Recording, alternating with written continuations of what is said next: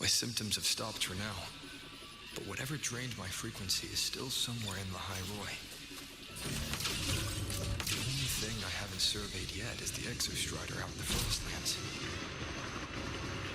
Roya's Aemeath likely mentions it. This lecture could be my chance to find a clue.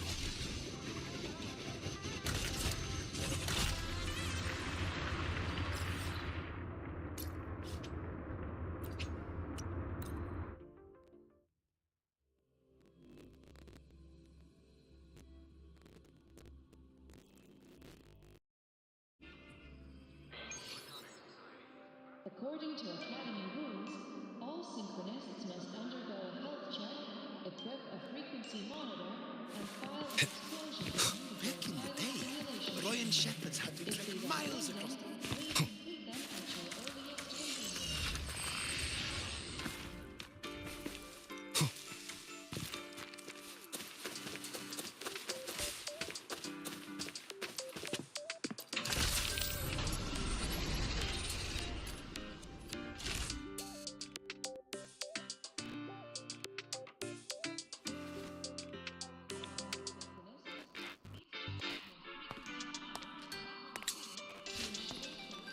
Now we reach the second epoch of the Royan Aemeath, the Sacred Reactor Epoch. After Balder, the sun's incarnation, had sealed the foreign divinity Huthdrungr, the Frostlands fell into an endless dream. Assistant Navora, would you continue?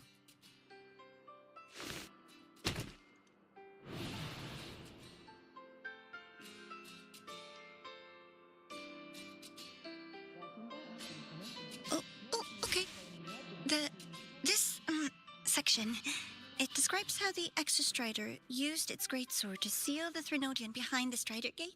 The records say both the Exostrider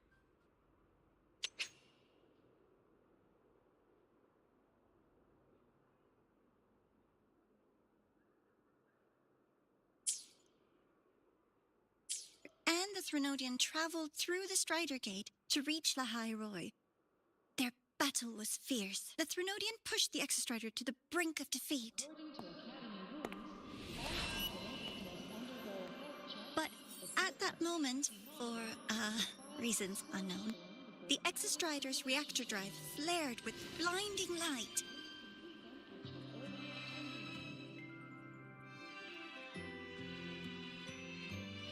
And it found the strength to raise its sword and seal the Threnodian away. Lahai-Roi was saved. What a relief.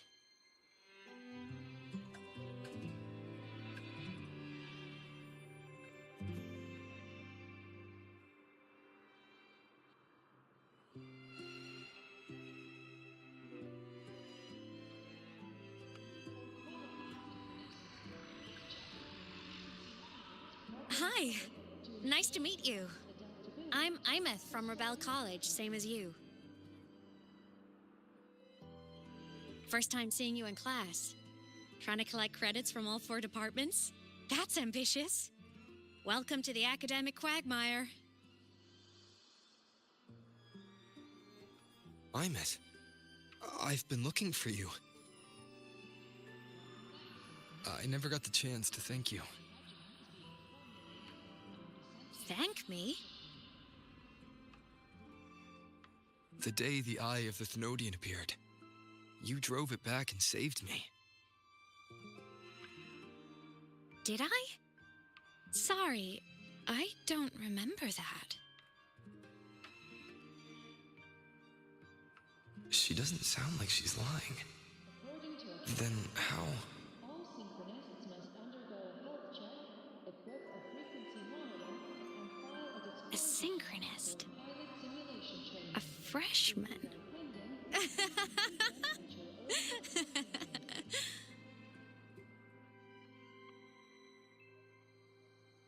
What's so funny? Oh, don't mind me. I'm just not used to seeing you like this. I mean, look at you. Something's missing, though.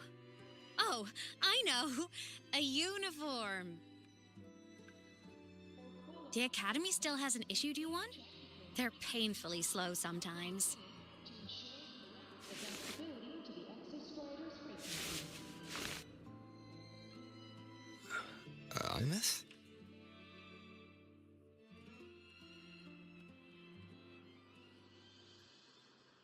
I have to go.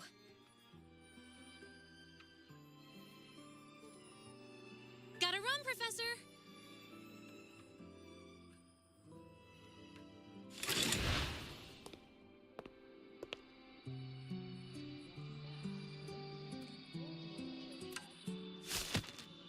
And will be sent to your terminal shortly. Rover, let's try to channel that enthusiasm into listening. Do come see me in my office after class, okay?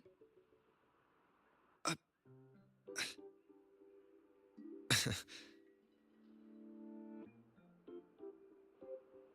to Academy, Assistant Navora, if you would, pick up from the Twilight Epoch's Unending Winter, please. file a disclosure form before pilot simulation training.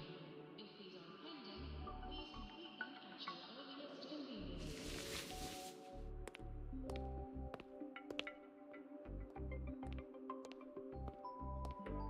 Sigrika, could you come to the library with me? Okay. Hey, did you notice the new student? The one who kept talking to himself during class. For qualified synchronists, please check that your frequency monitor is properly fitted to ensure correct adaptability to the exostrider's frequency. Rover, something happened during class, didn't it?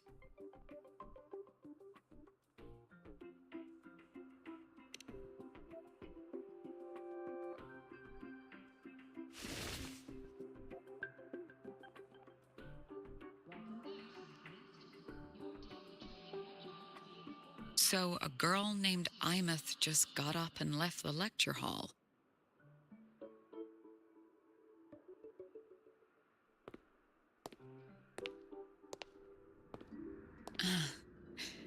I never expected to hear that name again. Certainly not like this.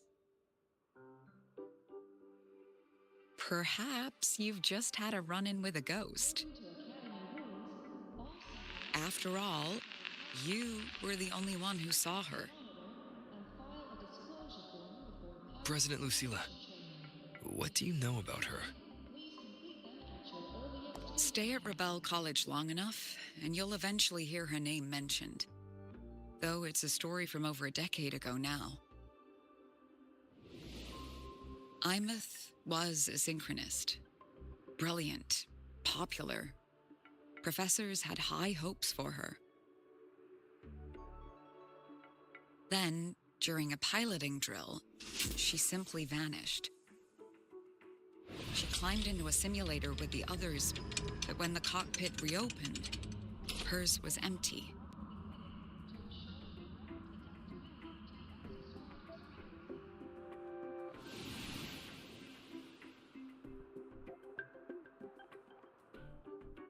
Intrigued?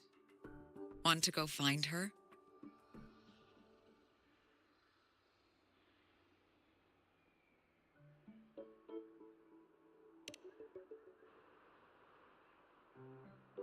Of course.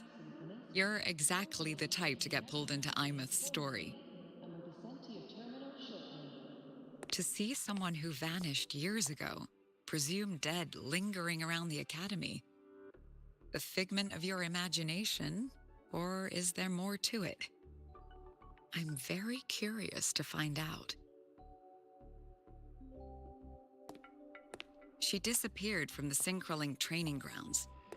The very cockpit she vanished from is still there.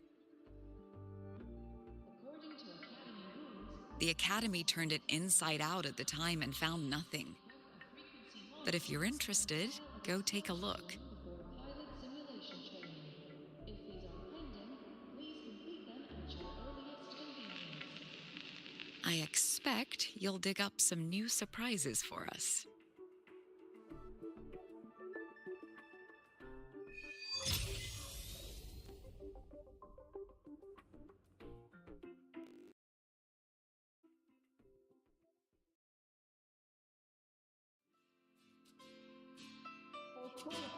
Solaskin. What could they be doing here?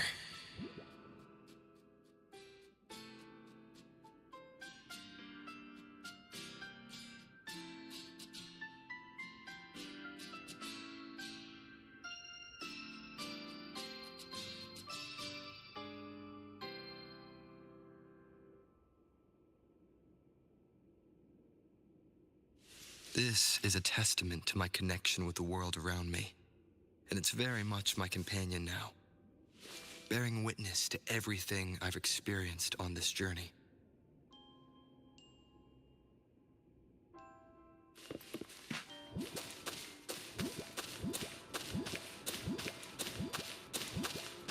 That's Solaskin. It's headed straight for the Synchroling training grounds.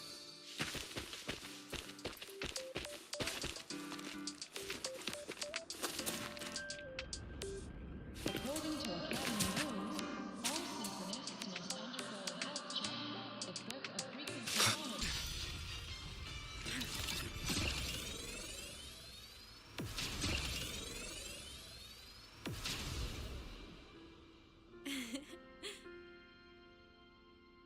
Pending, please complete them at your earliest convenience.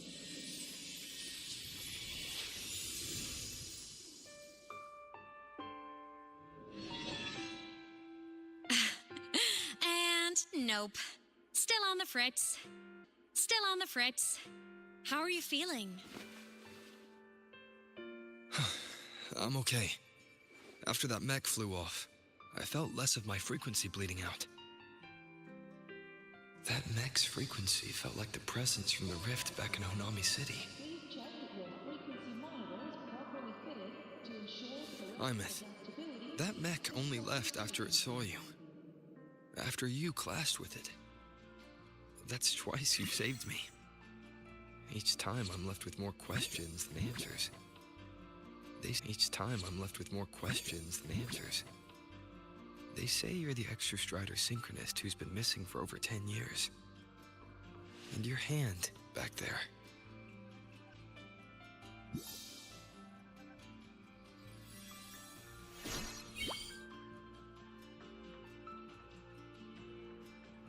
Welcome back, synchronist. Your daily training regimen. Me? I'm not the Exostrider synchronist now. I'm its resonator. I just died first. Call me a digital ghost.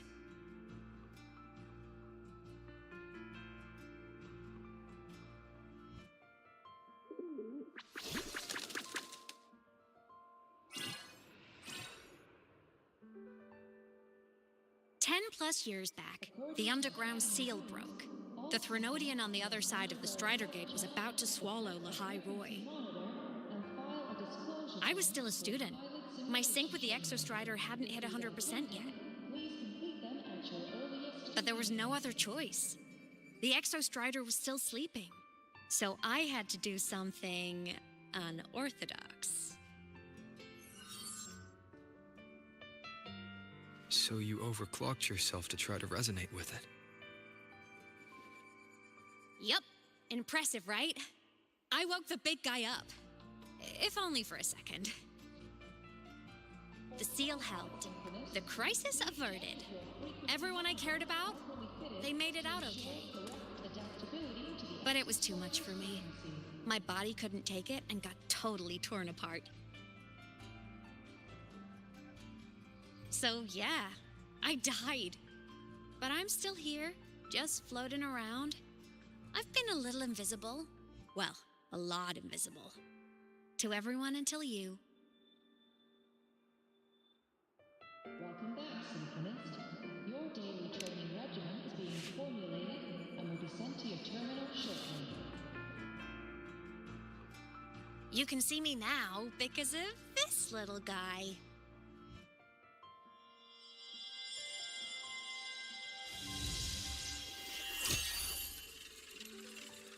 The Exostrider's reactor core.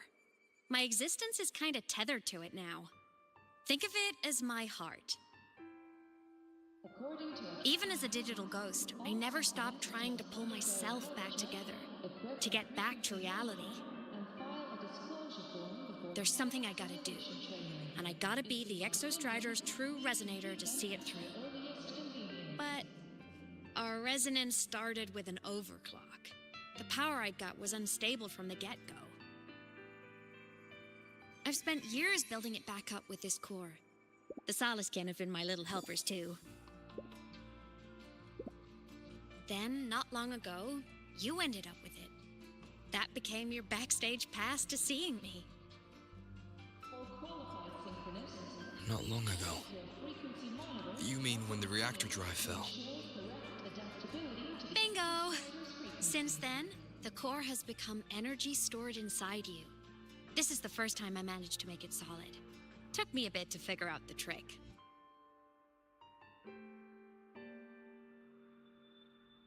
Then it was you. You were the one who saved Mornye when she was dying. You and that junior of yours were always close. We even crossed paths a few times back when I was still, well, around. Of course I'd help. A junior of mine. So I really did know Mornye in the past. Oh, and by the way, when you charged in to save Professor Mornye, you looked pretty cool.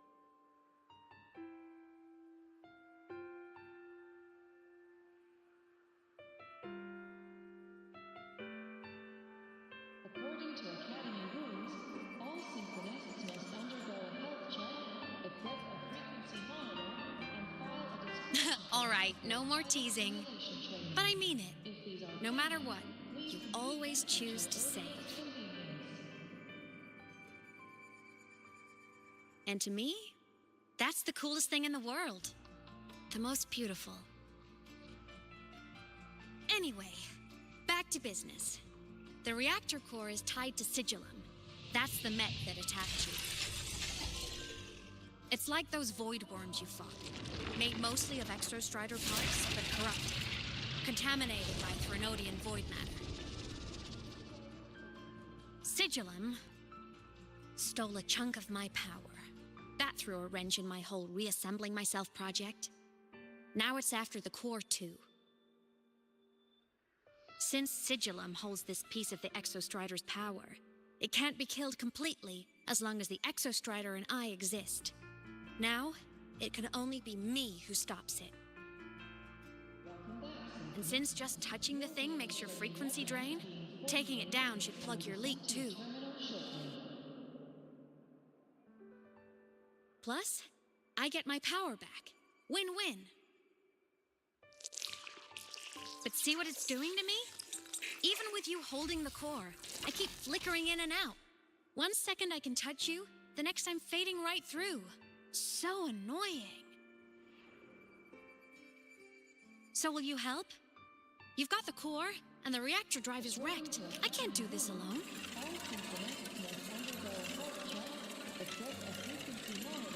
Also, I've noticed, when the core is in your hand, it runs faster. I can tell you're leaving a few things out, Aemeath. Still, you helped me and a lot of people in Lahai-Roi. That's enough for me to trust you. What do you need me to do? Existence is the imprint life leaves behind.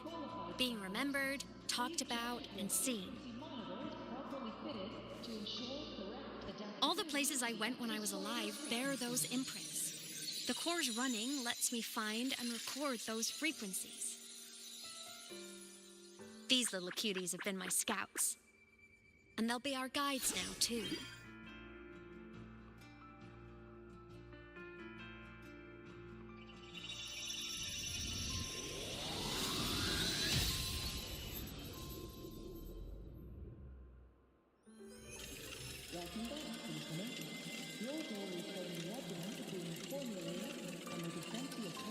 Pretty easy, huh? All you gotta do is carry the core and follow our lead.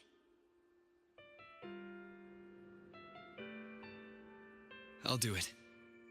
Alrighty. Thanks in advance, study buddy.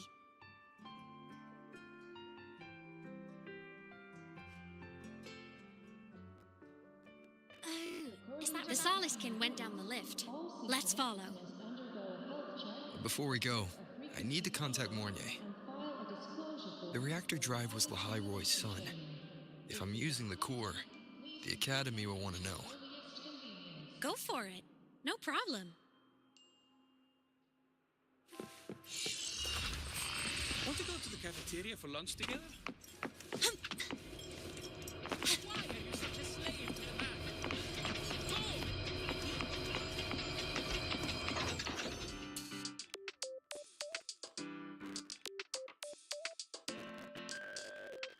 Aemeath definitely glossed over some things. Like what happened during our previous encounter. What she's done since becoming a digital ghost. And the real reason why Sigalum stole her power. After years drifting like this, to still hold on to that spirit, her will must be strong. Prying answers from her won't be easy. I'll bide my time. The right moment will come. Has something happened, Mentor?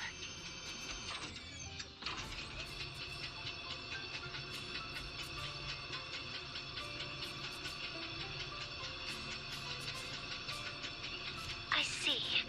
So the reactor drive's core survived the crash. It must be the key to reactivating the Exostrider.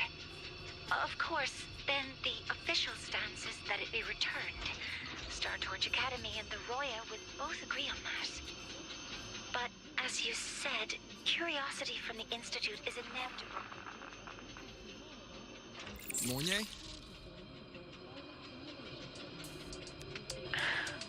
My. Already caused a stir in the training grounds. Color me impressed. I'll have people clean up the aftermath. You can carry on as you see fit. You were monitoring my comms with Mornay? You're a person of special interest. Of course we keep an eye on your movements. We? Yes, we. The Space Trek Collective.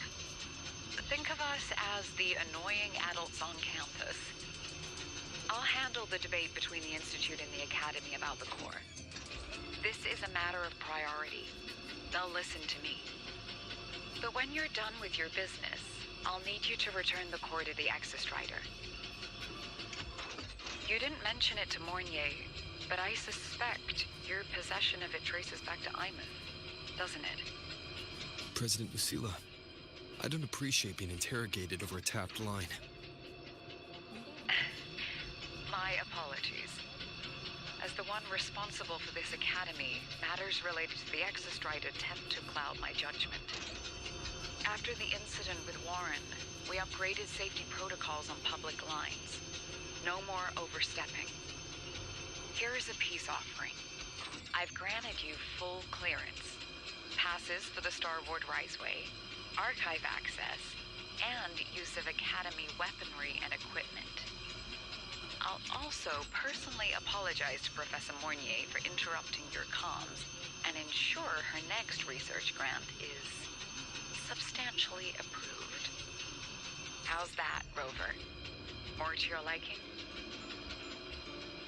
Why is the Space Trek Collective pushing this so hard? You should know. You have a past in Lahai-Roi, and you have some kind of connection with the Exostrider. The Twilight Epoch, the unending winter described in Royan legend, the threat of the Trinodian Aleph-1 is growing. That reactor core is the only way. We've always trusted you to stand with us in this matter, to stand on the side of humanity. You know where to find me if you need anything, Rover. And my door is always open if you just want to talk. The Soliskin is leading us to the auditorium first.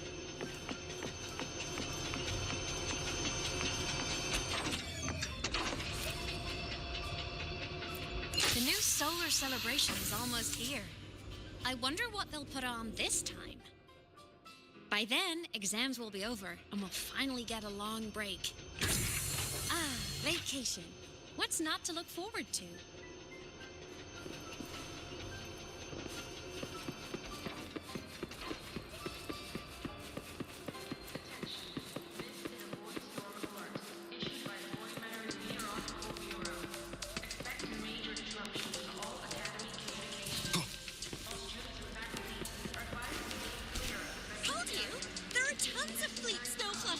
the Academy.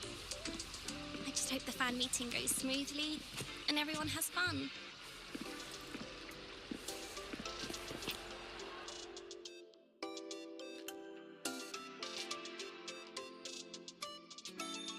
Oh, hello. Are you here for the Fleet Snow Fluff fan meeting? The venue is still being set up, but once it's ready, please join. She's a singer, a campus legend. She's only released online, but she's super popular. But her site hasn't been updated in over 10 years. She posted one last demo and then nothing. Don't be such a downer. Maybe she just graduated and moved on to bigger things. Probably never showed her face to keep her life private. Doesn't matter. We still have her music. Here, even if you're not a fan, you should give her a listen. I'm new here, but even I was hooked when I first heard her songs.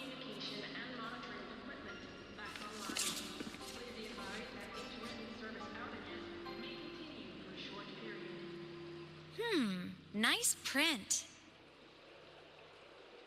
A fan meeting. Huh. If they're happy, I'm happy.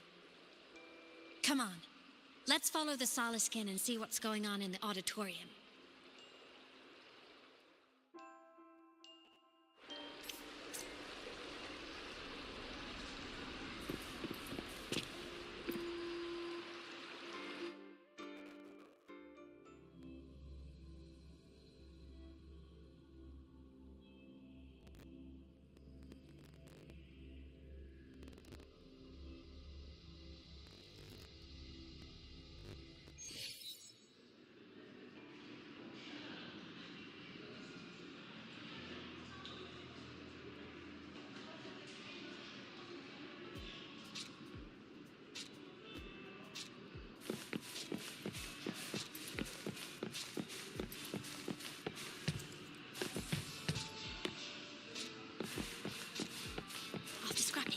Drafts.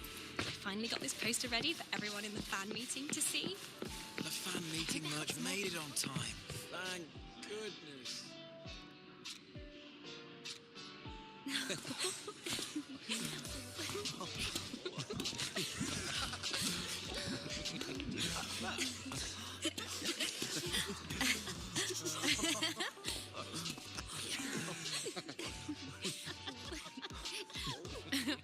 What?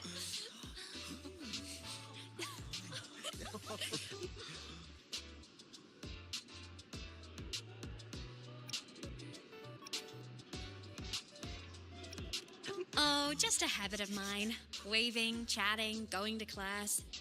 It makes me feel like I'm still alive.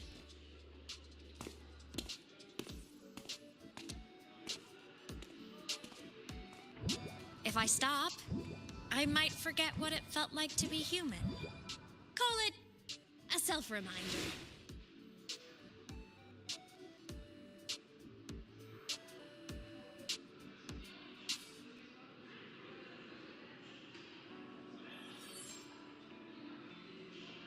Fleet Snowfluff. Yep, that's me. But don't say my alias out loud. It's embarrassing. So you weren't just a synchronist. You had a whole other life here. Just one of my many hobbies. I was into photography, gaming, movie nights with friends. Figured you only get to be a student for a few years. And I wasn't the ambitious researcher type. I wanted to soak it all up while I could. I tried a little bit of everything. I just wanted a happy, carefree life.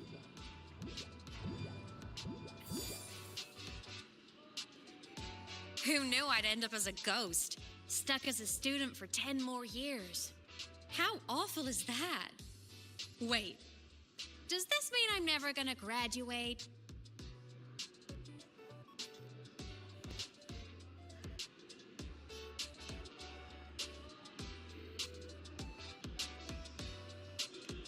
Hope so. Guess everyone needs something to hold on to. It's good to have a little hope. But I have to say, It's really moving to hear people talk about my songs after all this time. I wrote those for myself, you know? Never expected so many people to care. But if they made someone feel something, joy, pain, anything, that makes me really happy.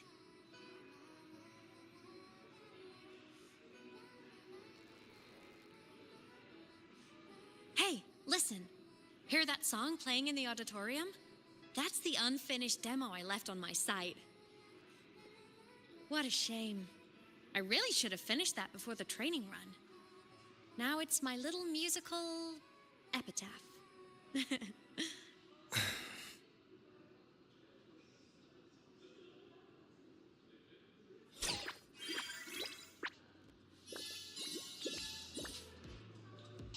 Let's go. The Solskent is calling us.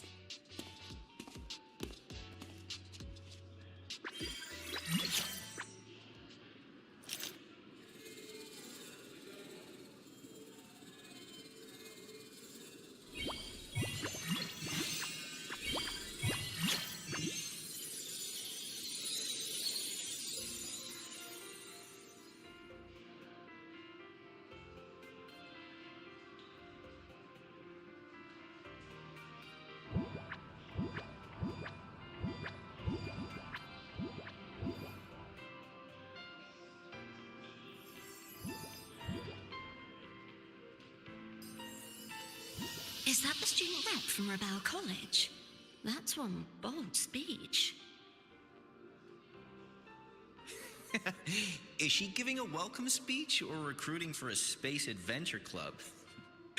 Uh-oh, the professors look upset. But she made a good point, didn't she? Isn't that passion the entire reason we're here? To explore whatever's out there again.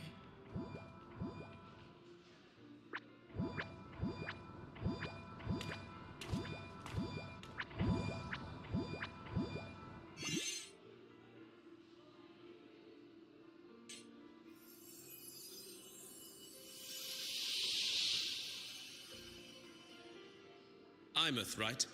I remember her sync test scores were off the charts. We might be looking at this year's prime Exostrider candidate. Don't be so sure. Heard about her extracurriculars. Put nicely, she's quite the dabbler. Put bluntly, she doesn't take anything seriously.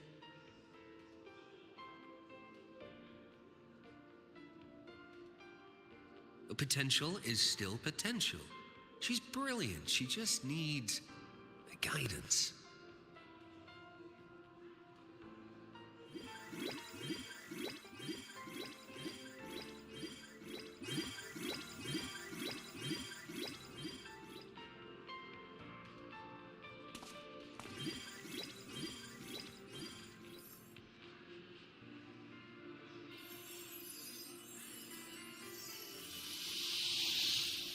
May we one day walk among the stars, to touch with our own hands a universe so cold, so real, and so breathtakingly beautiful. That's all from me. If I keep going, my credits this year might be in danger.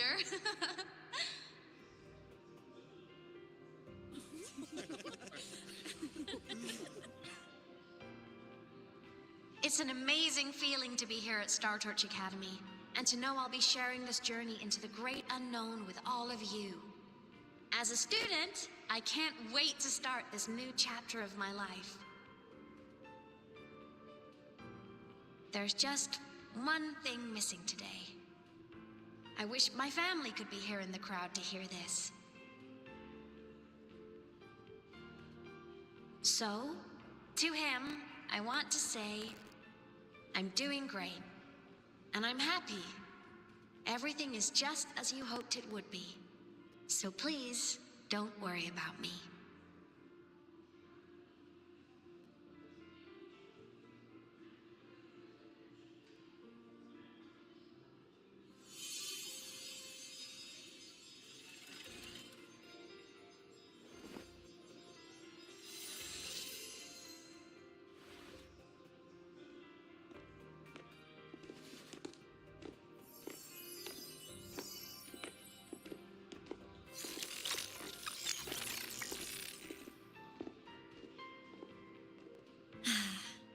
Looking back, I really do miss those days. Star Torch Academy is a nice place. I mean, I caused my fair share of trouble, but the professors never turned me away from lectures. You saved Lahai-Roi, Aemeath. But you paid for it with your future. And no one even knows.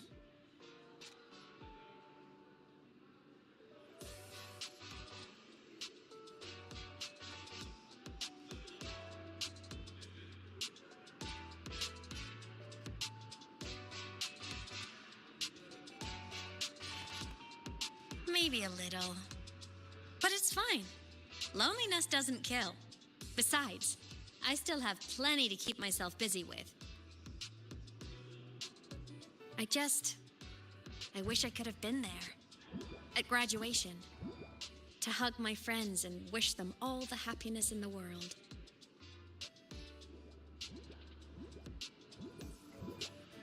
The Solace can headed outside. Let's catch up.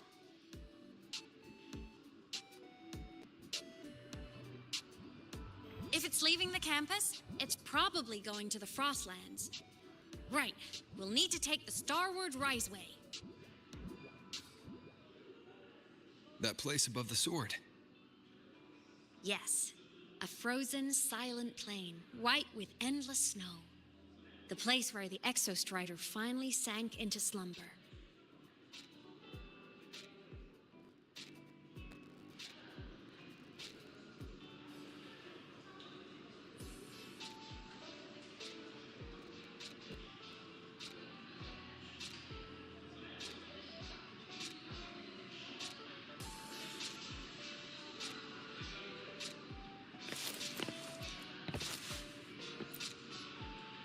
Our next stop is the Starward Riseway. Are you ready?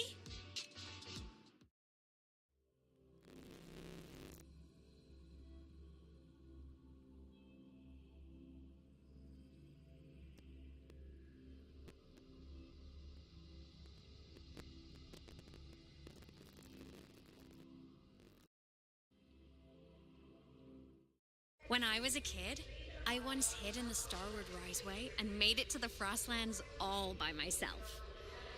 Bold even as a child. Hee hee.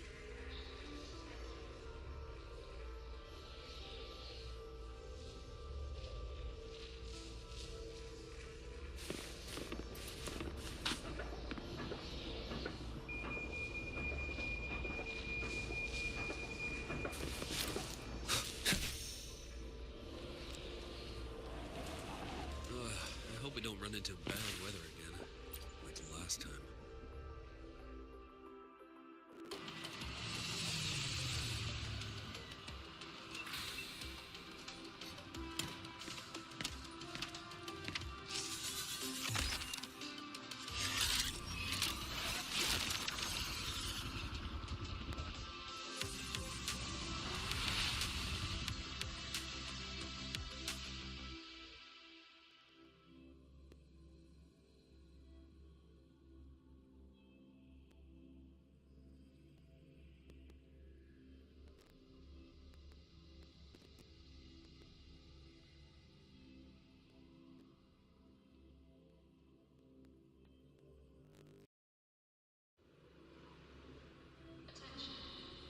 Have you got your thermal jacket on? Be extra careful.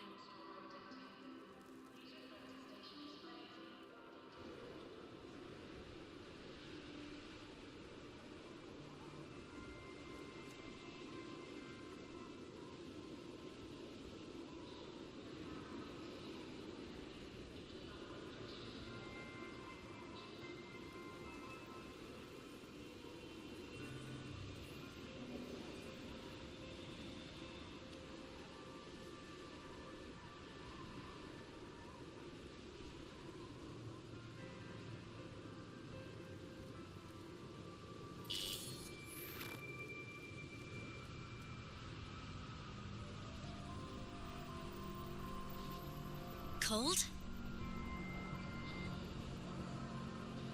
I'm fine. What about you? Between you and me, ghost can't feel the cold.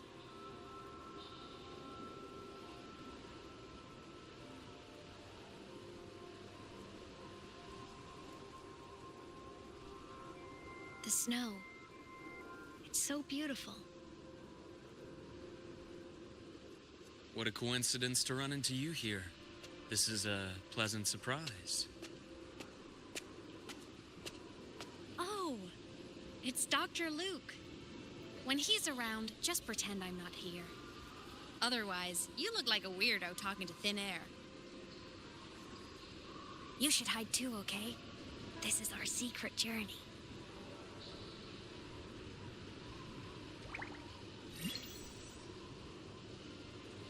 You know him? He's the school doctor. All the students know him. I didn't super well, but I do know that he's been in Lahai-Roi for a long time, and you can trust him. You came to the Frostlands for the Exostrider?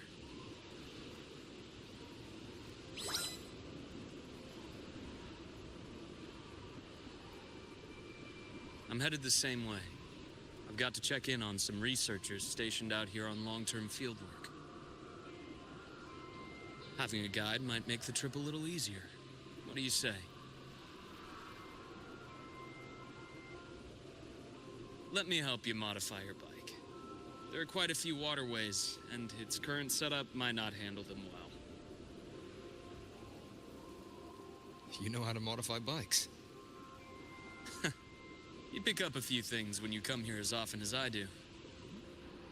Oh, I used to love riding. My friends even called me the Speed Queen. Though that was usually while they were white-knuckling the seat and screaming.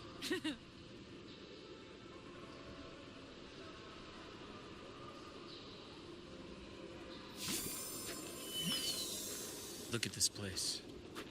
Hard to believe it, but years ago, all of this was a lush green forest. Back then, the Roya were nomads, the true natives of Lahai-Roi, who walked in step with nature itself. Was it the lament that changed it into Frostlands? Yes, it triggered a magnetic pole shift. From then on, Lahai-Roi became the new pole. But a lament wasn't the only cataclysm stirring back then.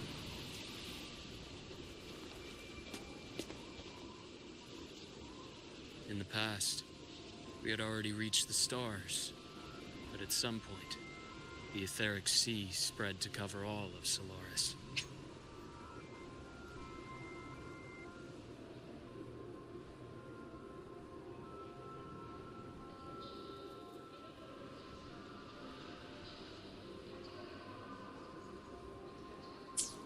From that moment on, the universe locked its doors. We couldn't verify whether the sky above us was real or just a reflection. countless spacecraft were lost. Our space exploration programs were abandoned, and space became out of reach. But times have changed. Since its founding, the goal of Star Torch Academy has been to use the Exostrider to explore space, whether through the etheric sea or the Strider Gate.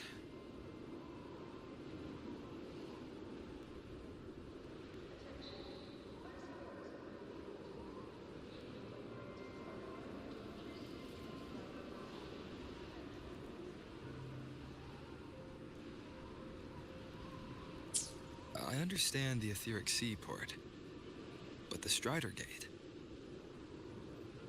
You know Lahai-Roi's history? Both the Exostrider and the Thnodian first came to Solaris through the Strider Gate. The Academy has its theories, but here are two you might find interesting. The Strider Gate is a gateway to outer space, and Aleph 1 is a Thnodian alien to Solaris.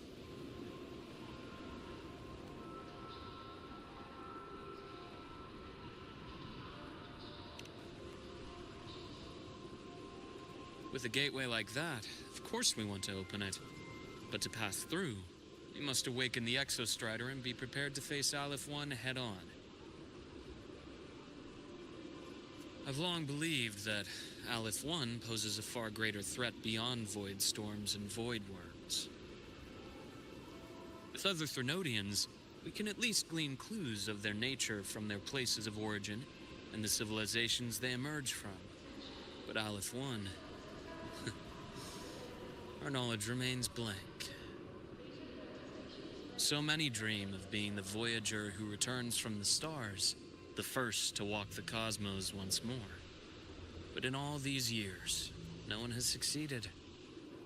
The etheric sea phenomenon cast us into isolation, but it also gave birth to all our dreams of what could lie beyond. And those dreams are still alive today.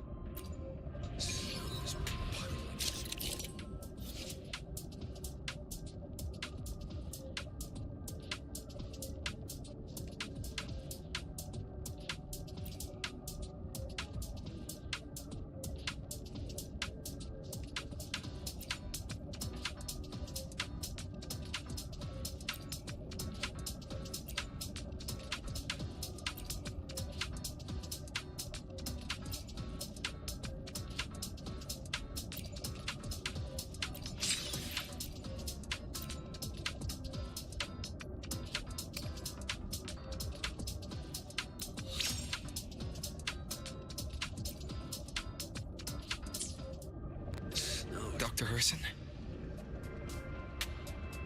Just call me Luke. It has a nicer ring to it, no? Then, Luke, you asked about my feelings in the academy. What about yours? How long have you been here? About 20 years. I was a traveler before that, seeing what Solaris had to offer. But then a friend asked me to come to Lahai-Roi, to keep an eye on things here for him. The students make it easy. Watching them find their way is its own reward. They enjoy talking, and I enjoy...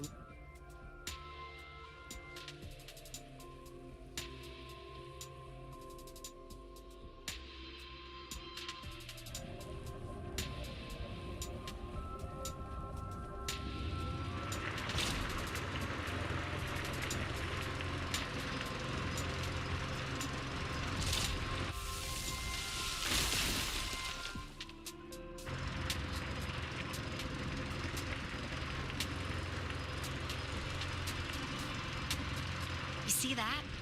Ancient life forms, frozen right into the ice walls. Millennia frozen in a single moment. Preserved so perfectly you could almost see what they used to be. To be stuck like this forever. Kind of miserable, don't you think? Must be around here. Someone's ahead. That voice. I remember hearing it not long ago.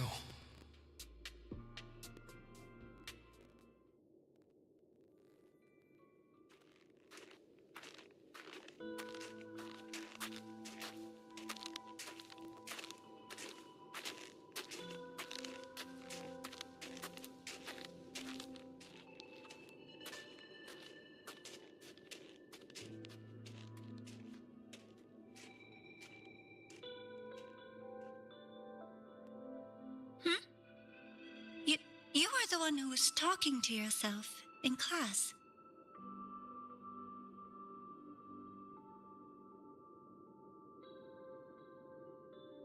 Whoopsies! Oh, and Dr. Herson. You are traveling together? Did the Academy greenlight a new field trip? Just my routine checks on the field researchers. Rover here has their own business to attend to, but we're headed the same way.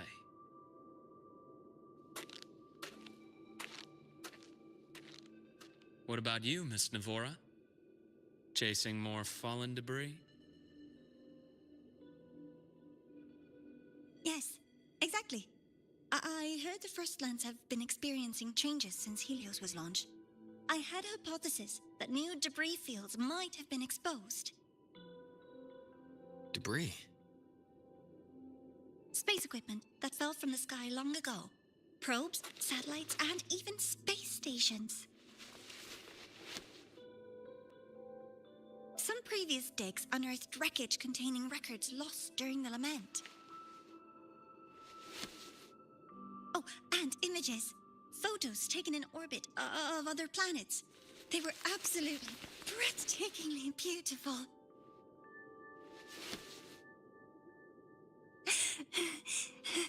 Oh, sorry. I got carried away.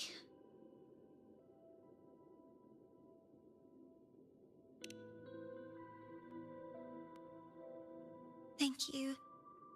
Sometimes I'll just start info dumping. I know it's not the best.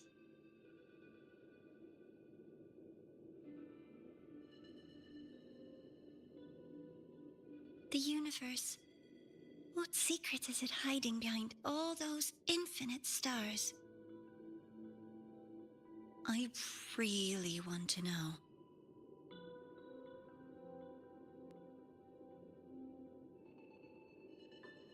Anyway, in short, I came here for the fallen debris.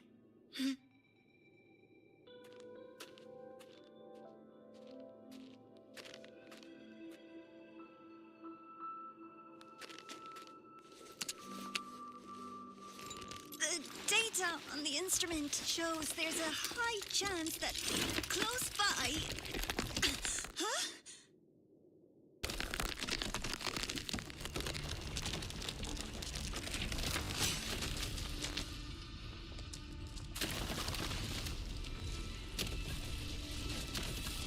Run!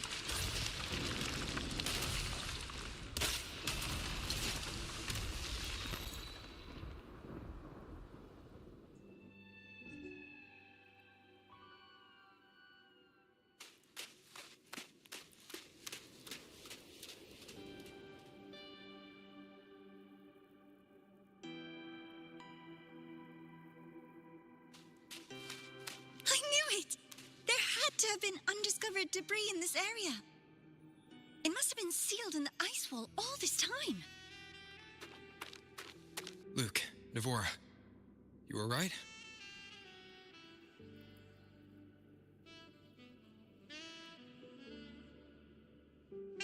Oh, I'm good. Perks of being a ghost, you know? I'm so sorry. It's my fault for putting everyone in danger. The collapse was an accident. We're all okay, so don't blame yourself. But the way we came in is completely blocked. Scaling that ice wall? It's too high, too risky. I'd rather not have a student on that climb. I've contacted the Academy. They're sending a rescue team. Once Navora's safely returned, we'll set out again.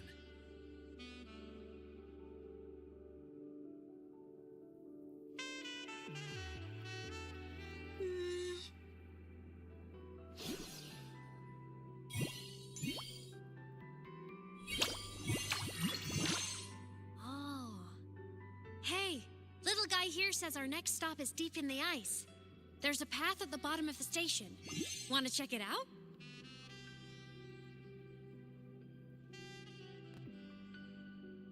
What about waiting inside the station? It's freezing out here, and another collapse is possible. It's safer to wait for the rescue team indoors. I agree.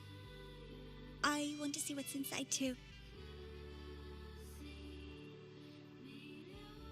With Rover on the team, a quick recon should be manageable. Up to you.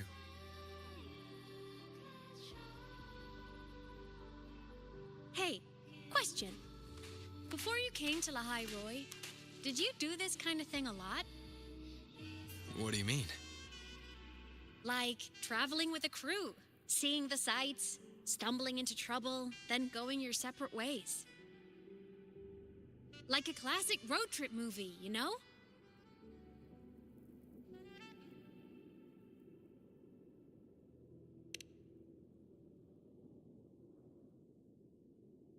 Oh, so more big budget action? I can see that. Solaris is crazy. Looks like this time I get a co-starring role. Amazing! Let's keep going, study buddy.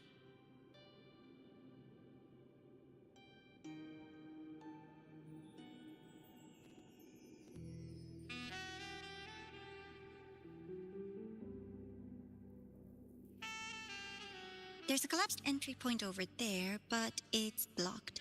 Some kind of barrier caused by unstable frequencies. The Exostrider sleeps in these Frostlands.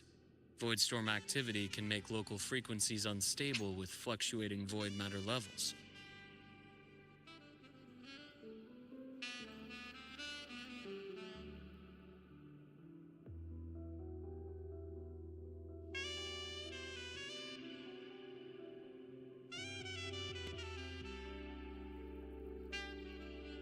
Oh, taking this opportunity, let me grant you access to the module adapter.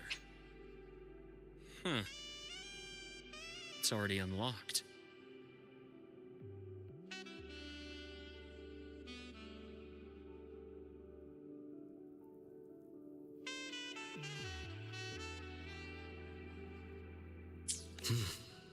That must have been Lucilla. Let's move to an area with a stronger signal so it can be deployed.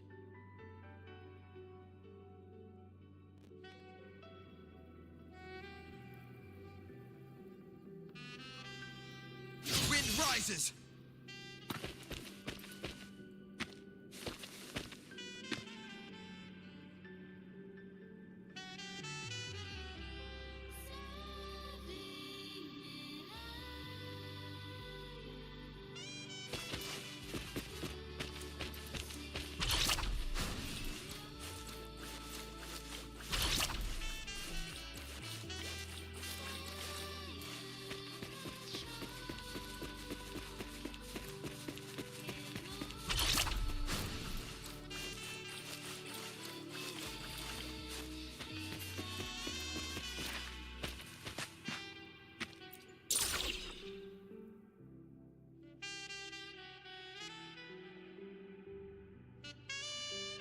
This module adapter was developed by Star Torch Academy for Frostland expeditions.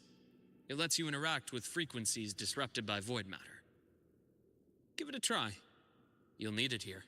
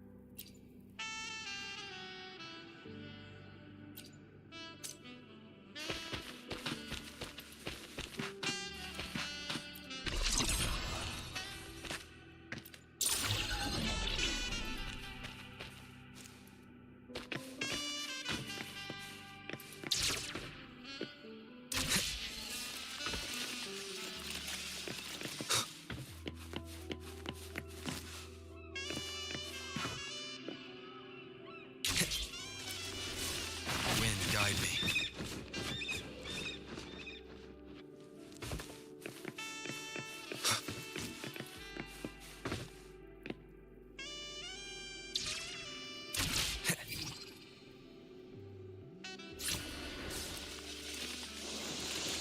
Compared to other debris fields, this station is in much better shape. It's amazing.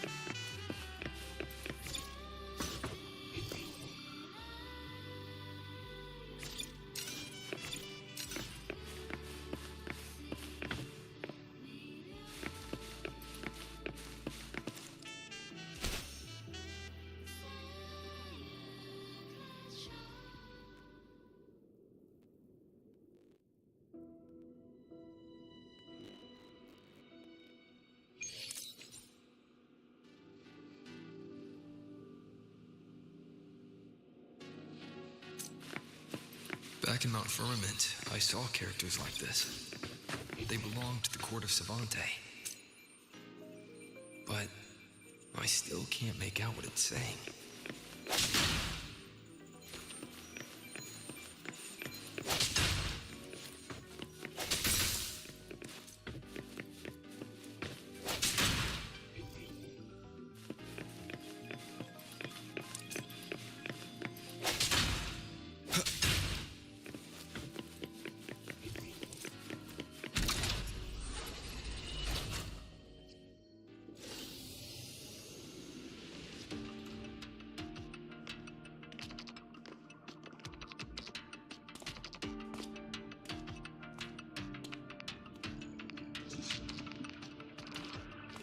This is...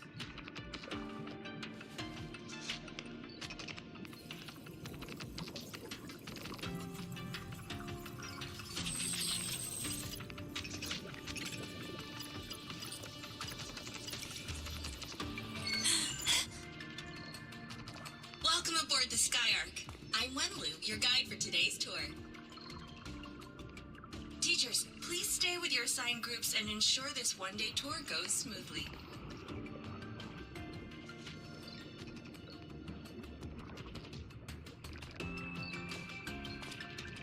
Please direct your attention here. This containment unit holds droplets of the etheric sea itself.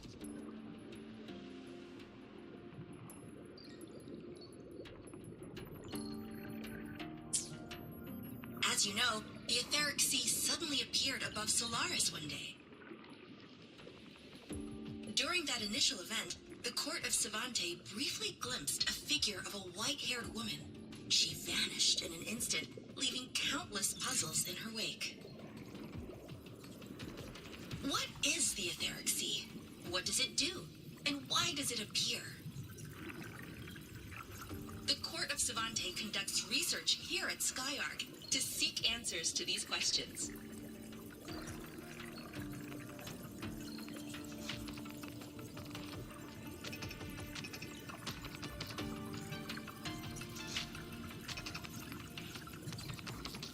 Next, please scan your clearance with the system and follow me in an orderly manner.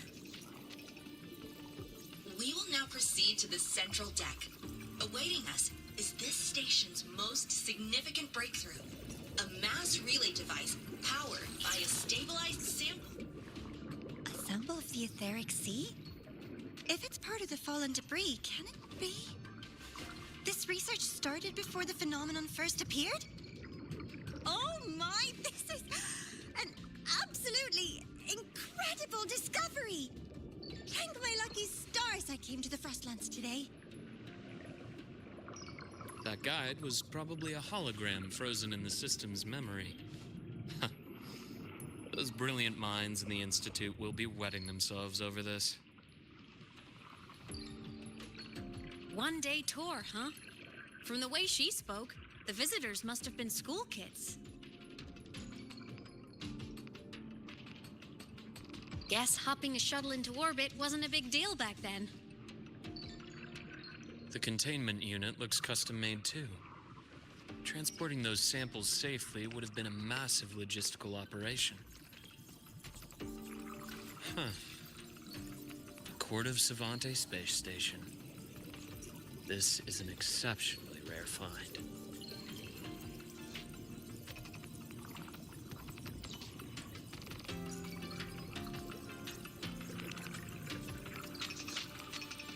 The Academy has recovered other debris from this era. The systems have enough common architecture for me to manage a basic reboot.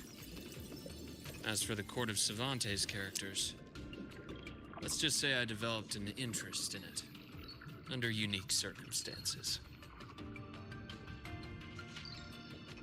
The characters in that pin, they're Court of Savante letters. I obtained it by chance. In fact, it happens to involve you. But this isn't the place for that story. When we're back at the Academy, come by the infirmary. I'll explain then. After all, it is a long story. Ooh, sounds mysterious. I want to hear the story too. Please, pretty please.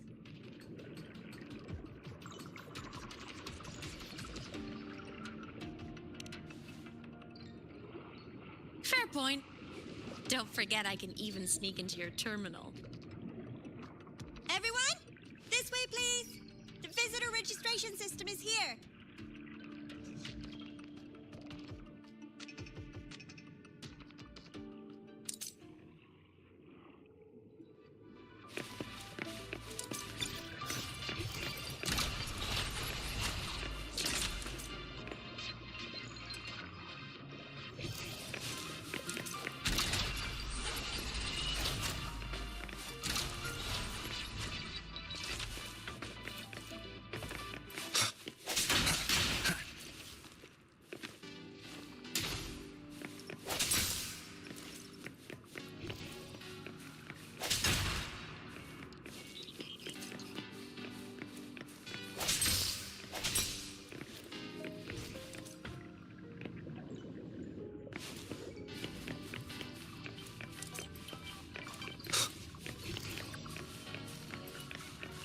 Cherish every gain.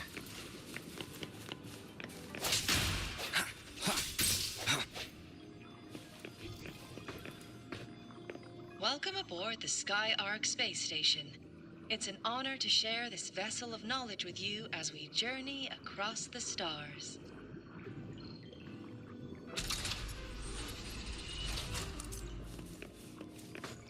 An unexpected discovery.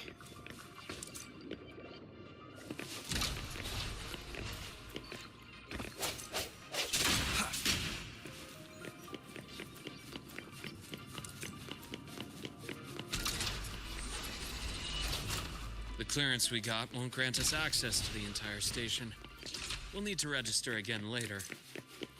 Also, while the hull looks intact, the system is reading several parameters in the red. It could be the etheric sea's droplets affecting the surroundings, spreading through the station.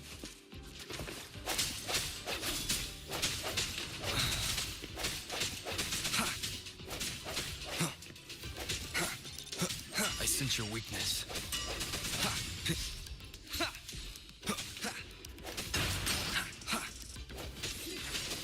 Keep it together. Hopefully this helps.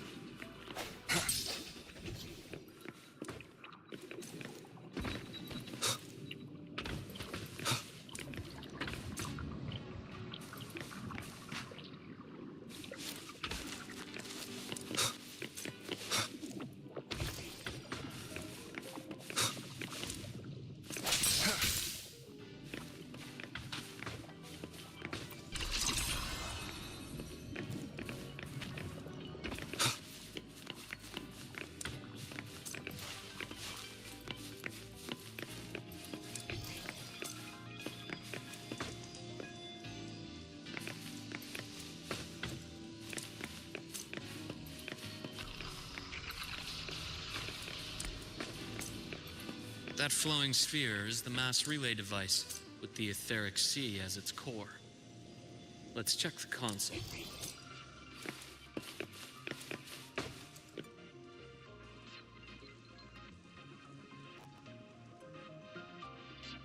With the droplets dispersed, some space station sectors have become unstable. This mass relay device shares the same origin as the droplets. It can stabilize them and also punch a corridor to other sectors. Incredible that it has such capabilities.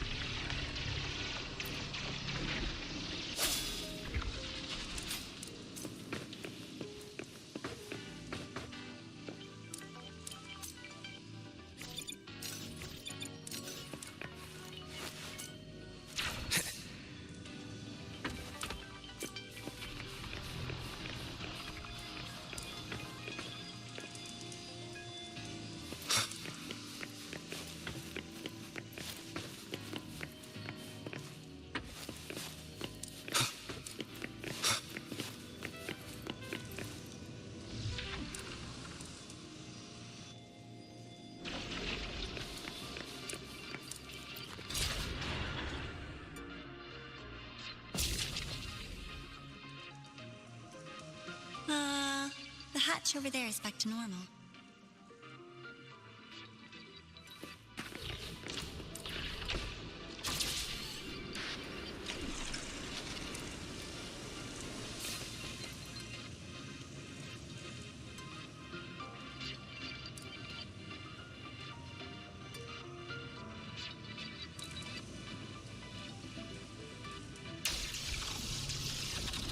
Interesting. Feels different from how I usually move.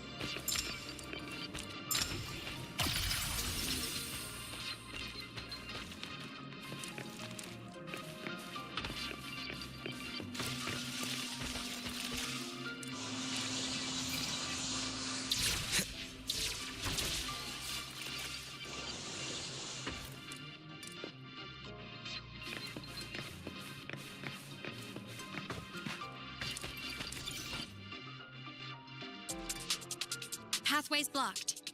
Let's try the module adapter.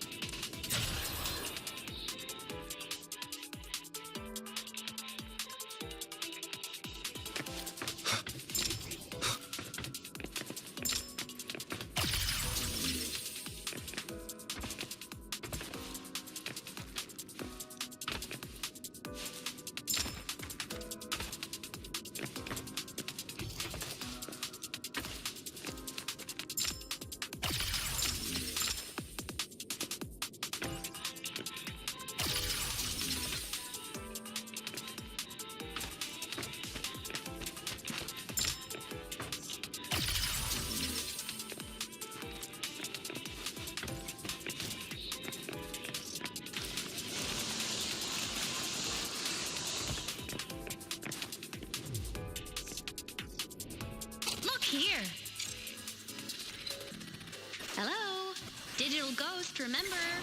Hacking this is easy. Welcome to Aemeath.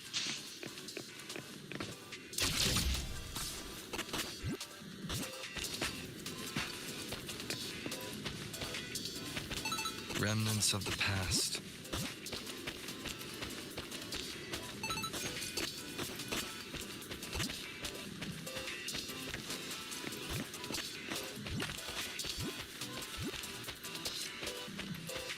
An unexpected discovery.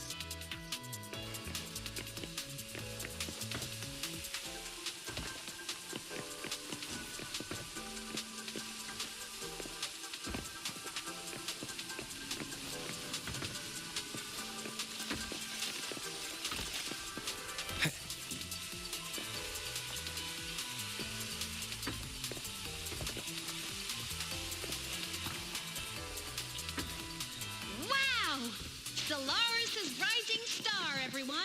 What a leap! Oh, come on.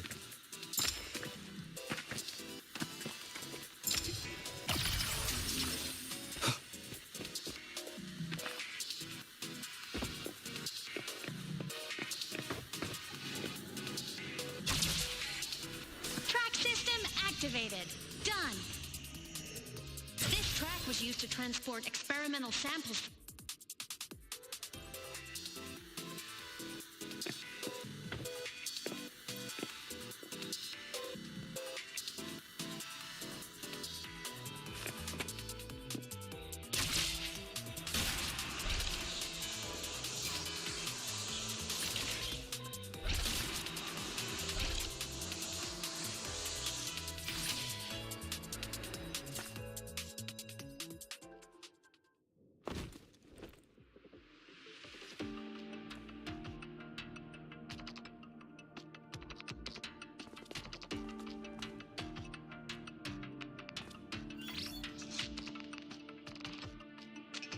These containment units hold star fragments and etheric sea droplets, all collected in EVA missions by our very own Uncle Clement, who just gave you a tour. It's exhausting work. After each mission, he requires a full cycle in a recovery pod. Let's thank Uncle Clement and then gather here.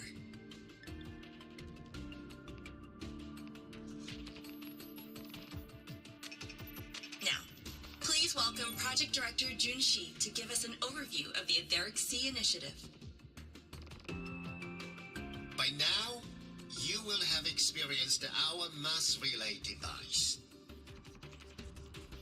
It is our first major breakthrough and definitive proof of our theory that Etheric Sea can be utilized as a gateway.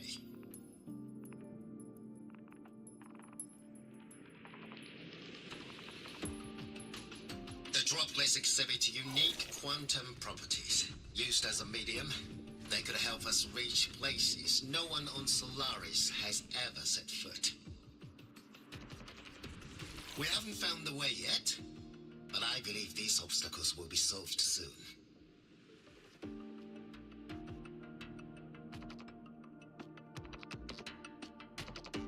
I have faith, not just in the court of Savante, but also in humanity's resolve to explore the stars, and in the budding curiosity I see before me. A mind that feeds on the light of distant stars will never be content to simply look. It will find a way to make the journey. Recently, a brilliant new mind joined Skyark. Our work was instrumental in... Let's welcome Professor Wei Ying to share her vision.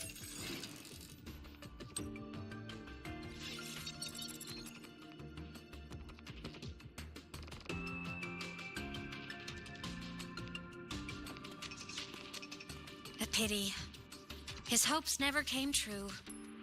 Humanity's quest to reach the stars has only gone backward. To feed on the light of the stars.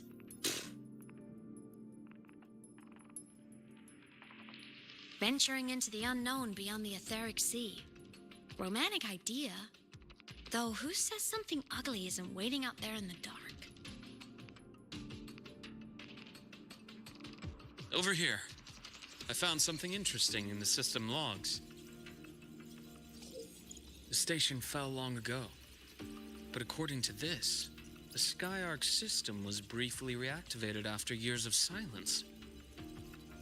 Could someone still be alive? Not likely. We'd have found signs of life long before now. The activation sequence was used only to seal hatches and lock equipment. After that, nothing. Can you see who activated it? Hold on. Yes. Clearance belonged to Clement. The one who gathered the droplets. That's all I can pull for now. But the Academy will run a full investigation later. I'll keep you in the loop. Good. Keep me posted. Shame the director's speech got cut off. I can't help but wonder what that colleague of his was going to say.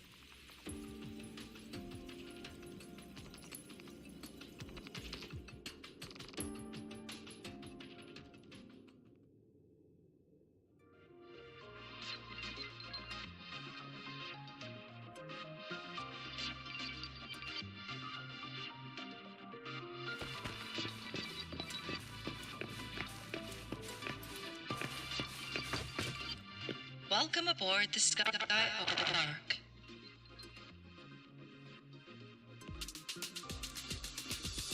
The station's security grid is offline in this sector. Monsters, void matter has made them highly unstable. Strike from the shadows. One more time. No hesitation.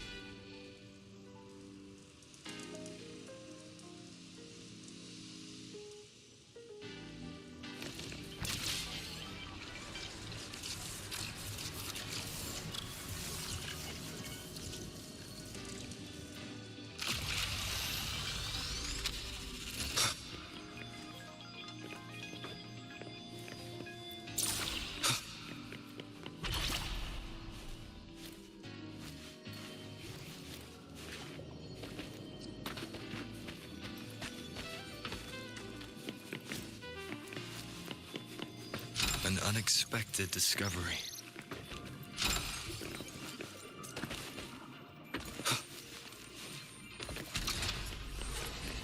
Cherish every gain.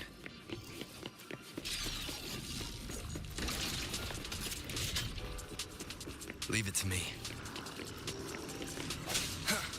Disperse. Hopefully this helps. Strike from the shadows.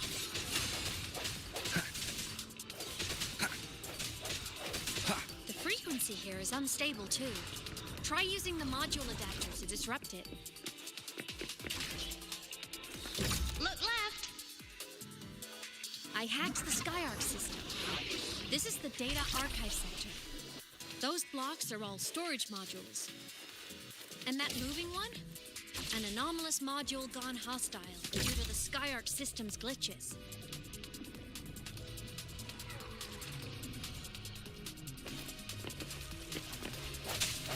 void matter levels seem to have risen.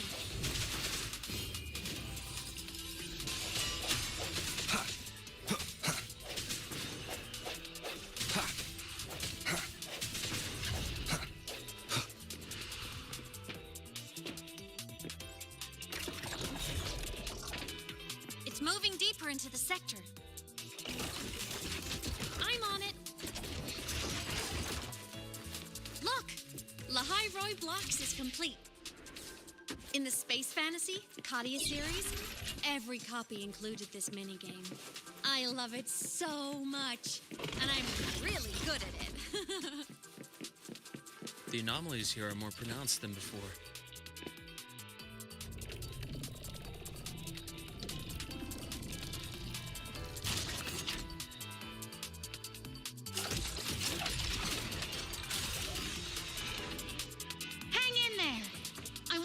Something in the Skyark system. Use the adapter to disrupt these error modules.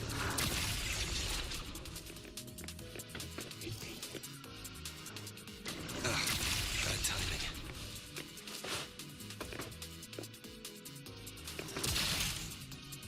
Breach complete. Hey, do you know how to play rock, paper, scissors? Good. Now, go rock!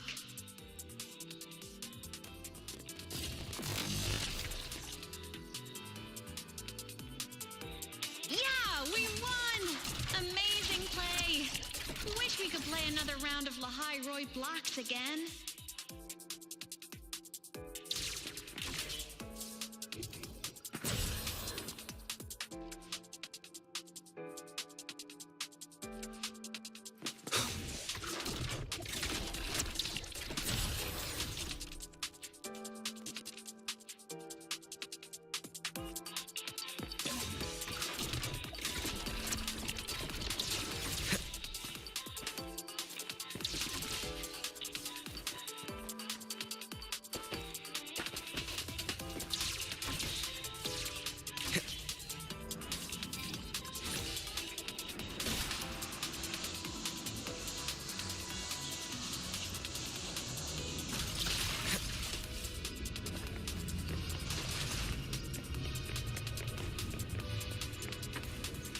These are just like minions in the Space Fantasy Katia series. I'll clear them out for you. Those modules fell and took out the hostiles? Doesn't it feel like...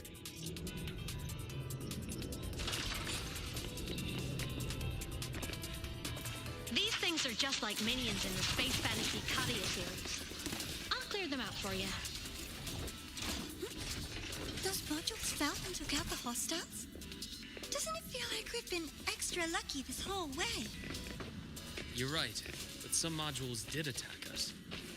Hard to tell if the Skyark system likes us or not.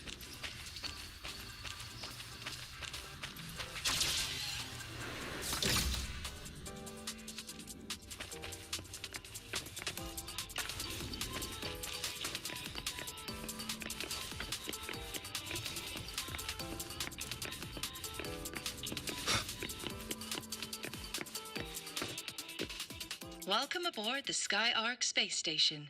Your one-day tour has ended. Please follow your guide back to the central deck and log out of the visitor system in an orderly fashion.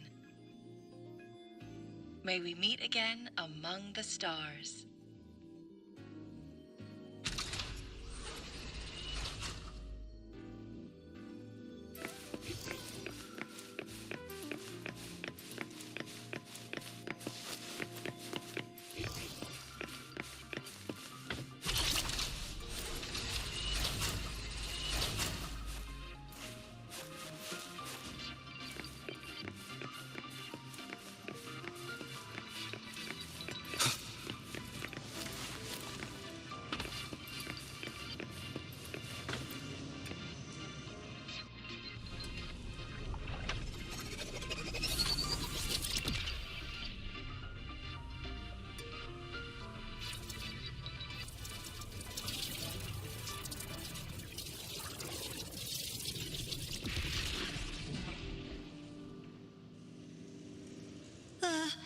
There are traces of void storm contamination everywhere. This concentration of void matter should have flooded the upper decks by now. Could something be containing it down here? Further in. Something's down there.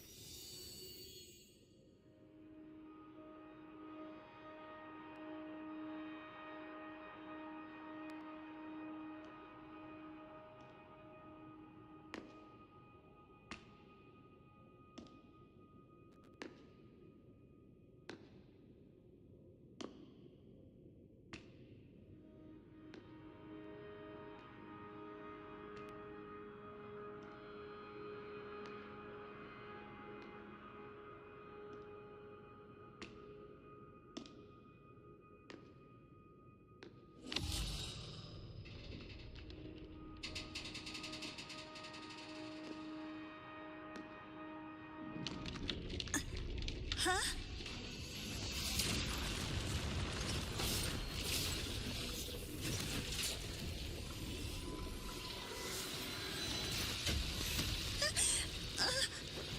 That hurts. Navora!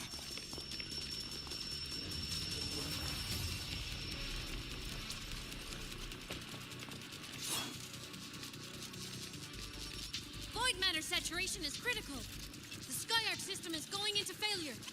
I'm going in to try to stabilize it.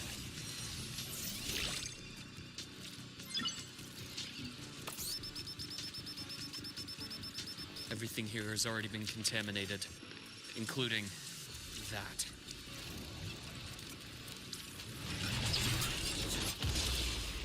From a doctor's perspective, the only healing left for what this man has become is release.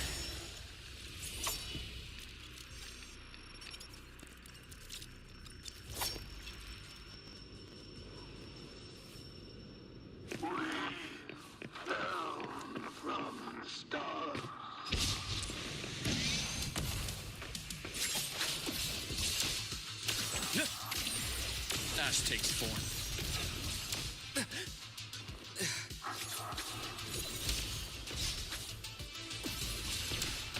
Charge.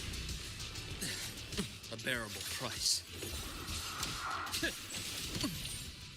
My mask. Rot. Resected. Charge.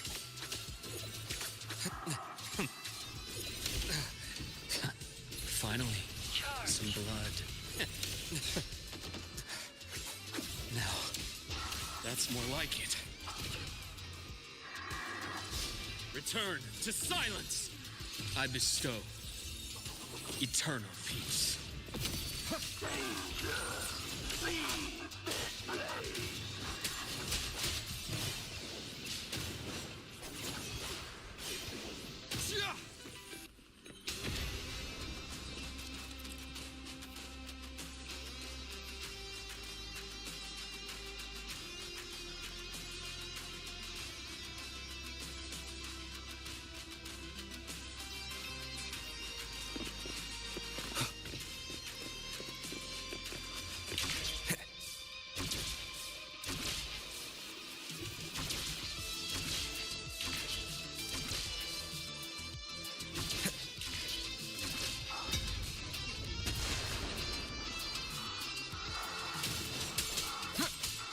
Tempest of slashes.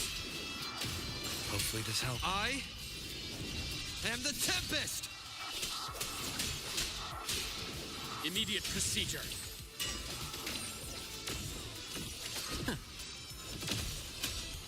Imbalance ends here. Veins exposed. My mask. Game over.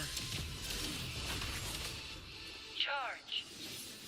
Yeah. I am the vessel. My scalpel etches your epitaph.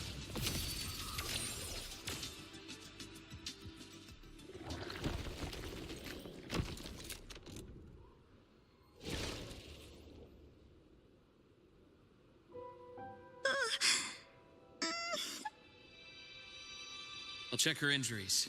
Will you patrol the area to make sure there are no more threats? Got it. You go check on her.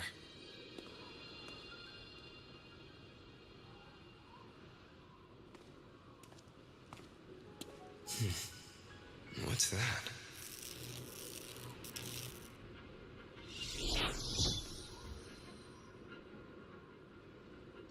The Skyark system is stabilizing. Look, a log entry. Clement. That must have been the astronaut's name. Huh. After he woke from his sleep pod many years ago, he initiated a lockdown that sealed in this entire wrecked sector, including himself. The void storm had ripped through the sector. He must have been contaminated the moment his pod opened. That command was a failsafe. He knew he was going to lose his mind, so he wanted to stop himself from reaching the upper decks and hurting anyone. Tragic thing is, the station had already been down for years. There was no one left up there to save.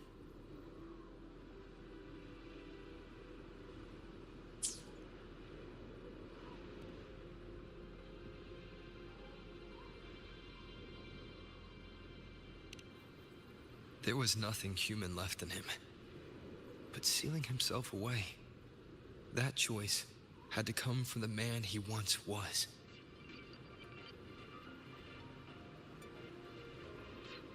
I guess losing yourself in a dream where everyone's still alive is its own kind of comfort. It's not like you can change reality.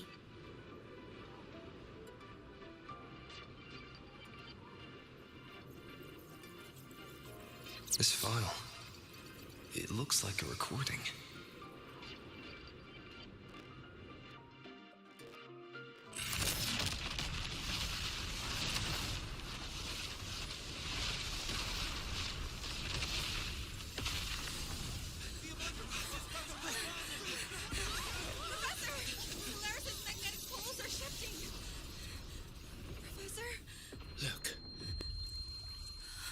Someone's falling straight from the etheric sea.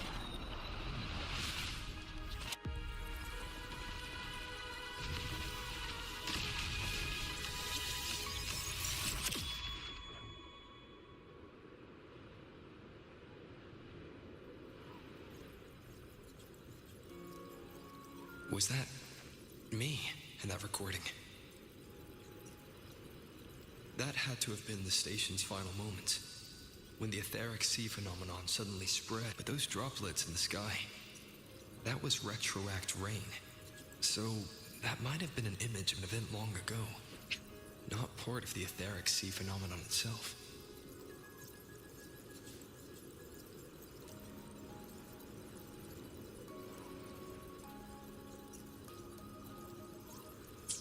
Did I really fall from the etheric sea? Or what lay beyond it? Junchi did say the droplets could act as some kind of gateway.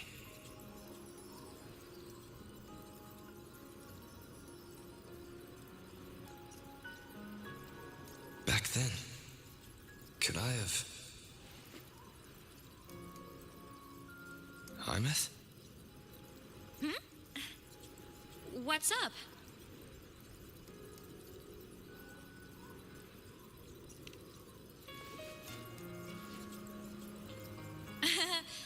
Not at all. I'm fine.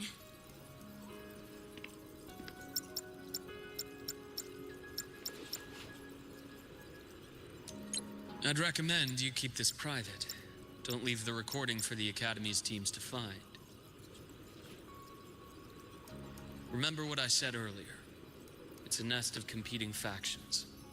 Anything connected to your past needs to be handled with discretion. So, what do you think, leader of the Black Shores? Very few people know about that. Be direct with me, Luke. I know you knew me before, but I acted mostly as a bloom bearer in the past.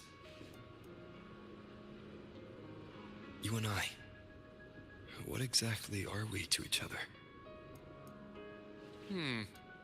Friends, I'd say. Not the kind who lived in each other's pockets. But, as a Huanglong saying puts it, true friendships are still waters that run deep. We met by chance, and by another twist of fate, you entrusted me with a rather long-term assignment. How about this? Strangers in passing who became confidants. How does that definition suit you?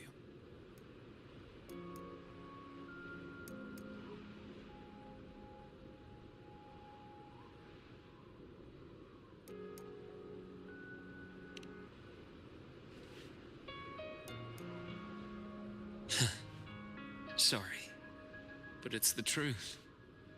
We didn't spend much time together, but we got along instinctively. Star Torch is a web of competing interests. If this video leaks, it'd create quite the cleanup operation. After your sudden exit years ago, people were lining up to unpack your history. Solaris's golden boy. Forever a mystery.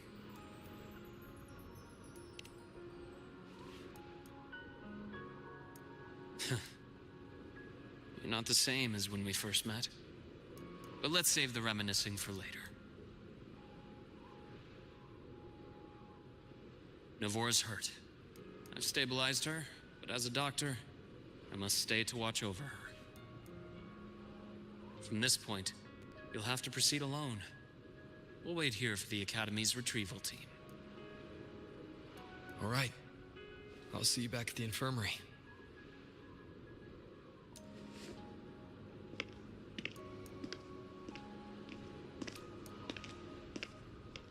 Luke, when you said, I'm not the same, what did you mean?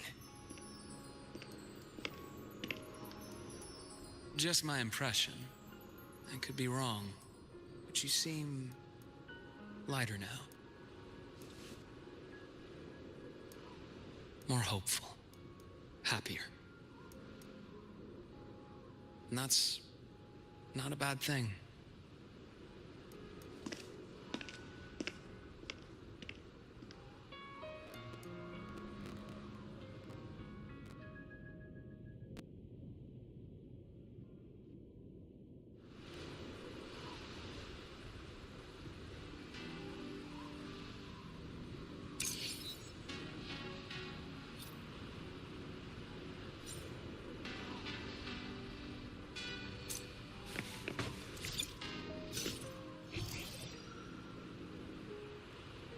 Hold on, Navora. The retrieval team will arrive soon.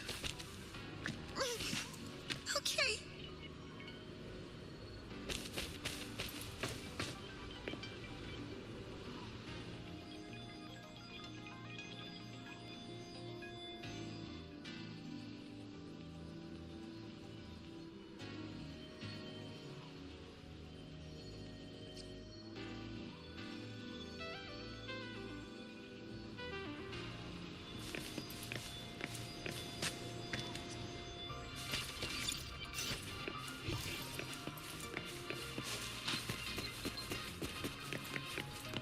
So, our squad of 4 is now a squad of 2.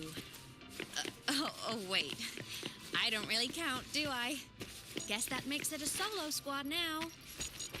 I once got accepted to work at a research outpost in the Frostlands. I took a different route back then. That's a surprise.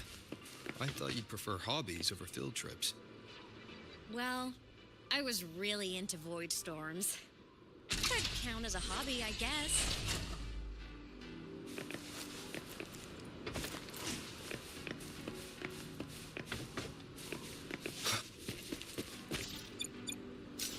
Looks like a long way.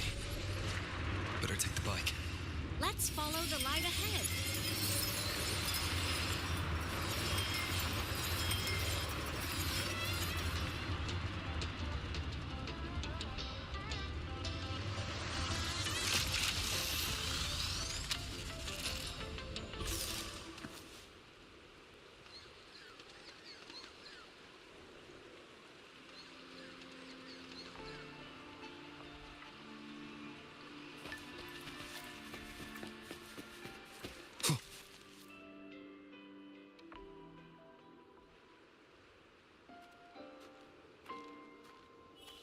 So it was here.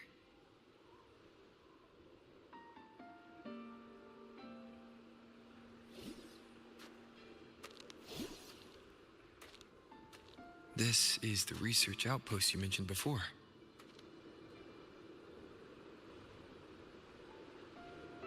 One of them. I worked at several outposts back then, but this one wasn't so lucky. The scan shows it was hit by a sudden void storm surge. No survivors. So that's why I never saw them again back at the academy.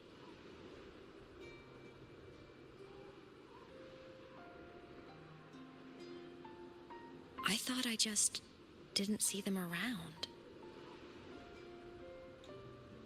Aemeath.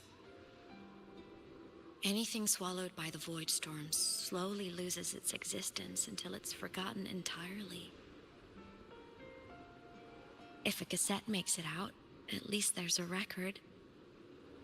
But if that gets erased too, then even the fact that they died is erased.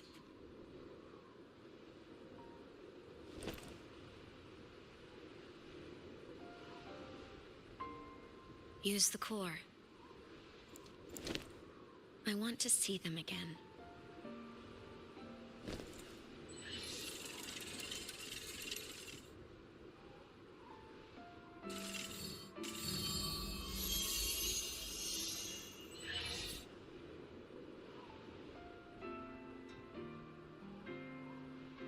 Aemeath, you were amazing. If not for you, that Glomoth would have crushed us to a bloody pulp. I'm still shaking, but you're already cool as ice. Are all synchronists from Rebel College as composed as you? If you want to thank her, share your Voidstorm research. To the Frostlands came our little Aemeath for this curiosity. You should show her that thesis you've been writing for years.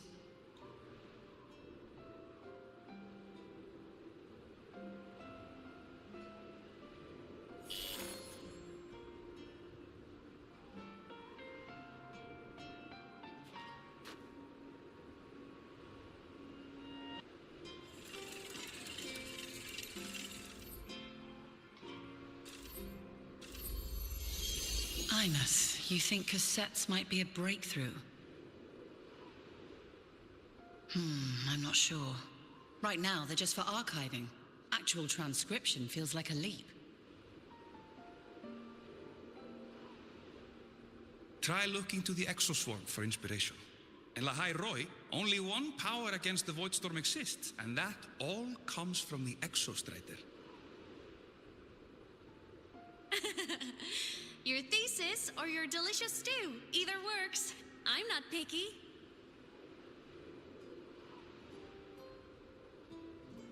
As for the Voidstorm, I'll try all your ideas. The problem is, we don't understand the Voidstorm deeply enough. Especially in the depths with high void matter concentration. No probe survives the journey, so research is stuck. I can't shake the feeling that...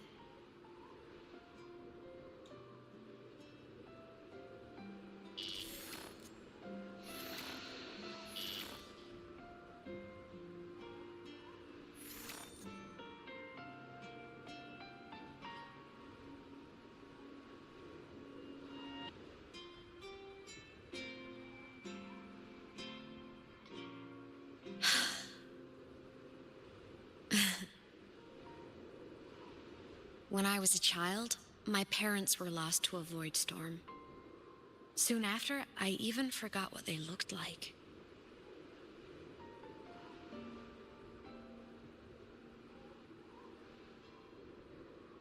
So you see, death hasn't been all bad.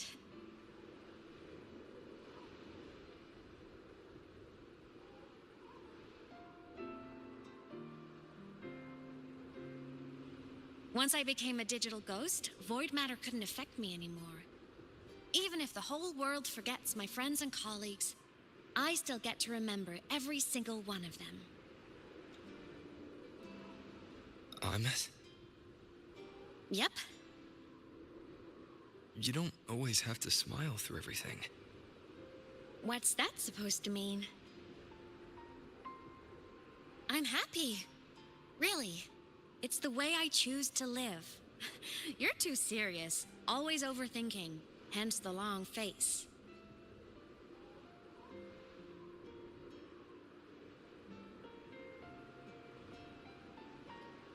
You wouldn't understand how happy this moment makes me.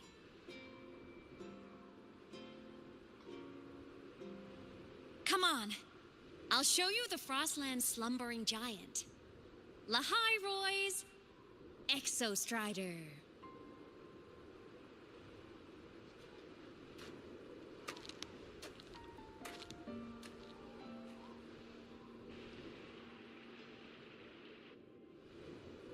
Ever since I became a digital ghost over 10 years ago, I've stayed in Lahai-Roi.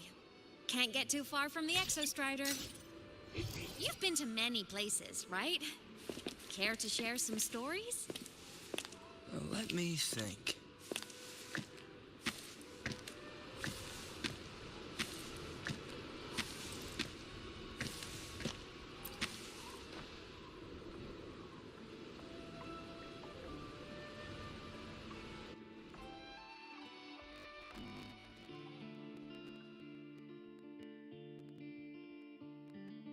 So the rain holding Jinzhou captive stopped.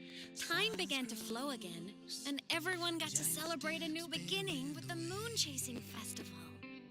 Then you returned to the Black Shores, to the place that's always watched over you from afar. Oh, and the archipelagos, Raguna and Septimont. Oh, I just love how different these places feel. It's all so wonderful. I love hearing these stories.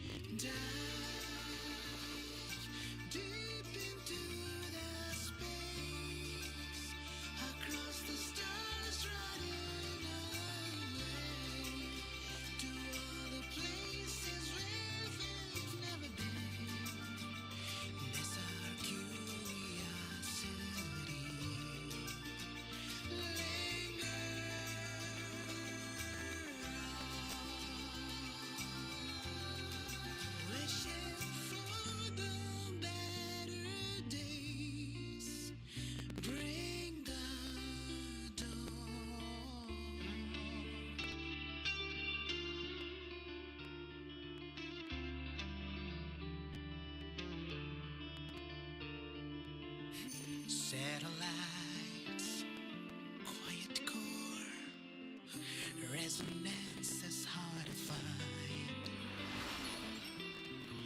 Meteors crash towards frozen crust that can't crush, crave for the unknown.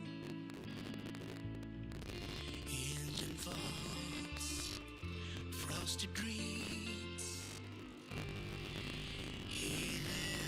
It wasn't all smooth sailing. Plenty of emergencies along the way. Still, it all sounds amazing. And I know you must care for some of the people you met. Tell me, this journey you've been on since losing your memories, have you been happy? Yeah. That's all that matters. This must be...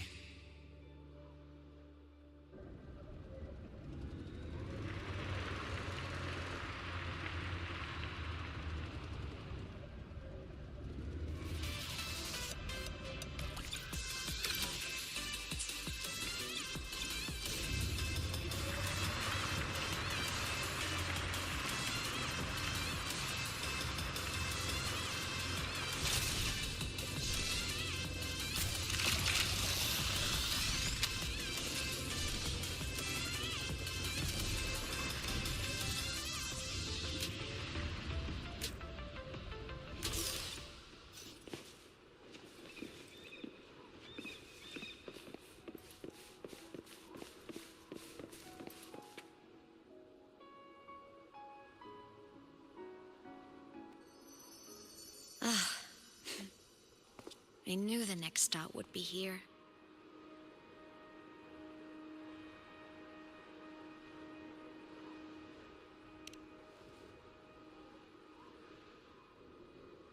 The cabin up ahead. It's where I used to live with my family.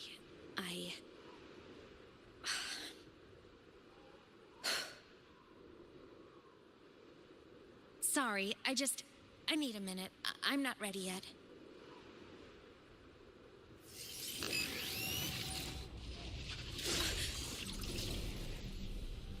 Just like before, the moment it appears, my frequency starts getting sucked out of me. Aemeath said it's a Thenodian derivative, like the Void Worm. They share similar frequencies, but my gut says it's different.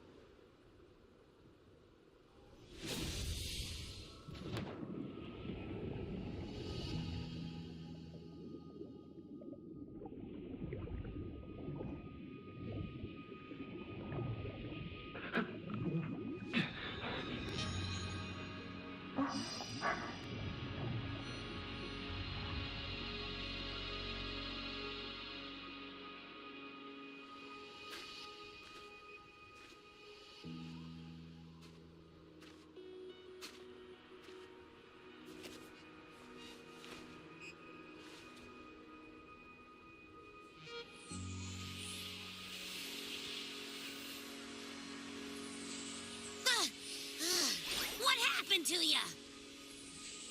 Your frequency's been leaking everywhere. I tried plugging it from the inside, but it didn't work.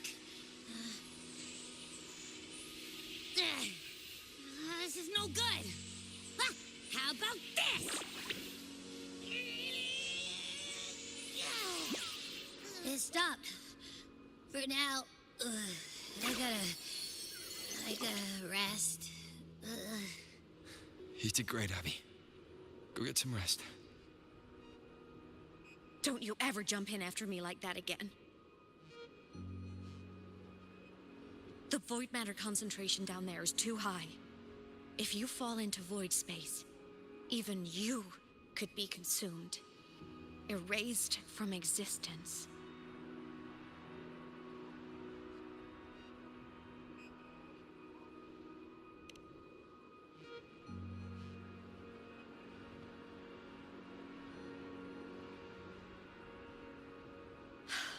Always making people worry.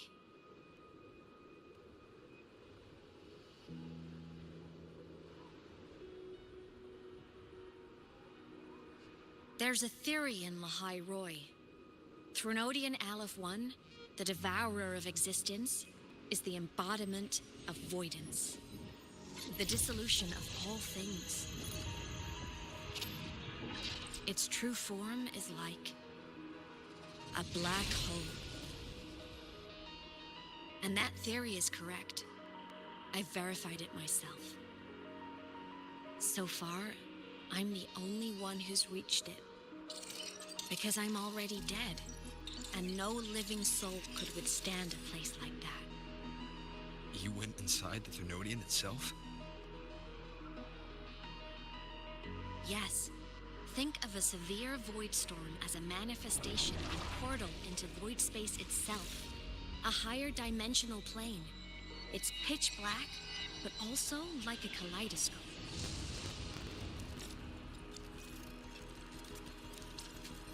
Inside, time and space aren't linear. Everything is warped. Things the Thenodian devoured from different eras can be sitting right next to each other. I know you fought many Thenodians, but Aleph 1 is different. It's already won elsewhere. Wandering through the void space, I saw the proof. A graveyard of civilizations it's already ended.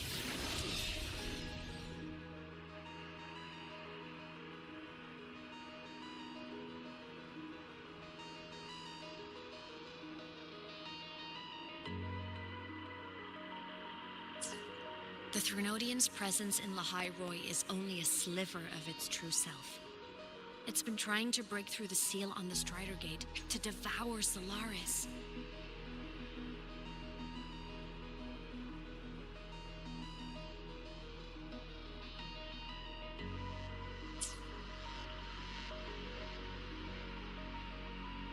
So, don't go wandering off alone. Not until the Exostrider awakens.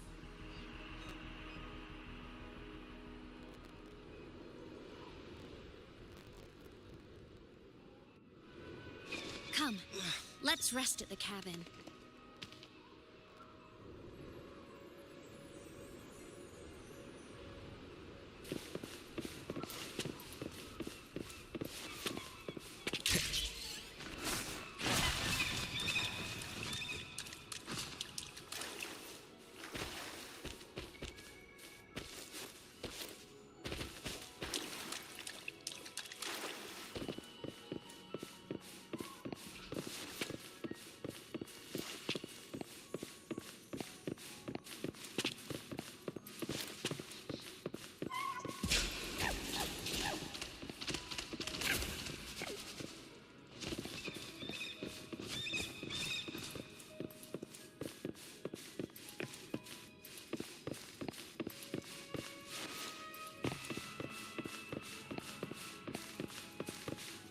I'll stay outside and keep watch, just in case Sigillum comes back.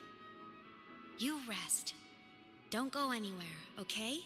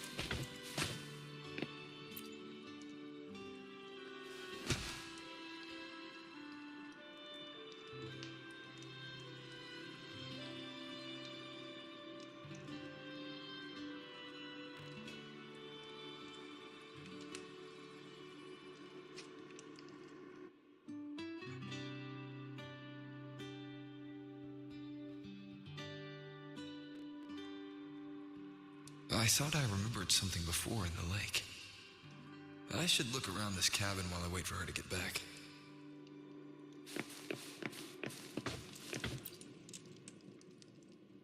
A game console. 2 controllers. The screen is covered in dust. Hasn't been touched in years. Space Fantasy Katya 6. Split stars. Most games here are RPGs or co-op games.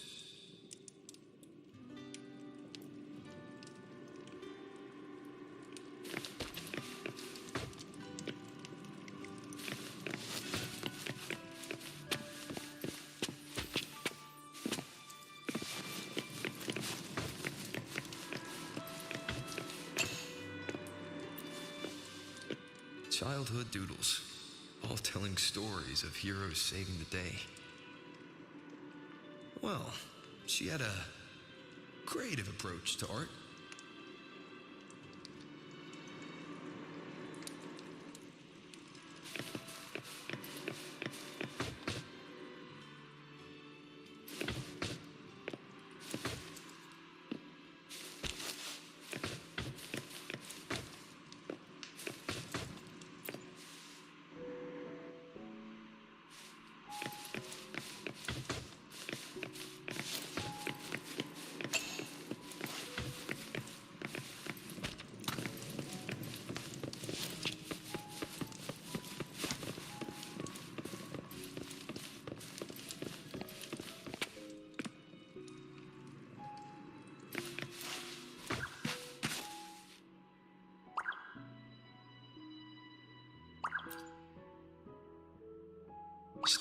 toys, a big cat and a small cat.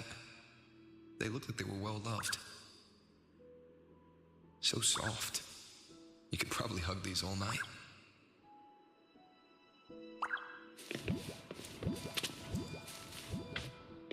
The Solaskin rushed toward the couch.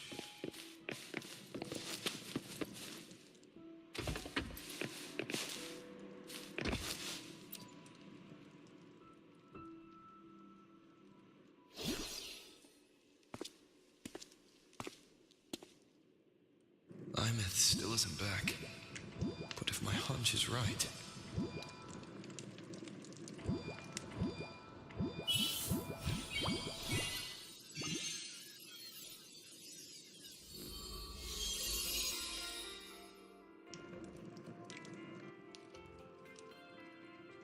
Aemeath, have you been out terrorizing those snowfluff seals again? They scatter the moment they see you.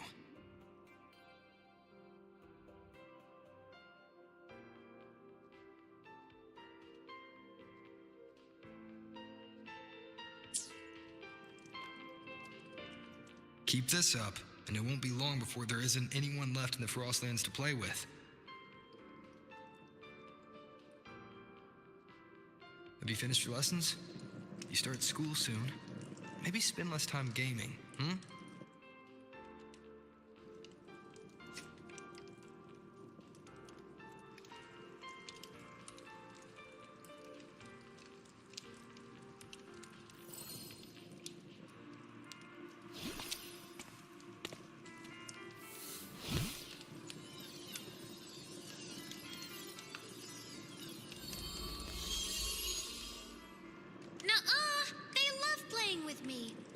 They crawl over and play before running away.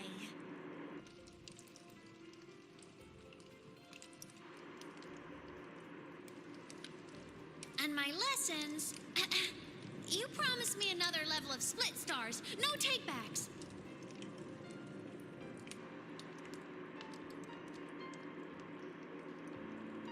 But I want to learn how you folded that thing first.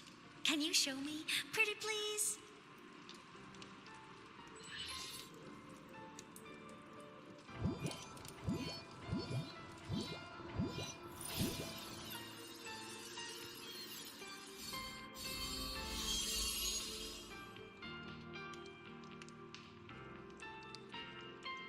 You mean the paper plane? Yeah! Mine always nosedives right away, but yours flew so far. How?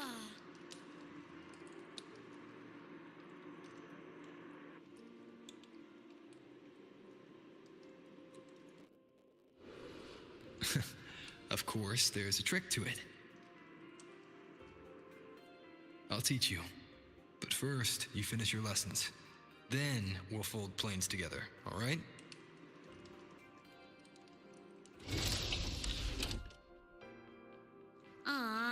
Okay. You promise? I promise. Cross my heart.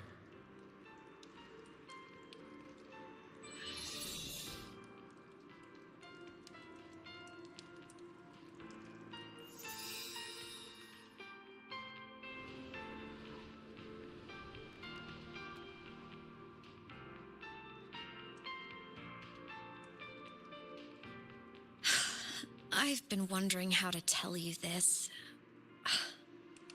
And now...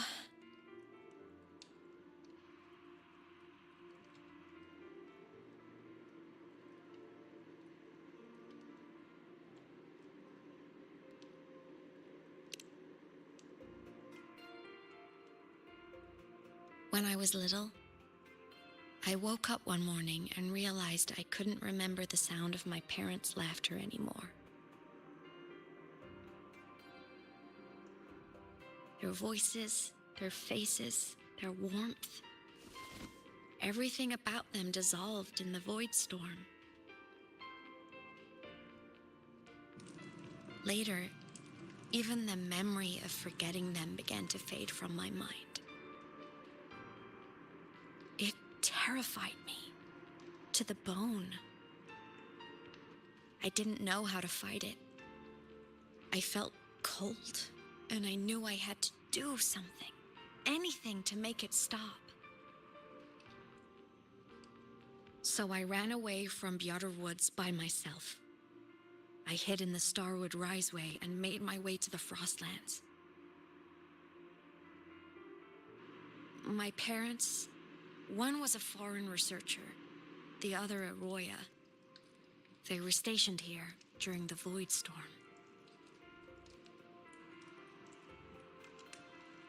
I wanted to return to where we once lived, but I couldn't remember the way. I stumbled around for so long, until I finally reached this lake.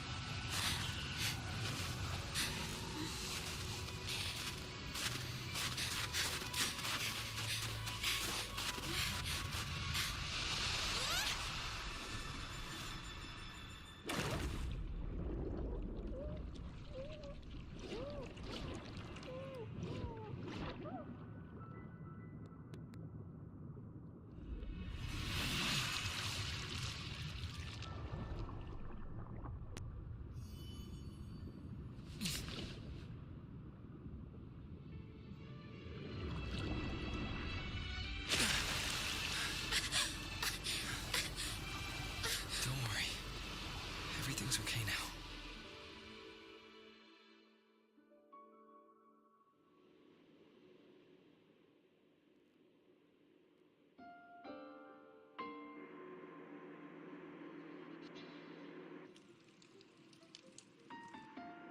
My past self saved you.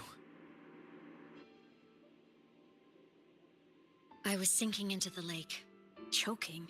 Everything was fading, until a pair of warm hands caught me.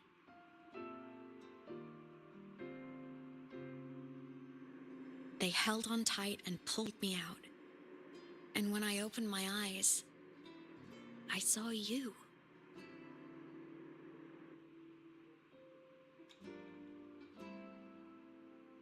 But then I realized the talisman my parents had left me was gone, probably lost to the deep. The thought alone broke my heart. I cried so hard, and you had no choice but to scoop me up, comforting me as best you could. You took me back to your cabin to get warm. And after that, well, you guessed it. I stayed with you there, under your care, until the day you left Lahai-Roi. Why did you keep this from me?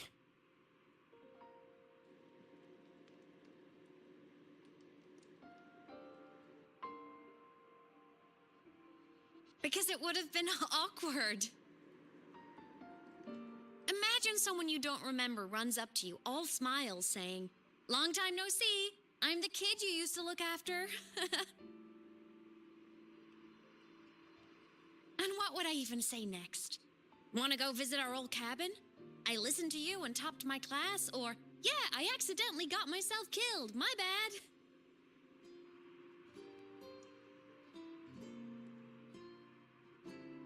Saying any of that would only burden you. You never asked for any of it.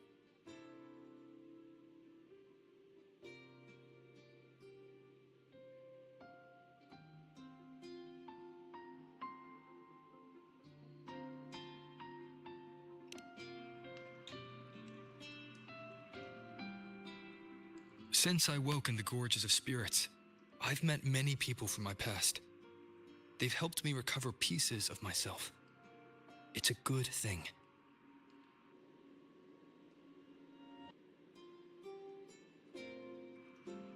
I can make my own choices.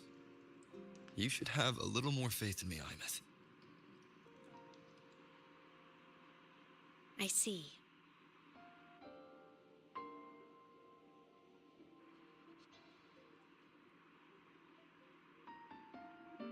Then I'll just shoot away. My freshman speech, my first song release, the time I hit a new sync rate record. You missed all the big moments.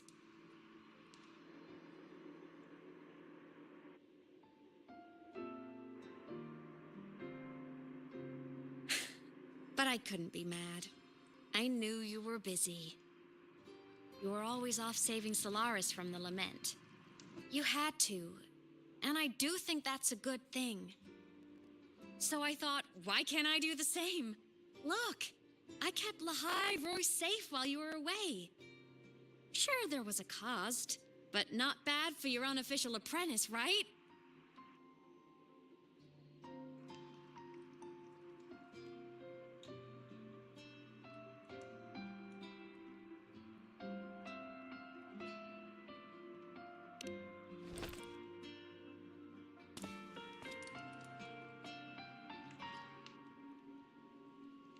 You think so? Hearing that from a big old savior like you, well, that's nice.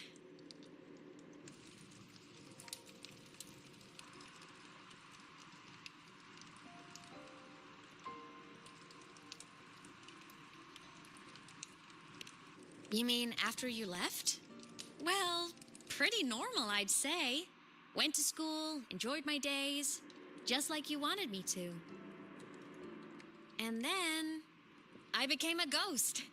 Since then, it's been drifting between the Academy and Void Space.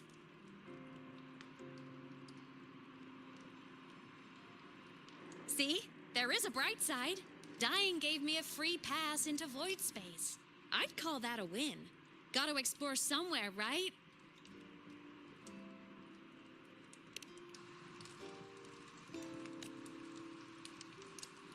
Saw you? Oh, you mean that thing you brought up in class? About me helping you take down the Eye of the Threnodian?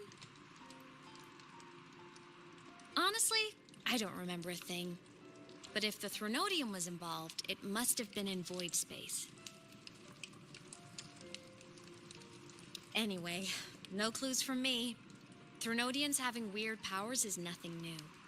Or maybe you were just seeing things?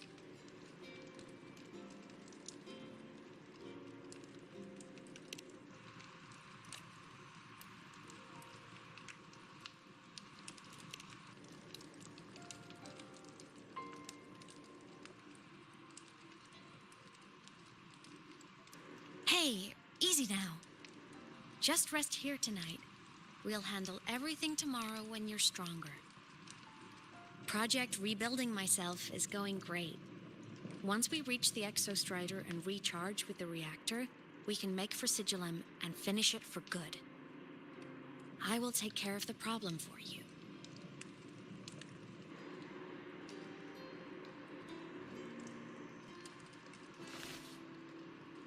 We will face it together, Aemeath. Of course. But for now, bedtime. You take your old room. I'll be in mine.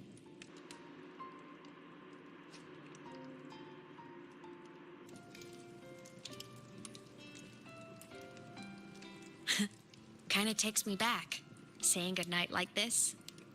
Just like old times.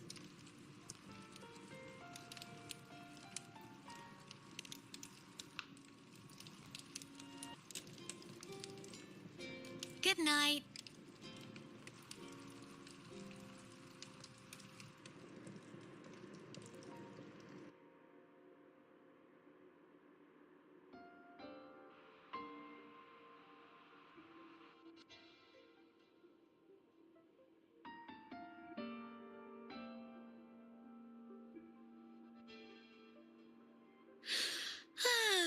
Huh?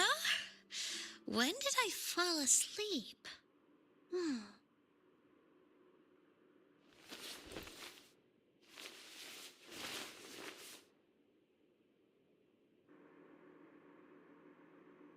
My paper plane. I have to show it to him.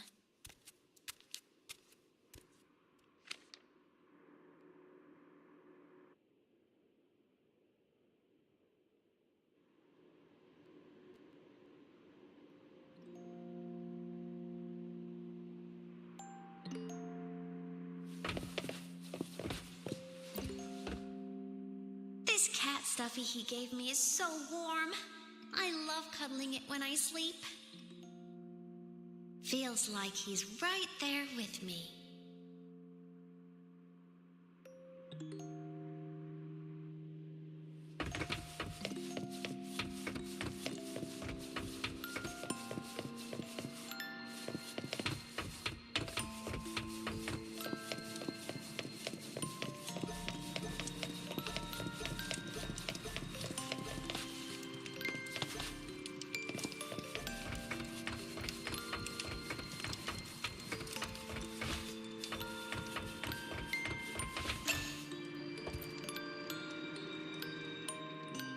I drew my favorite story.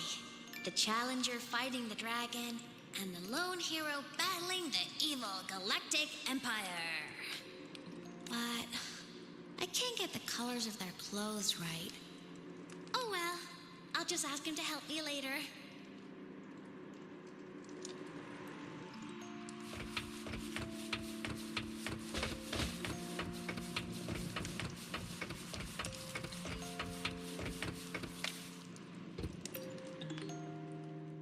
Oh no! I forgot to save my game. That was my best score ever. Next time, I'll definitely beat his record. I'll show him.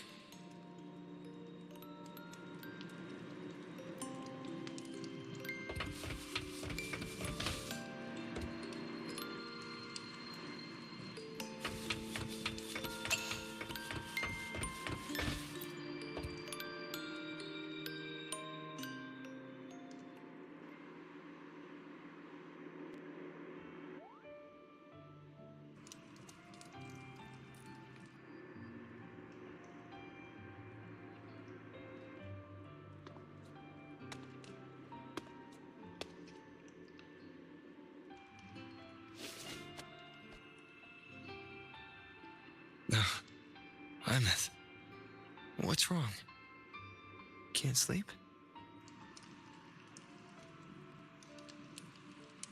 Are you sad right now? No, just thinking about some things. You're lying. You are sad. You see right through me, huh? I'm not sad. I just... Well, to put it in your words, I guess I'm thinking about my homeland. Then, do you want to go back for a visit? I can't go back. Why?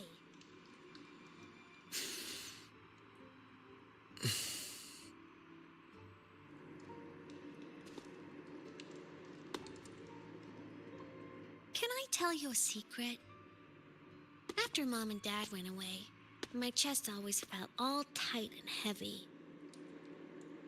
When people in the tribe talked to me, their voices always sounded really far away. But that day at the lake, after I cried in front of you, the feeling got a little smaller. I didn't feel so bad. I know you can't say this stuff to other people, 'cause they all think you're super strong.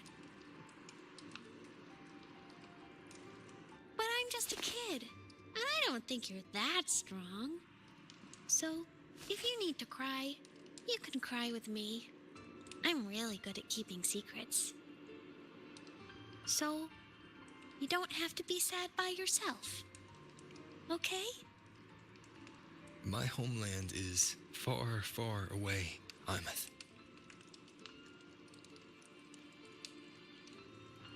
The people there gave me a mission. That's why I came here. What kind of mission? It must be really important to come so far. It's complicated. Too complicated for you right now. Then just pick a simpler way to say it. I'll listen really carefully. A simpler way. Put in terms of your space fantasy gacha games. I came here to save the world. To do whatever needs to be done to fulfill the mission. For as long as it takes.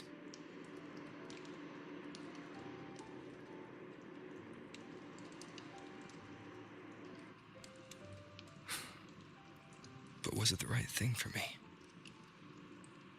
Because one day, I realized I would never return home. I couldn't stop thinking about that faraway place. More than I ever had before. In what you'd call dreams, I'd go back, stand there, just stare at what I once called my homeland. Even if staring didn't change a thing. Even if it was pointless. Oh, I see. You miss home. Maybe. But talking with you makes it not so bad.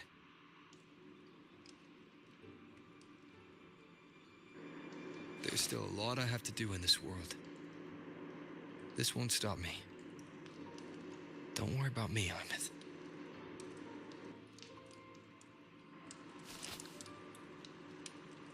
Yeah? I'm your family too. Until you find your real family and can go back to your homeland, I'll be right here with you. Sounds good. Thank you, Aemeath.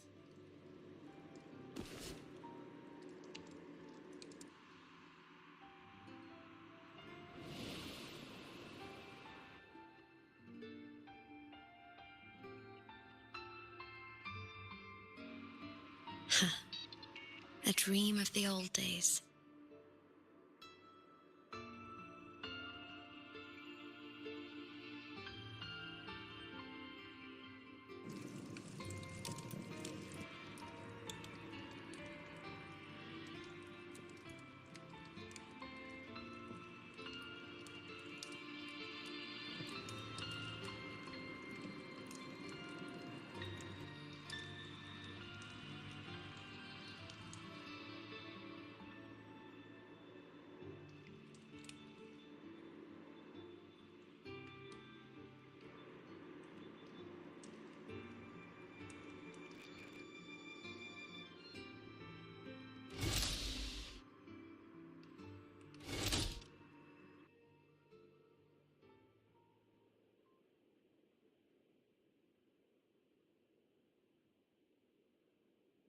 Homeland.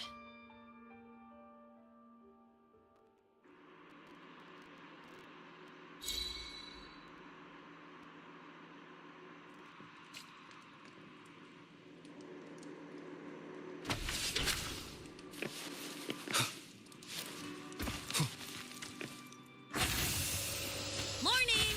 Off to see the Exostrider we go!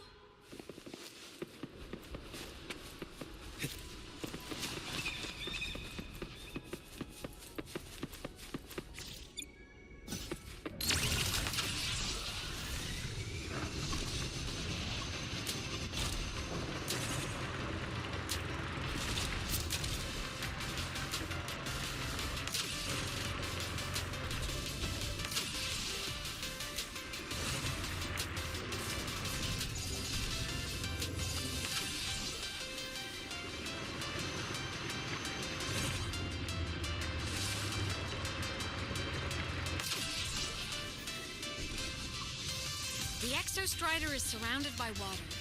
Perfect chance to test out that bike Dr. Luke modified for us.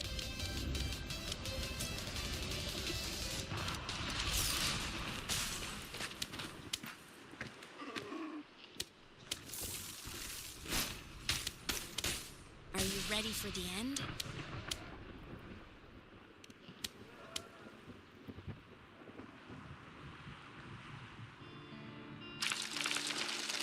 Aemeath? Once you get all your power back, will people be able to see you again? Hard to say. There's no precedent for my situation. It's all just theory.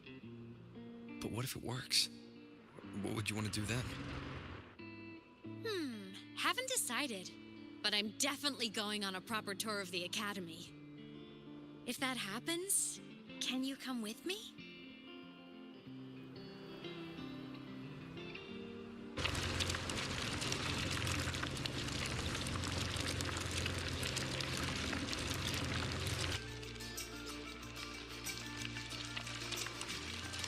Look!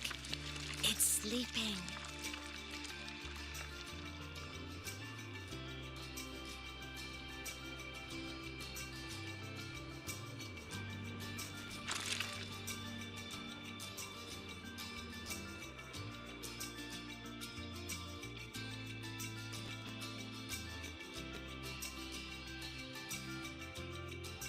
Look! We've reached the Exostrider's feet. Once I find more pieces of my existence here, I'll be strong enough to face Sigillum. We take that thing down, and this is all over. All right, let's race full speed ahead to the finale!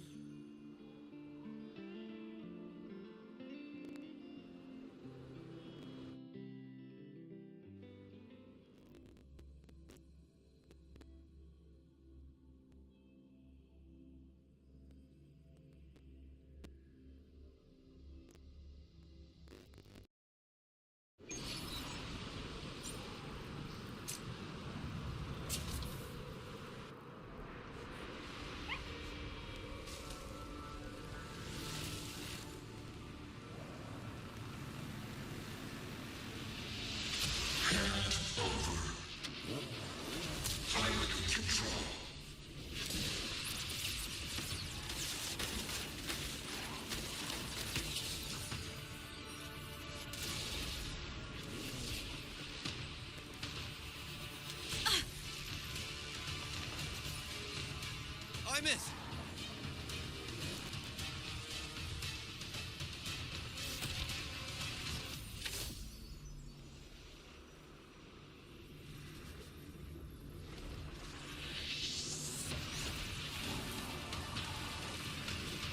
It's heading straight for the Exostrider.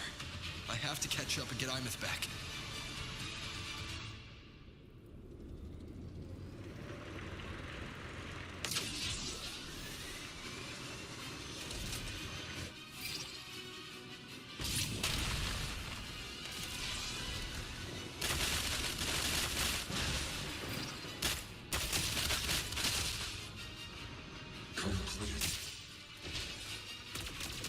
It's filling up barriers to block my path.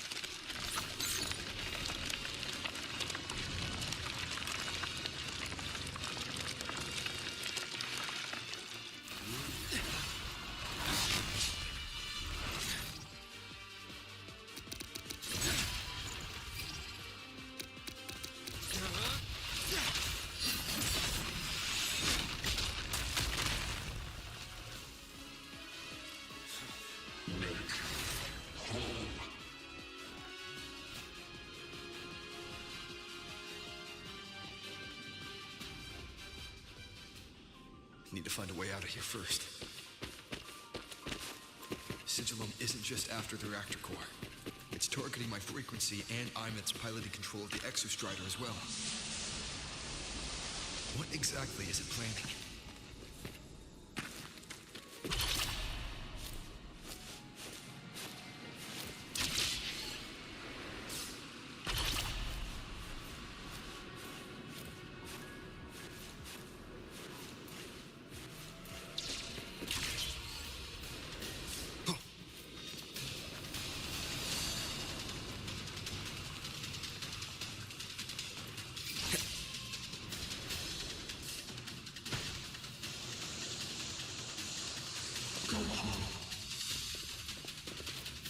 Enough! No more of this stupid idea, Sigillum.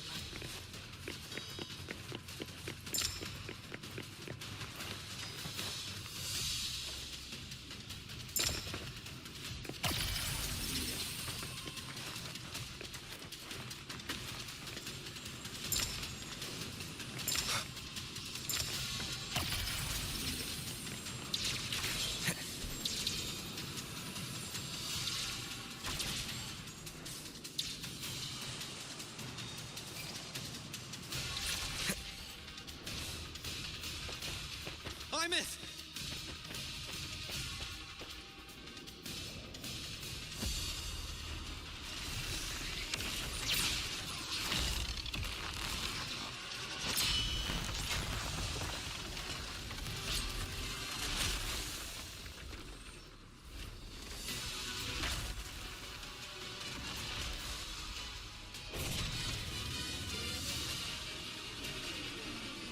If destroying you is the only way to protect him,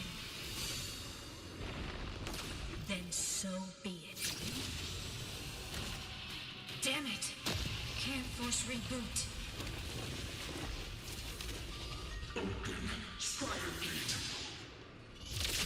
Not while I'm here. Don't even think about it. Aemeath can't fully control the Exostrider. She needs my help.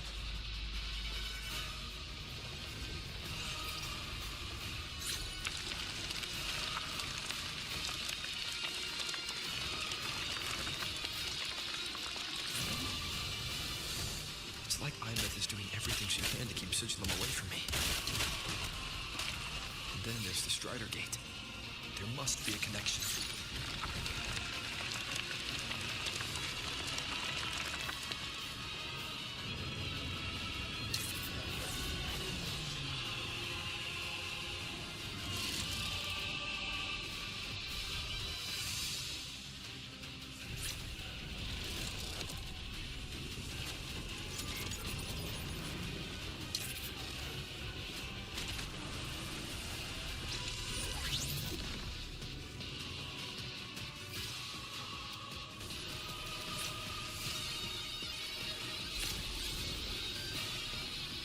It's already speaking more clearly now.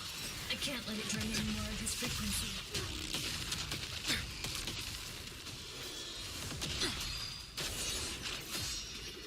Gotta pull it inside.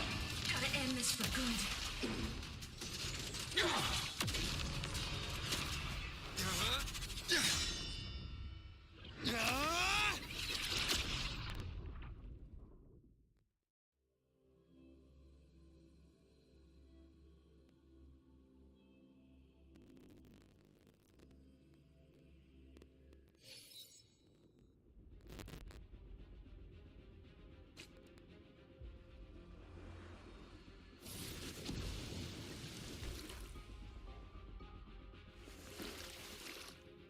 Are you alright, Aemeath?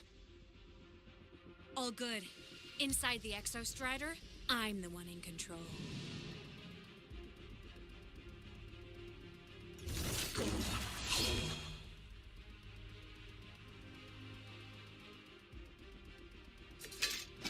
I'll destroy Sigilum. So, just go. Stay away from it, okay? Please. I'm begging you. Aemeath? Why refused?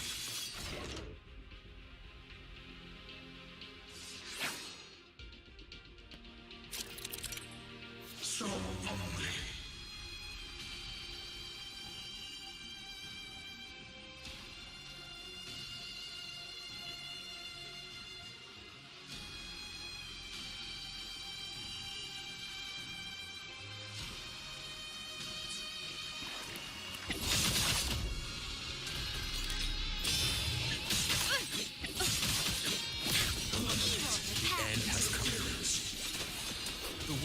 Will face judgment!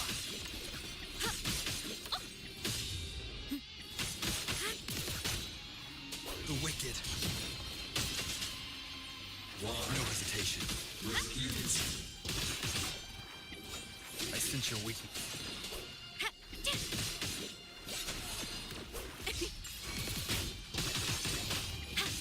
Ghosts don't feel pain. Make whole.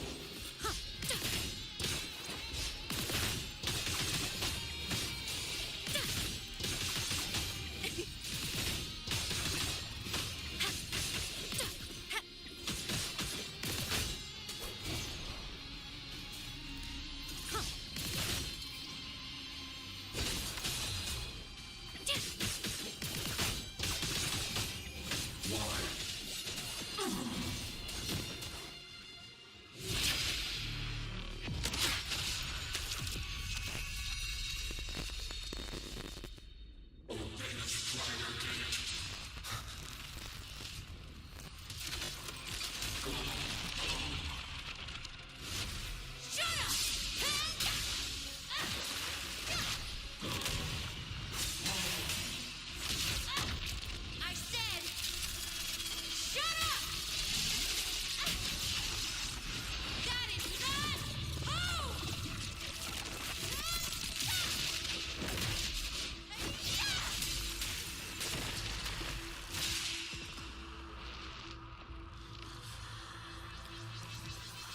won't allow anyone.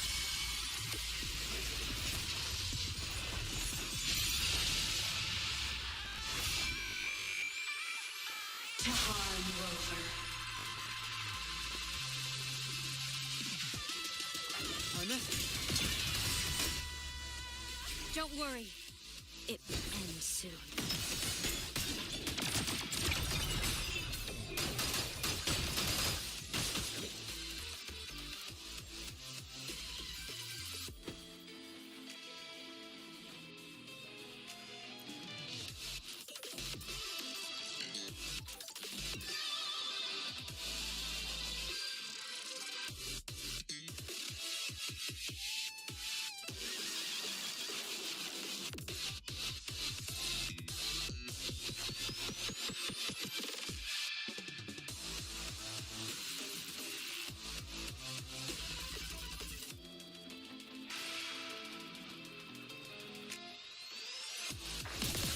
Feathered fly high!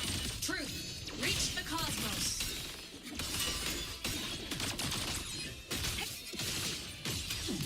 Around the sky! Duty call. Ha!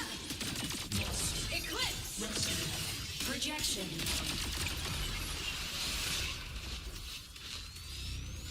This fabricated dome shall melt away.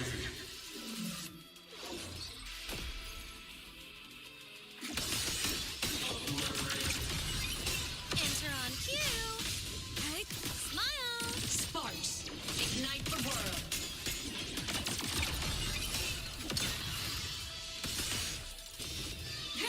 Aim system unresponsive. Light shows the finale! Fire! Order confirmed. Feather drill, come on! Stars, light up tomorrow. Break apart.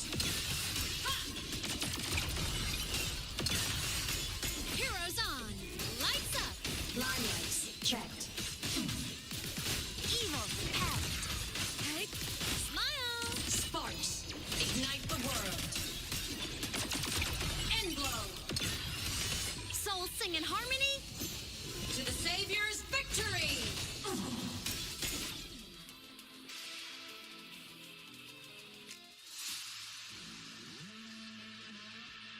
This mission has become an eternal shackle.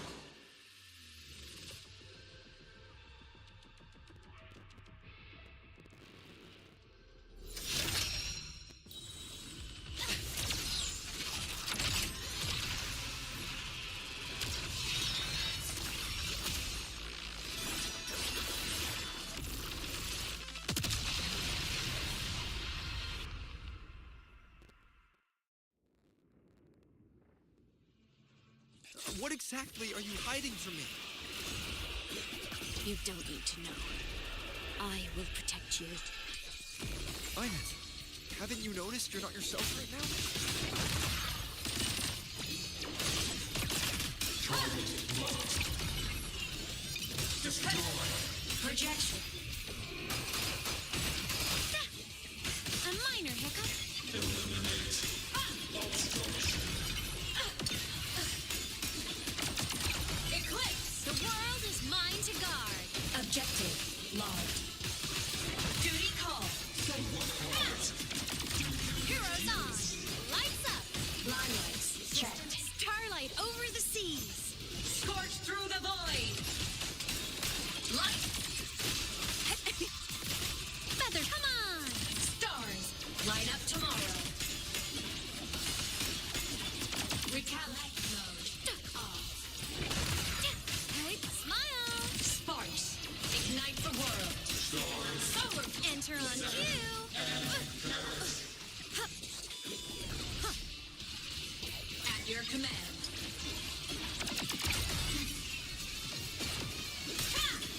Target eliminated.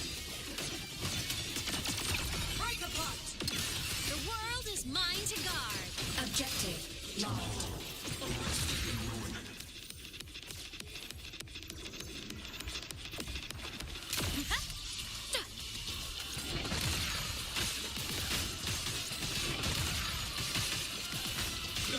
Ready to Launched. System heroes on. Lights up. Limelights checked. Feather drones assemble. Blade cleaves the night. Herald urged in light. From the sky, fly high. Truth, reach the cosmos. Starfall. No tricks. Come on. Stars, light up tomorrow.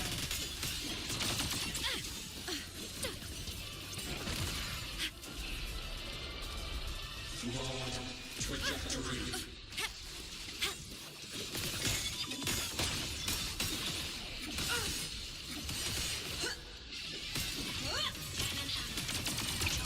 Light wings activated. Stars shine tonight.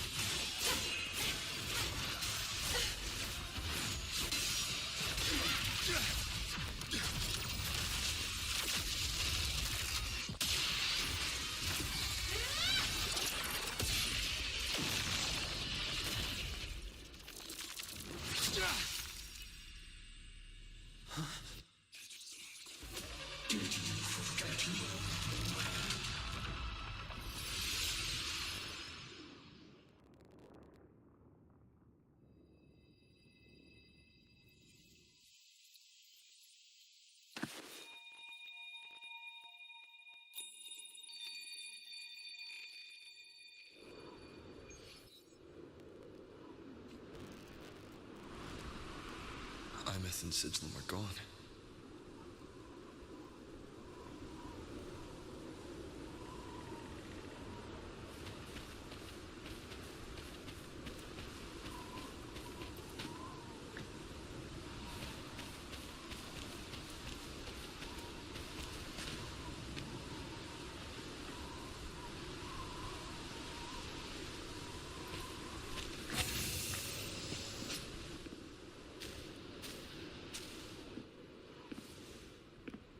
Is this Aemeath's old door? Since she can resonate with the Exostrider, even after her body was destroyed, her frequency must have merged with it.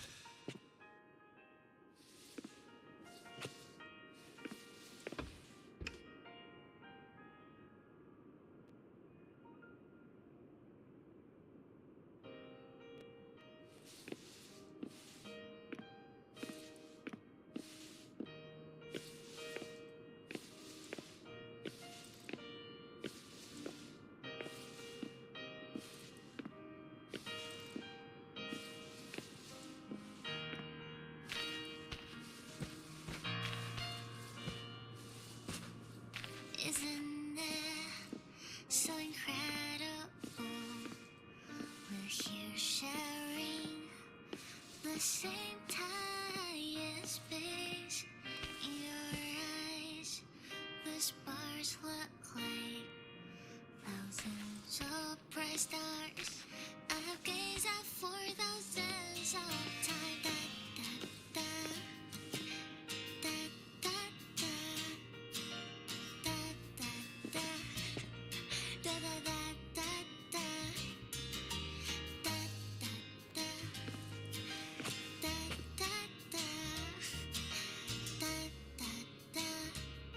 Goodbye. You build a world of miracles, some mundane but precious. The stream of shimmering daily moments return way to my soul. Stop me from drifting in my feet that solid ground to stand. So we sing together. Every light I'm giving all goes back to you, goes back to you.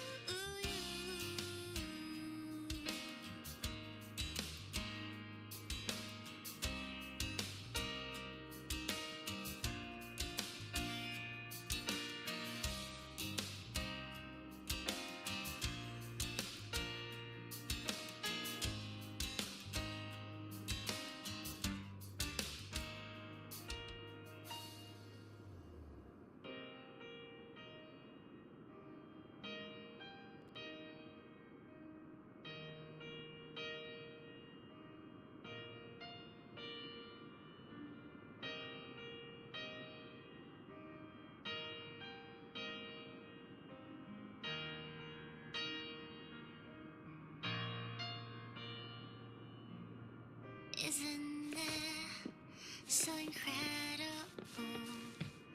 We're here sharing the same A photo album. space in your eyes. The stars look like thousands of bright stars. I've gazed out for thousands of time. Da, da, da, da, da, da, da, da, da, da, da, da,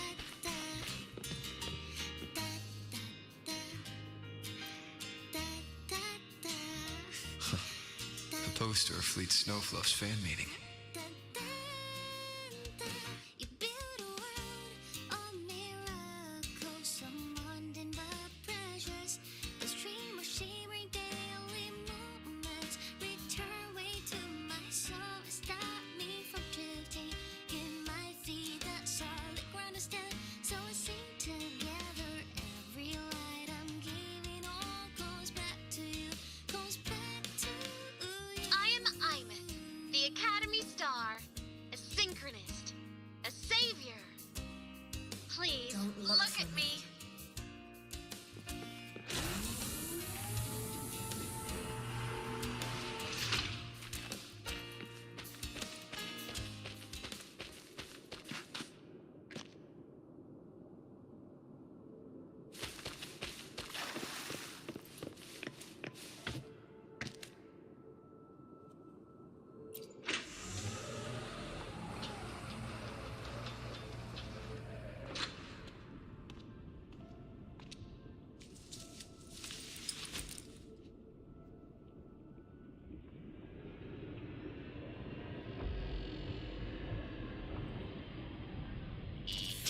Piloting the Exostrider. Huh. It doesn't matter to me. But if this is what it takes to lighten his burden and ease his pain.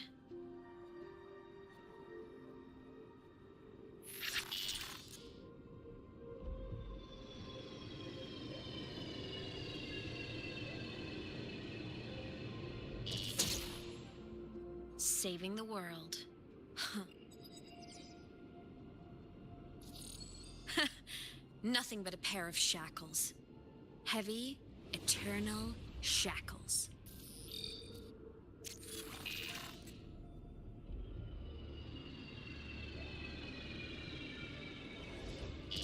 No. He can't ever know this. I must keep this secret. Bury the truth deep.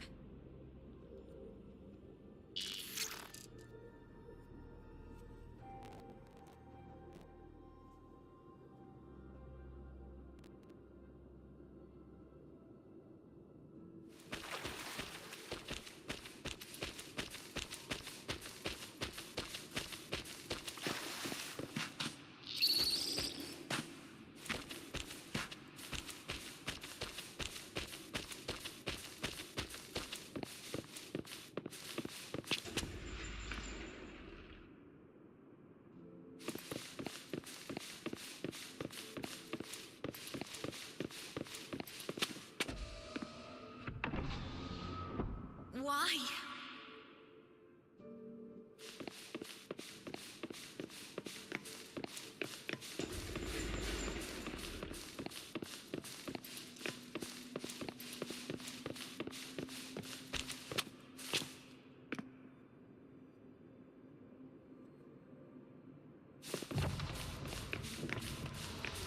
It hurts.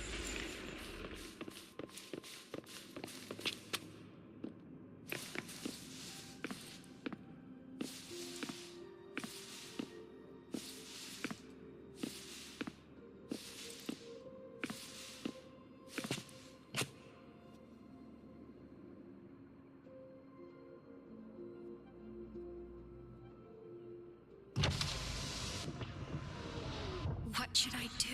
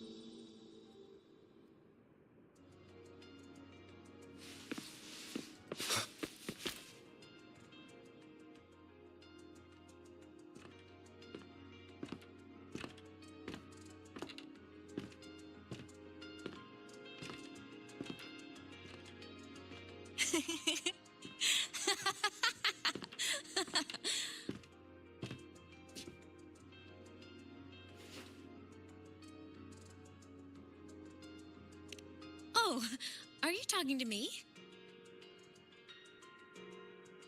I just heard the most hilarious story. Couldn't help myself.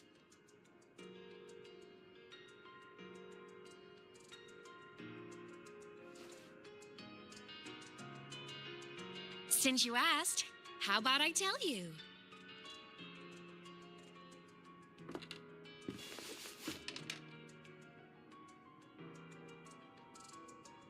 Once upon a time, there was a black cat who set out to save the world. Why? Because everyone told the cat it was a savior. The cat didn't get it. When it opened its big golden eyes, it was just stuck in this tiny cardboard box. And inside that tiny box, it was crammed full of even tinier little creatures. The cat was shocked. It had to tiptoe around, careful not to step on anyone.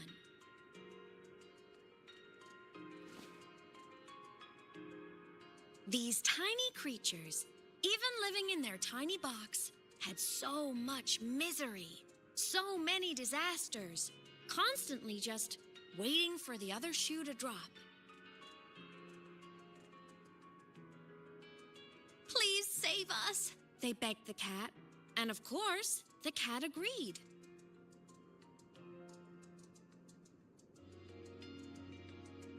Even if they hadn't asked, the cat would have helped anyway, because that's who the cat believed it was, a savior. And so the cat took up its sword, always fighting, always talking, always roving. Saving the world over and over. Until one day, it realized the cardboard box had been sealed shut.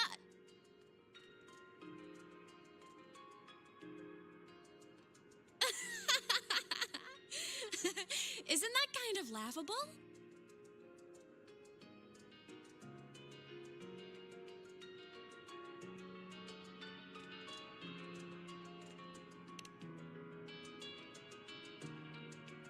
Right? It's just a cat. Why did it have to do all of that? But in such a laughable story, somehow everyone else gets to be happy.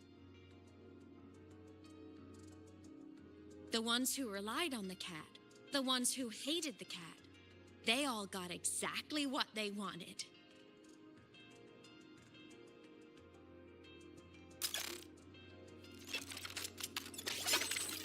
But what about the cat?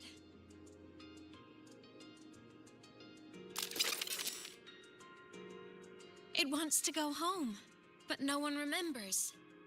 The box is sealed shut, and the ones who put the cat in there have already turned their backs on it.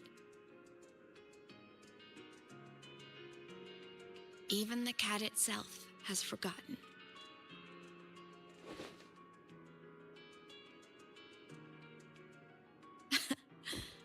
Isn't that so absurdly laughable?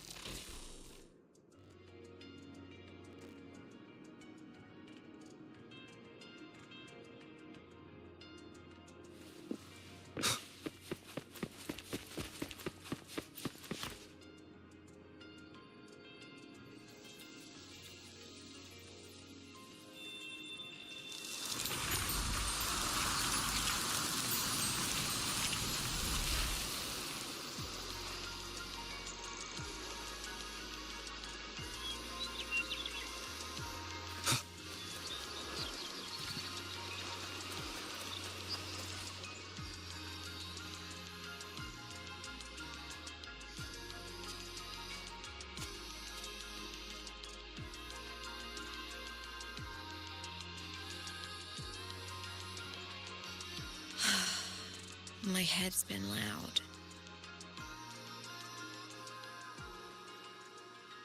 There's this question that just spins and spins up. I still don't have the answer.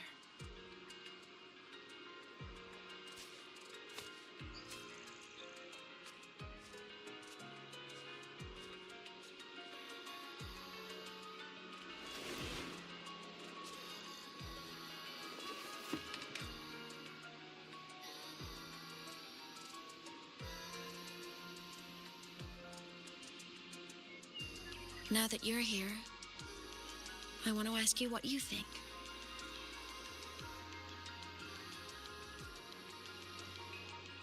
That person is my family.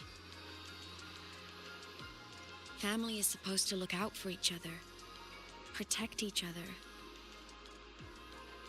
So I want to do something for him. He doesn't say it, but I can see it. All the stuff piled up inside him. The more you hide, the less you share. But I saw him recently, and I think he seems more carefree than before.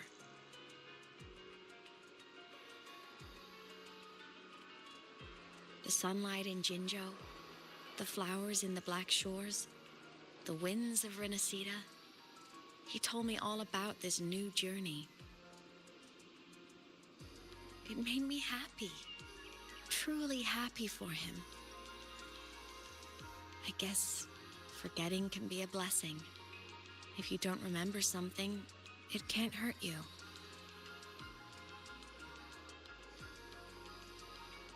So I started thinking, maybe I shouldn't tell him what I saw in void space.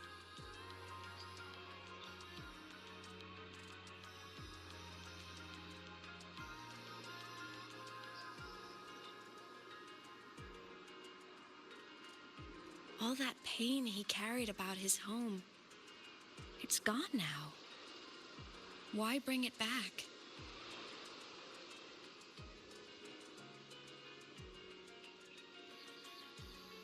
If not knowing is happier, why ruin it?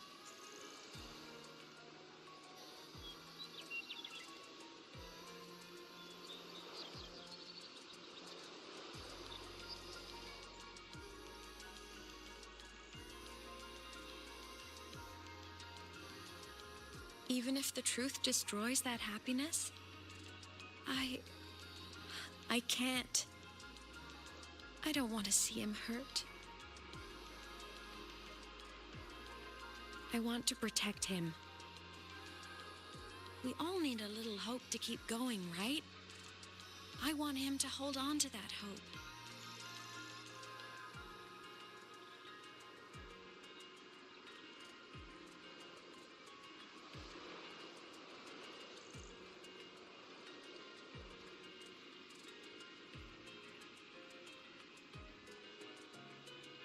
What Sigillum said is unnecessary. It's been feeding on his frequency, trying to complete itself, spouting things that should have stayed unsaid, things that would ruin his peace.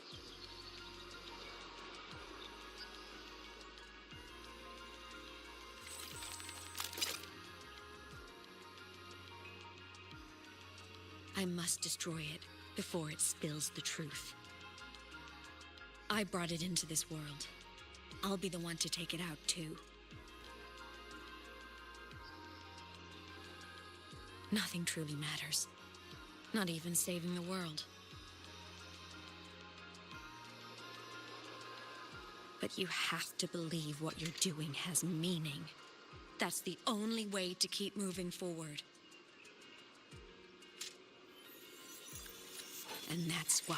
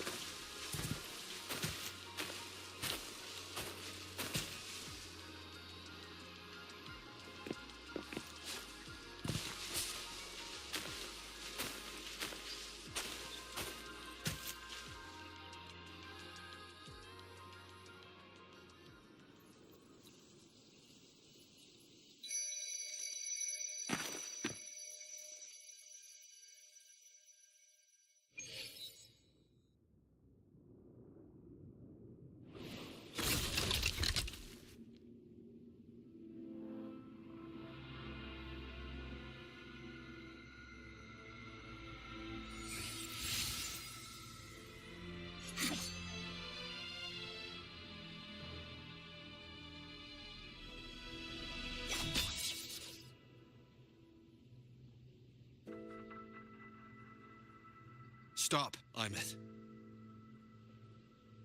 I told you to stay out of this.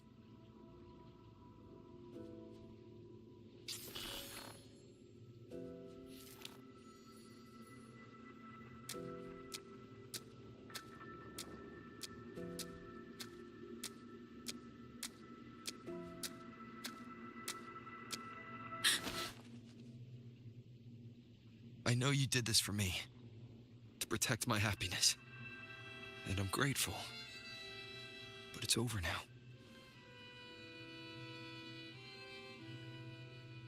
I need to hear it, all of it. Whatever the truth is, it's my burden to carry, my choice to make.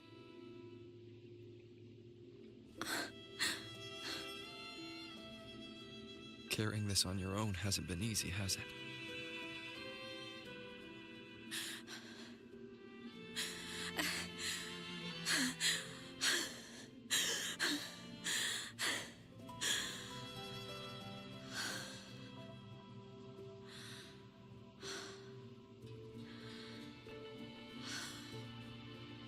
Do you really want this? Even if it changes nothing? Even if it only weighs you down? Things only weigh on us because they matter.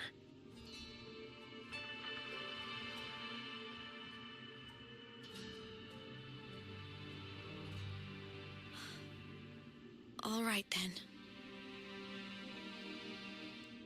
Back when we lived together, you once told me you'd come from a faraway place, that you were on Solaris to carry out a mission.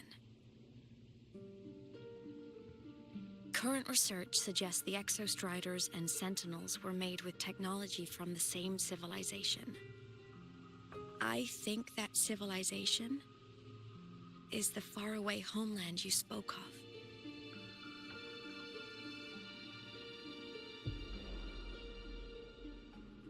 You never spoke of it to me or anyone else again, so I kept it to myself. Until I died and slipped into void space as a digital ghost. As I wandered through the ruins devoured by the Threnodian, I stumbled upon a faint frequency. Your frequency. Time is chaotic inside void space. There's no telling when it has been devoured. But I could feel your warmth in it. After so long without you, I couldn't let it go. I kept it with me. Guided by its strange connection to other frequencies, I traced my way through countless overlapping spaces until I found the remains of an Exostrider. That was when I realized that Exostriders were built to transport Sentinels. They trekked through stars to deliver Sentinels to Solaris, until, during one jump, the Threnodian Aleph 1 must have noticed them.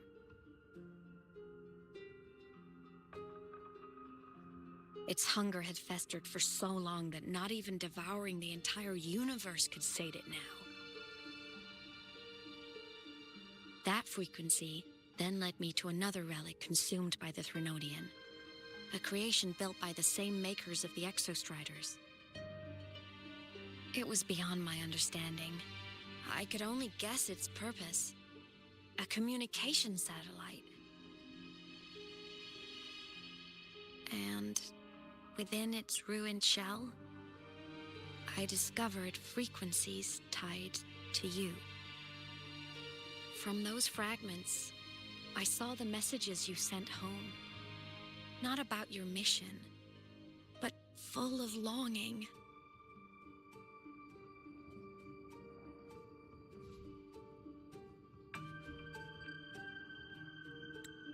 You said you wanted to go home, even if just to lay eyes on it one more time.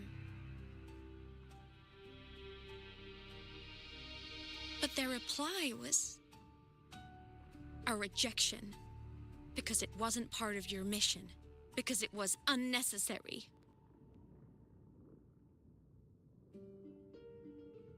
They were the ones who cut communications. They ignored every wish you had outside your mission. They forced you into this life of roving. And still, you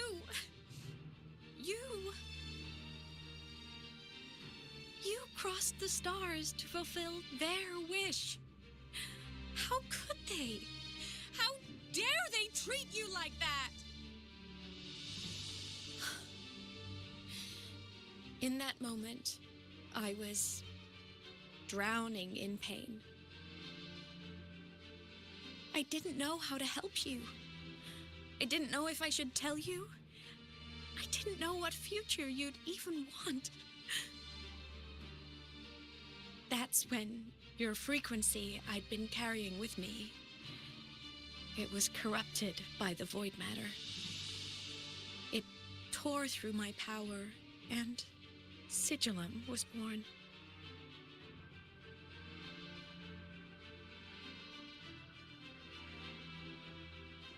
It was born from my mind, from all my worries, my fears, everything I imagined you'd suffered. At first, it acted on nothing but the instinct to go home. It craved your frequency, trying to make itself whole, trying to seize access to my piloting control. So it could reactivate the Exostrider and cross the Strider Gate to get back home.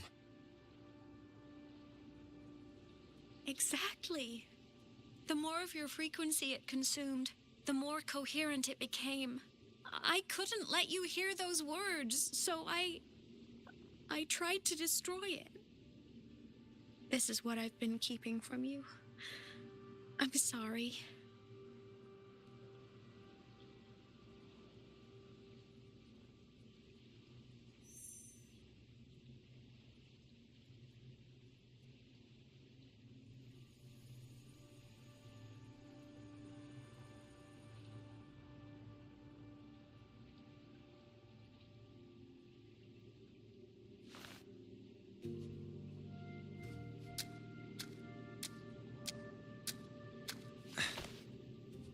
I'm glad you chose to tell me this, Aemeath. Hearing this, it's a lot to process. I'd be lying if I said it wasn't. I just need time to figure out my next move. This homeland of mine, even saying it feels strange to me. But don't worry. The journey I've had since losing my memories, the hope I found, that's mine to keep. No one can take that. Saving the world? I never saw it that way. The people and civilizations I met, they saved themselves.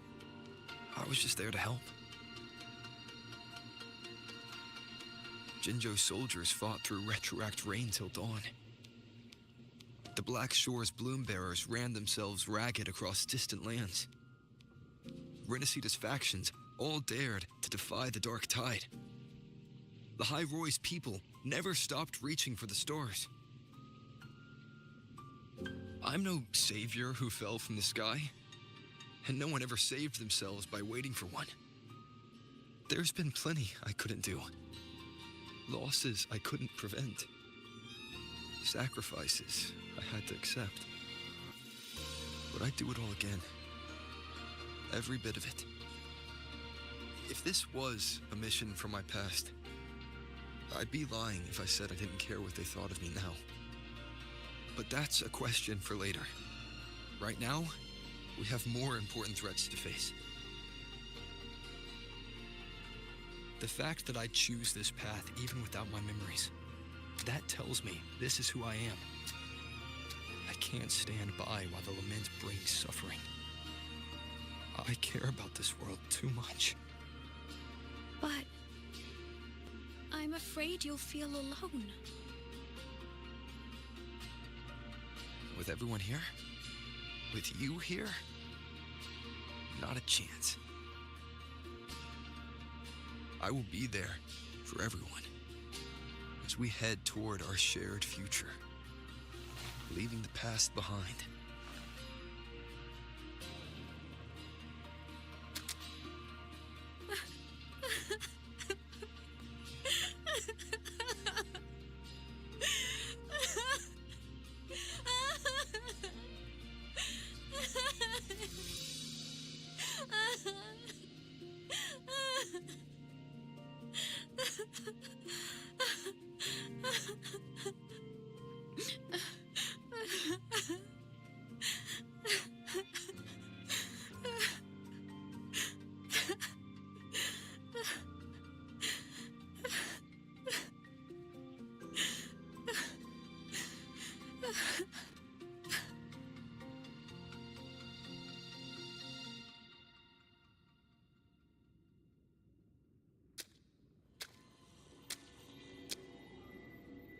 So, this is your choice. Is it worth it?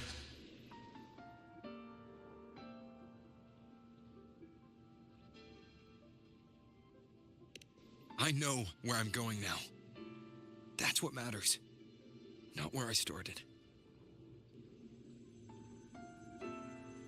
Then keep going. No matter what.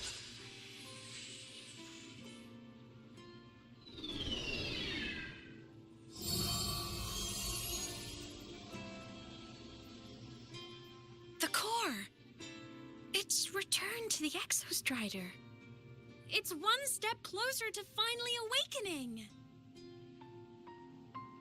And you? Your power should be restored now that Sigillum is gone. It's more than restored. The core's return has rebuilt my frequency from the ground up. I'm a full Exostrider resonator now. My original body is still gone, of course. I'll always be a ghost in the machine. But my existence is now strong enough to be detected. It's like a faint current turning into a bright, flickering spark. So will others be able to see you now? That's right. Guess our little road trip movie's come to an end.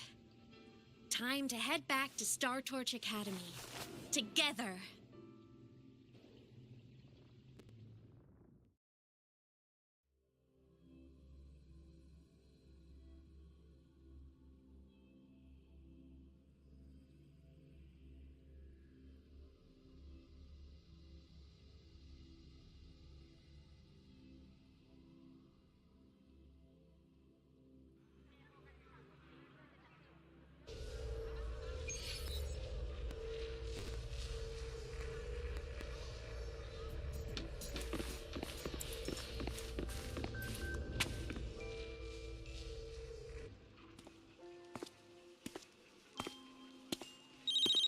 All good on your end, Golden Boy?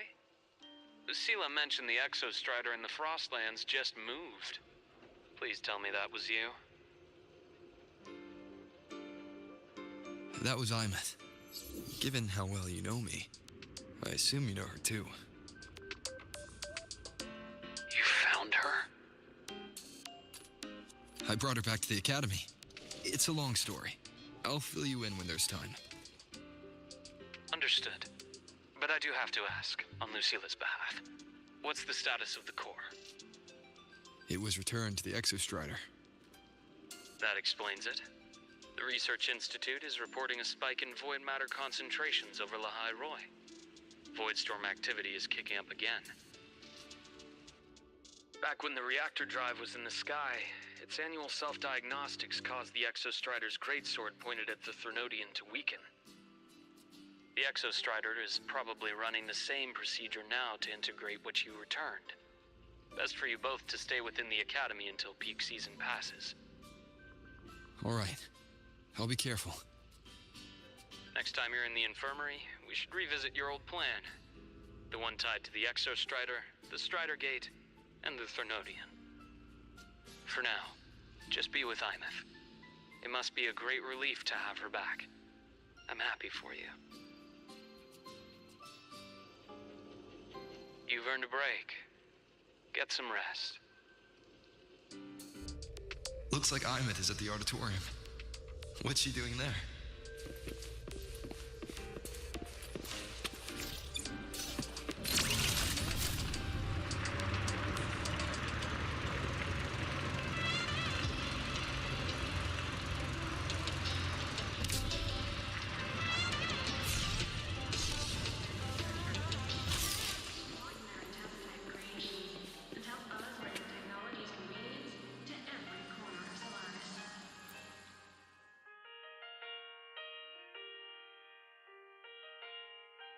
You know what? I just had a brilliant idea. Why do I feel like someone's about to get in trouble when you talk like that? Hey! That's a totally unfair stereotype from when I was a kid playing with snowfluff seals. This is Sigma. Drive responsibly. Remember the vehicle code.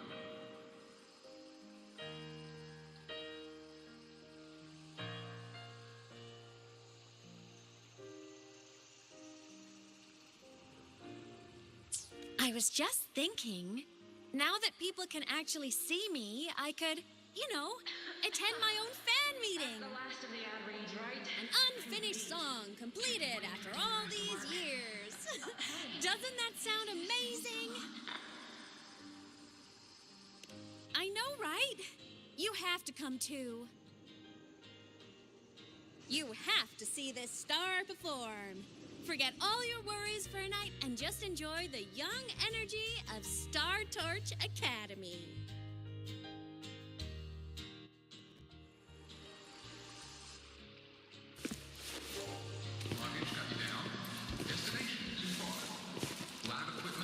Entries open, everyone! The fan meeting will begin soon!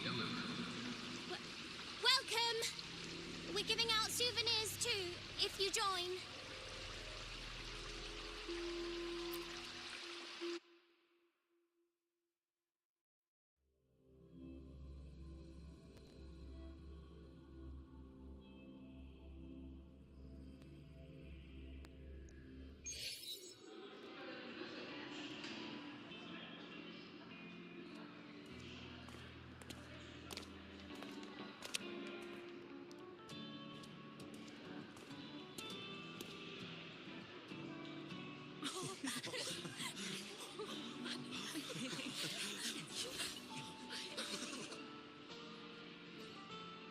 For years, the little website I threw together to post songs kept getting comments. They'd talk about how much they loved a song, or share problems they were having in their lives, and then they started connecting with each other. I never saw myself as a hit maker. I was just an amateur, singing what was in my heart.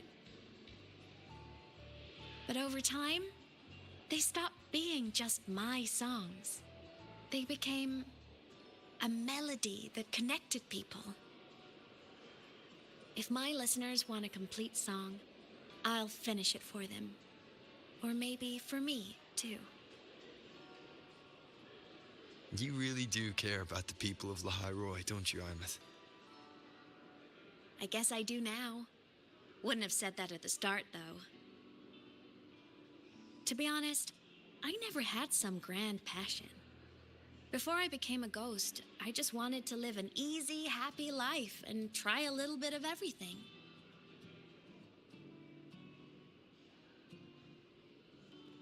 And my whole I want to be a savior thing?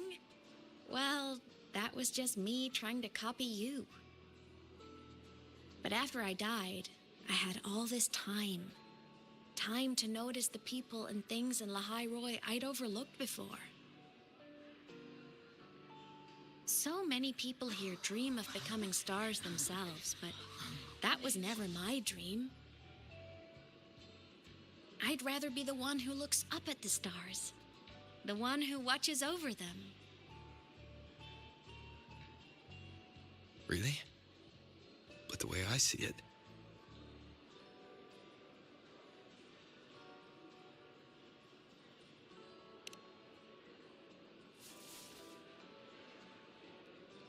go on then, Aemeath.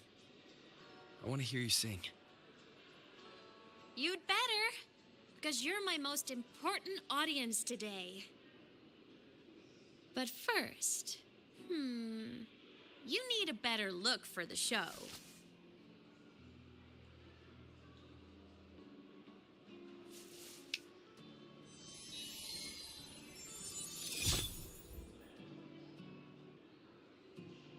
There, brand new, just like I remember you wearing. Looks good, right? A new place calls for a new look.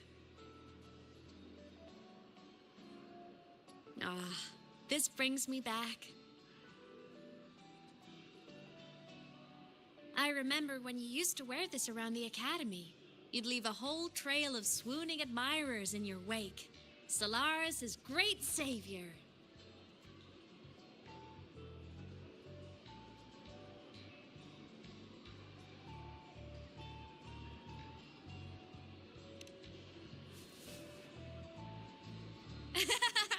What? Are you blushing? Since when is having charm a bad thing? Now, go grab that seat over there. Best view in the house. I scouted it myself back when I used to nap through lectures. As for me, it's showtime.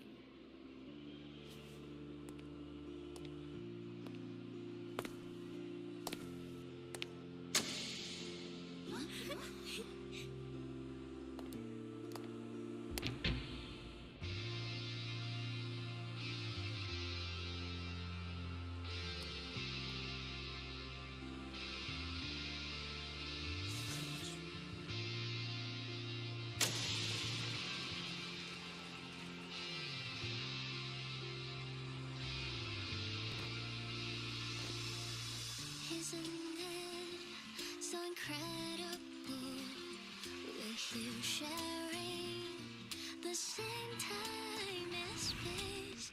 In your eyes, the sparks look like thousands of bright stars.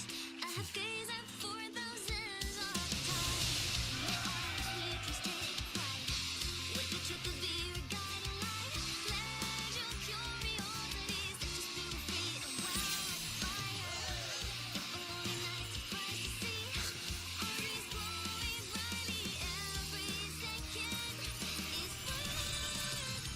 If all miracles, someone in the treasure, stream of shimmering daily moments, return way to my soul and guide me from duty. Give my beat a sonic protestant, so we sing together. Every line I'm giving all goes back to you.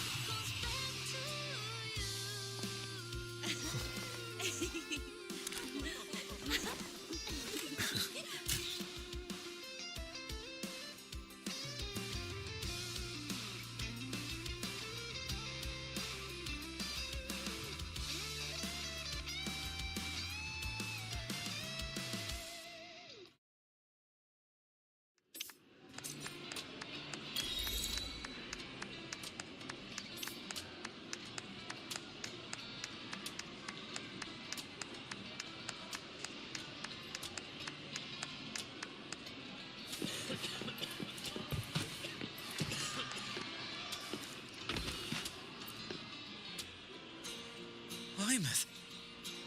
I heard that name from a senior in energy science, but I never imagined she was Fleet Snowfluff. No. No, I can't accept this. Why? Because she was the social butterfly of the academy. The professor's headache and their golden student all in one. I still don't see why that's upsetting. It all sounds great to me. Her song, Fallen Petals. After hearing it, I always pictured Fleet Snowfluff as a tender, gentle soul. But now... I mean, she never really seemed that way from her online replies. Maybe your impression of her was a little too personal.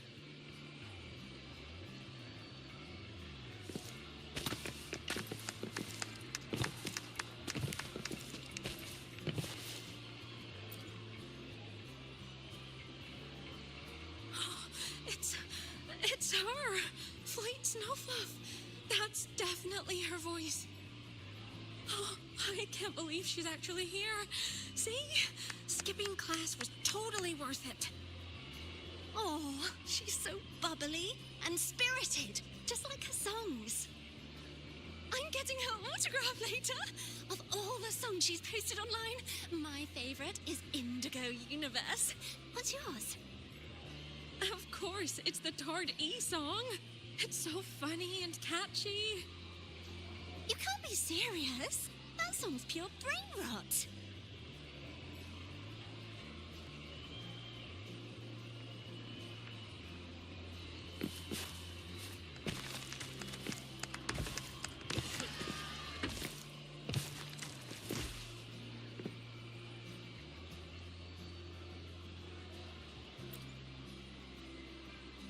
Aemeath from Rebel College. She's been missing for years. Why would she be here? Aemeath? But the same one Professor Sakya always talked about? Yeah. She always wanted her as a mentee. She still brings her up to us. I thought the biggest problem would be that little rascal refusing to finish her studies, or me finally losing my mind from her antics. I never thought she'd just vanish. Professor Sakya is going to be over the moon to see her.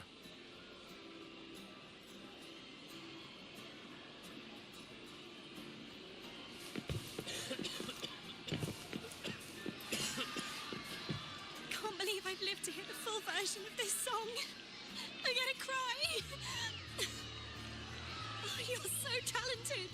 Why did you stop posting new songs all these years? An autograph! Please, Fleet Snowfluff!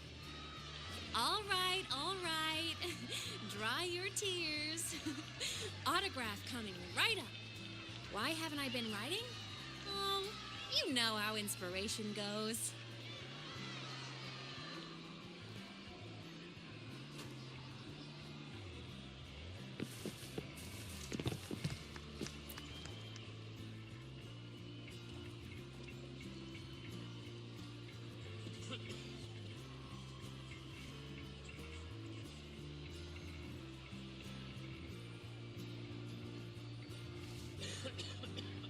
My homeland, the Sentinels, and the Exostriders.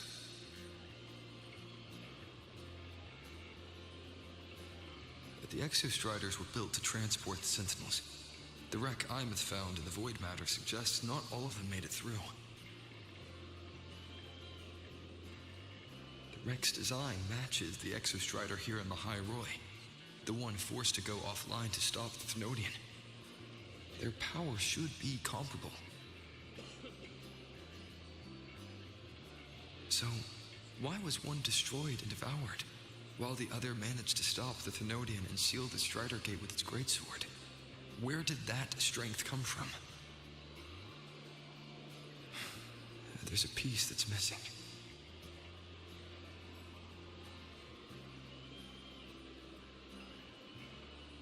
All done. Let's go.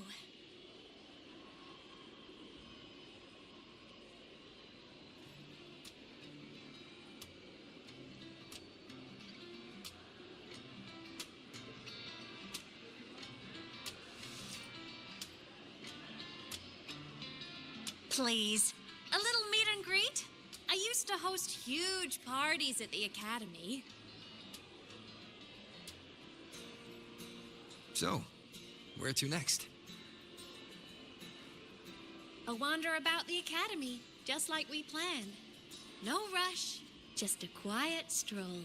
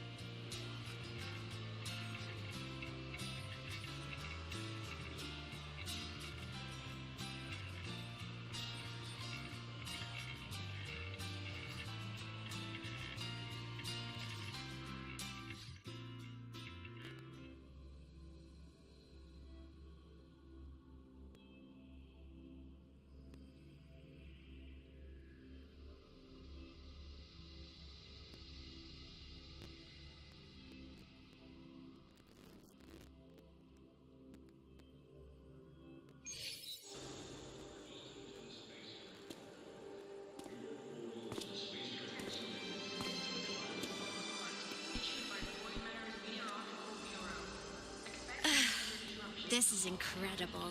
Having company like this? The boredom I felt as a ghost could have literally killed me again. Want to go up top to feel the breeze?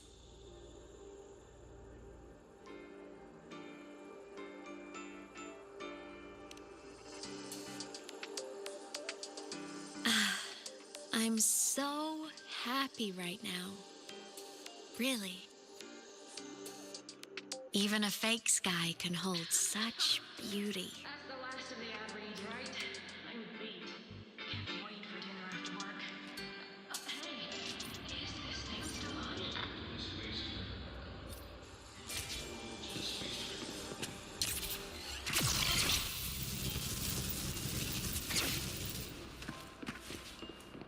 Let's just make do with a Nutri-Pack for now.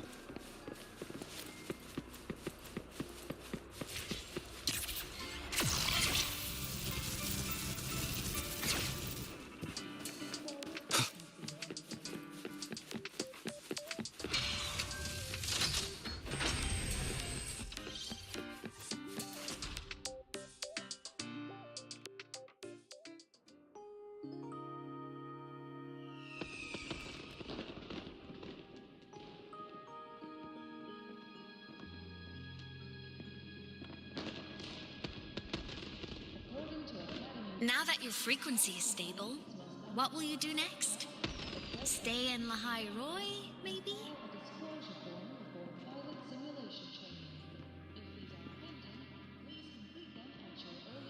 The Thermodian here needs to be dealt with first. Of course. Typical workaholic. I knew you'd say that. Aleph 1 won't be an easy fight. But I believe in you. You're the one who keeps making the impossible possible. And after that, will you keep traveling? Any destination in mind?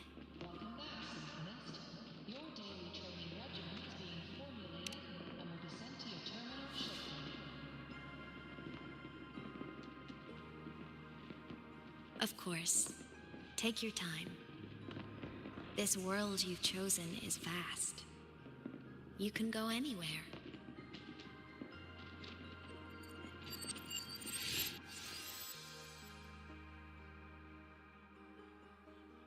Are you leaving now?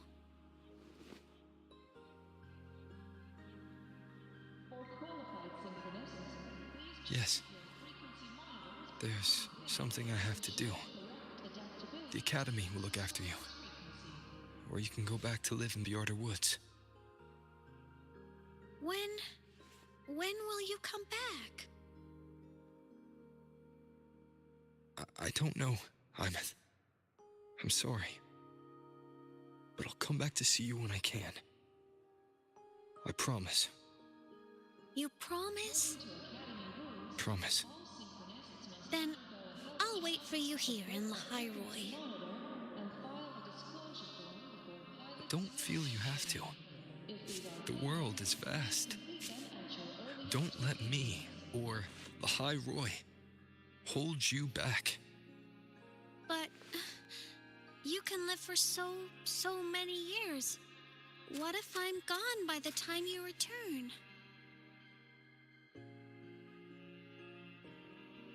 Sorry. I shouldn't have said that. You should go now. Aemeath. Just go! I know you're worried. It's not fair. Why does it have to be you saving the world? You're always so exhausted, always getting hurt.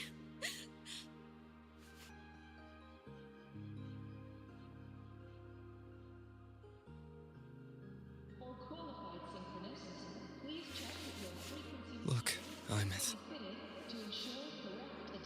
I've walked through lands torn apart by the lament. Every tear weighs me down, and every cry breaks a bit of my heart. Their pain is no different from mine. Neither is their joy.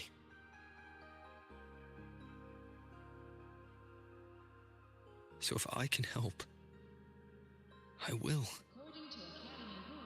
I have to. Then I'll be the one to protect you someday. You protect me. Yes! You're not invincible. You get hurt, you get tired, you get sad. You're just like everyone else in this world.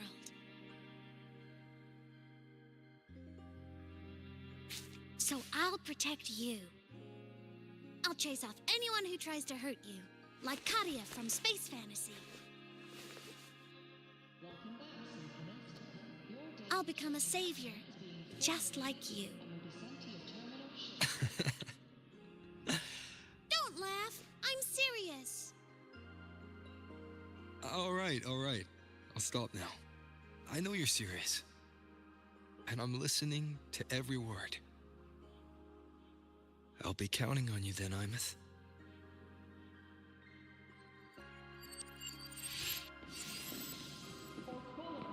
Tired? The frequency Sigilum took is coming back. It's not a great feeling. Abby's already helping me recover through the tacit mark. I'll be fine soon. Just close your eyes and take a nap. You deserve a little peace.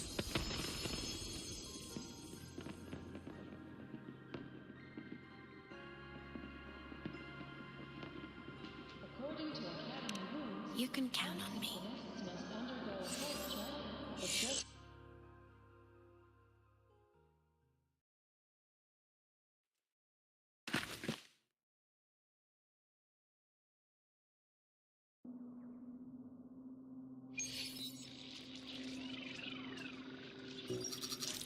Huh?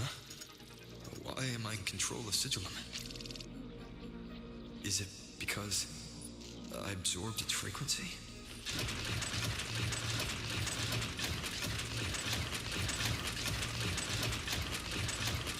Aemeath's mind space is even more chaotic than last time.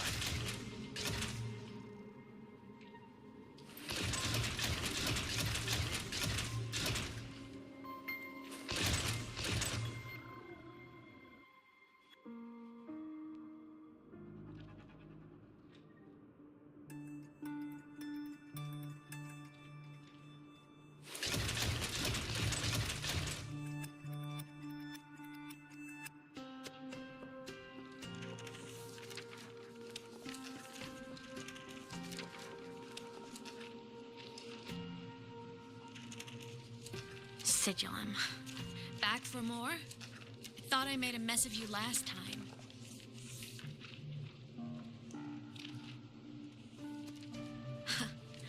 I can tear you apart 1,000 times, but you never really die, do you? Fine. You're going to sit there and listen to me lose it.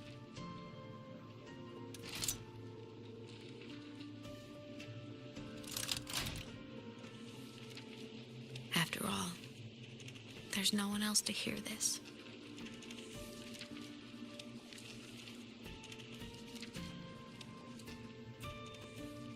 I can't speak. Or move. Was Sigilum incapable of speech back then?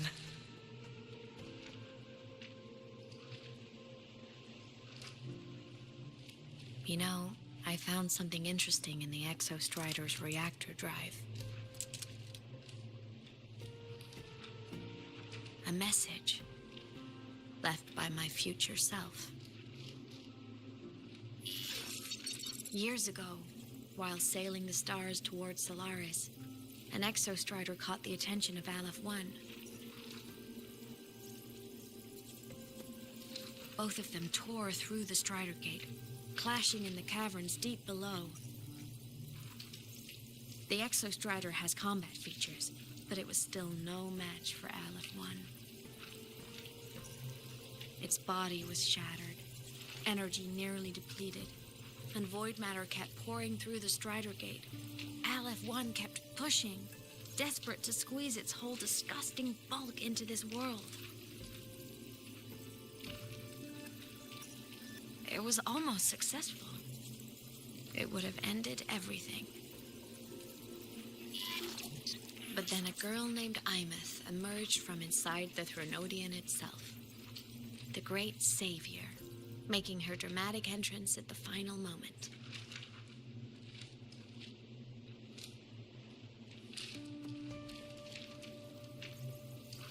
The Exostrider watched her touch its great sword, the one pinning the Threnodian. Their resonance sent a surge of power back into the reactor drive. It turned the massive blade, forcing the Threnodian back through the Strider Gate and driving a seal over it. But the human girl who had resonated with the Exostrider, she was dragged through the Strider Gate with the Threnodian, vanishing from Solaris forever. Aemeath was the key? She helped the Exostrider seal the Threnodian? I was shocked at first, but the moment I stepped into void space, it all made sense.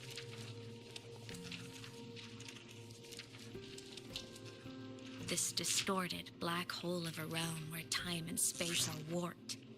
It appeared when the Threnodian came to Solaris. Anything lost inside can exist in multiple moments at once. Things caught in it can be thrown into junctures of time they were never part of.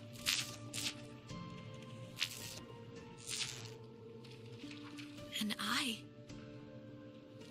can move through it all. The void matter can't touch me.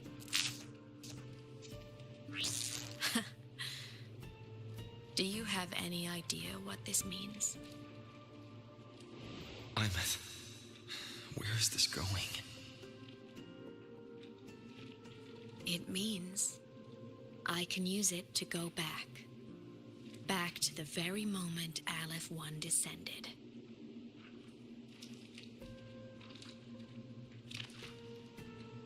Time, cause, effect. A perfect closed loop. But my meeting with him all those years ago, that wasn't the cause.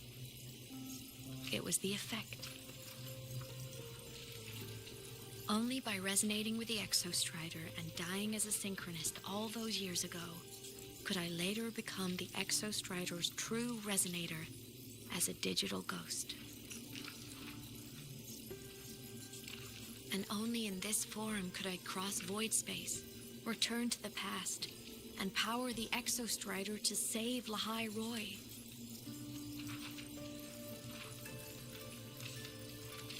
And only because Lahai-Roi survived could he have ever come here, rescue my younger self, and let me grow up here to become the chosen synchronist in the first place.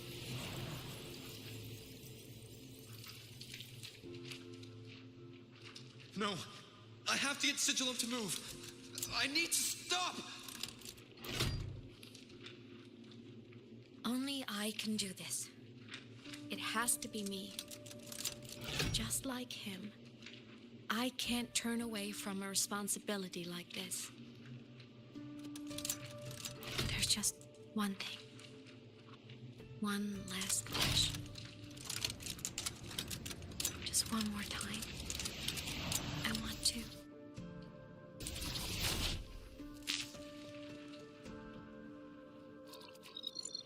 Aemeath.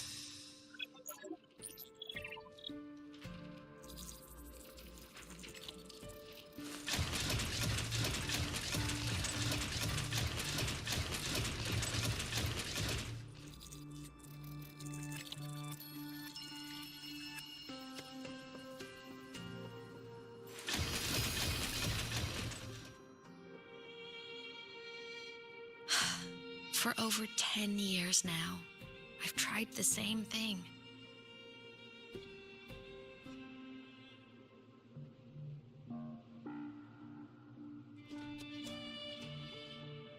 Every time the reactor drive ran its self-diagnostics during peak void storm season, I tried to reverse time. And every time, I failed. I just wasn't strong enough. But now, further along the timeline, the edges of void space are beginning to collapse. I don't know why the Threnodian is changing, but I know there won't be another chance.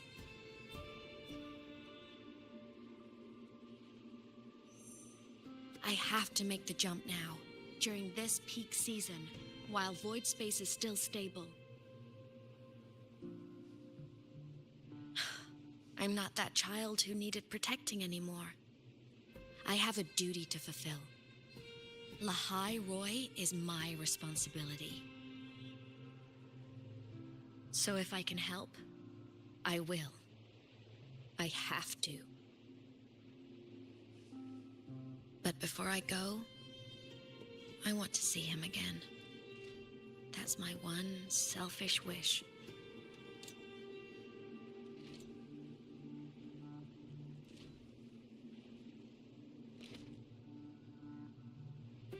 I want to talk to him, to know how he's really been. I want to spend a little more time with my family. I was always afraid that when he finally discovered the truth about himself, he'd feel so alone. But it's all right now. He told me about his journey after losing his memories. It was meaningful. He met people. People who care for him, who miss him. People he formed connections with.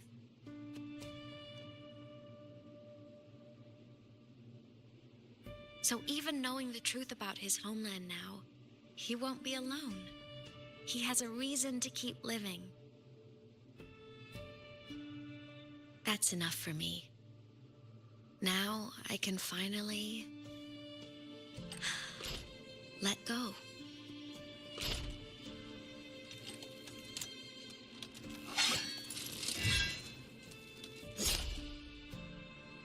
You? How? Aemeath, don't you dare decide this by yourself! You're the one who taught me that my pain is no different from anyone else's. I can't turn my back on the responsibility I have.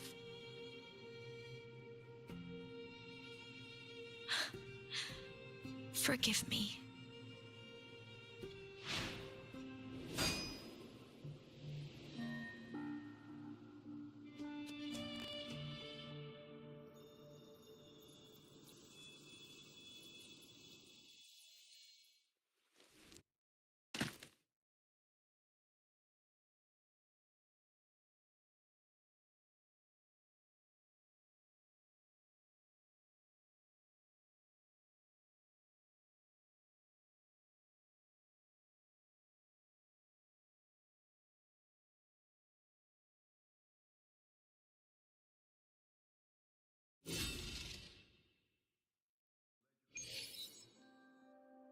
Aemeath!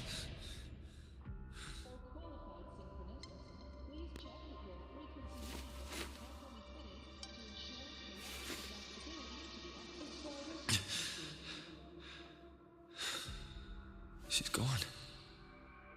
This is the piece I was missing. Luke said the core's self-diagnostics would trigger peak void storm season. She knew. When she returned to the core, she already knew. She's been waiting for this moment. Waiting to travel back in time. The lake in the Frostlands. The void matter is densest at its depths. If I'm lucky, I can find a way into void space from there. I can still catch up to her. I have to move now.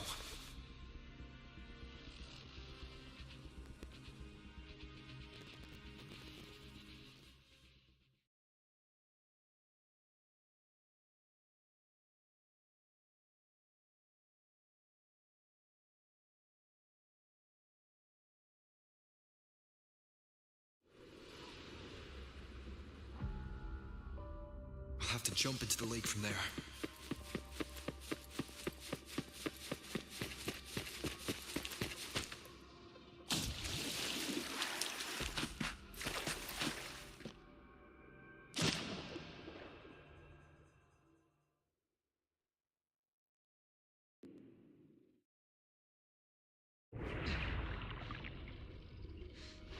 go!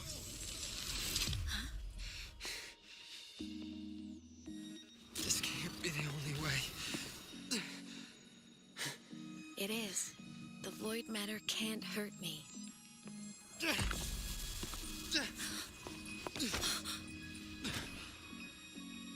Don't try to save everyone on your own. This time, you have to trust me. No.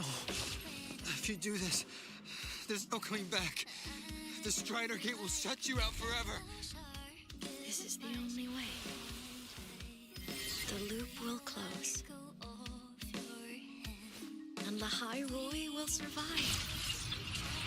Aemeath! And we will find each other in the Frostlands.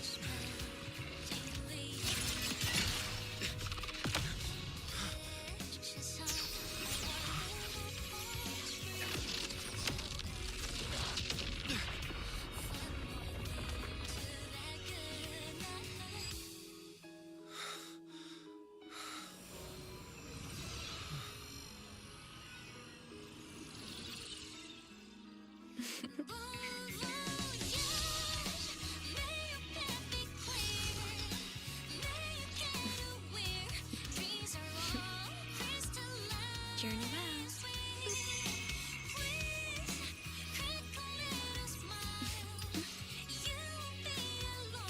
I hope to make you proud. I hope I haven't let you down.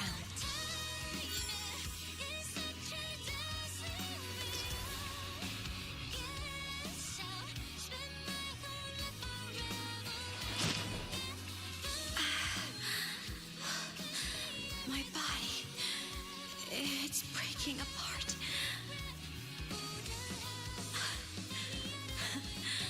Have to overclock to get through. Oh, should have known it'd be this brutal.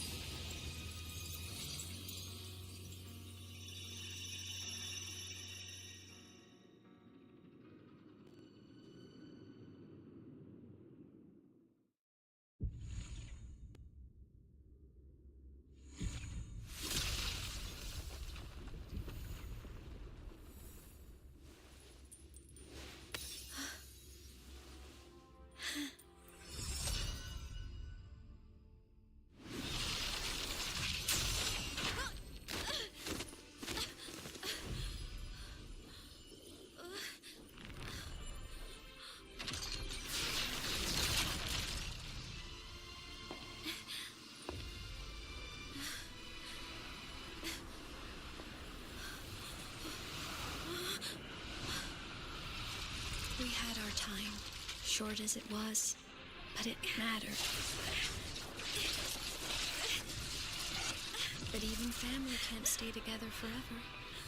The time to part always comes.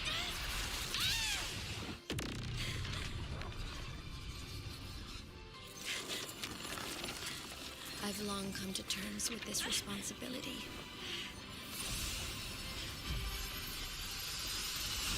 I don't regret a thing.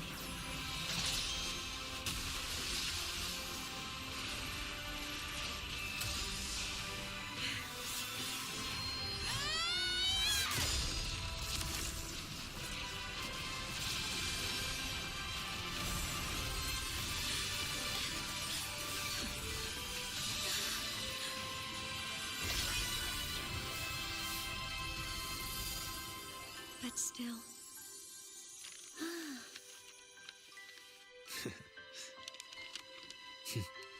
Wish I didn't have to leave you.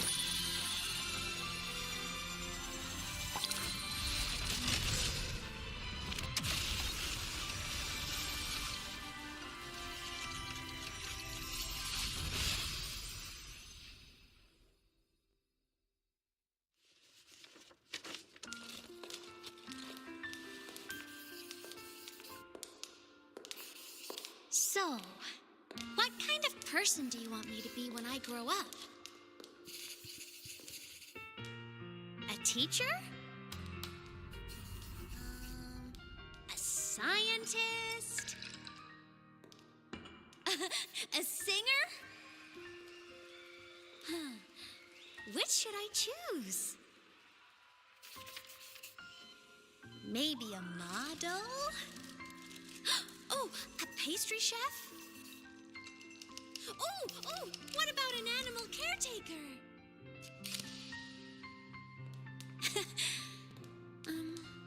What would make you proud? Aemeath, my only wish for you is that you live a happy life. I see. And you? What's your wish for me? I wish that in your long, long life, you never forget how to feel the sorrow and the joy.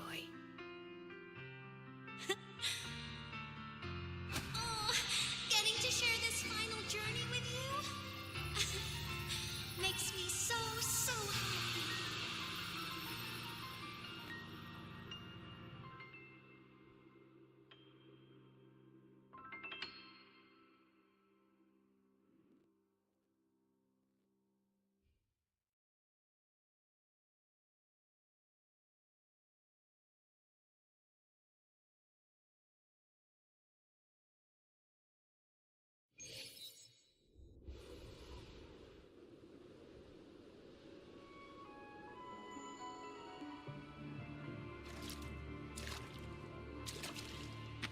Aemeath said someone lifted her from the lake when she was a child.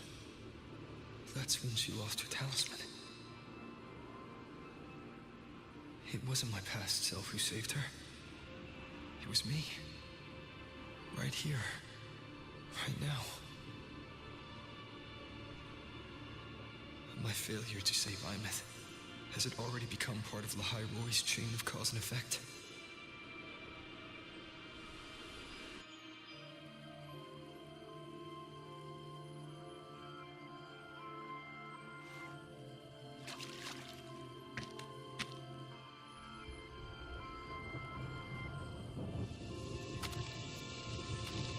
There's still a way.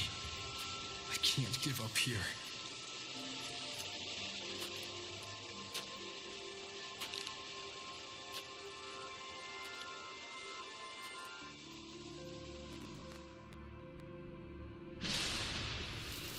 Aemeath is on the other side of the Strider Gate.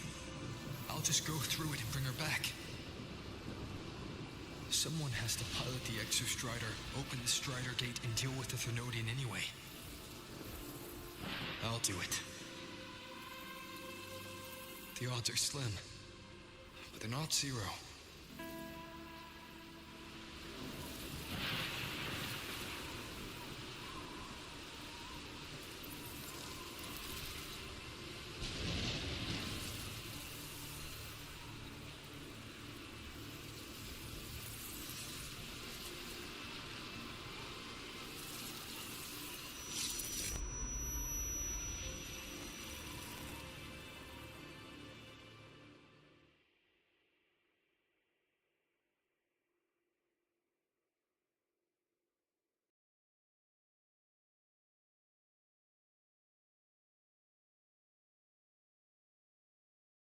For qualified synchronists, Got the mind please check if your frequency monitor is properly fitted to ensure correct adaptability to the Exostrider's frequency.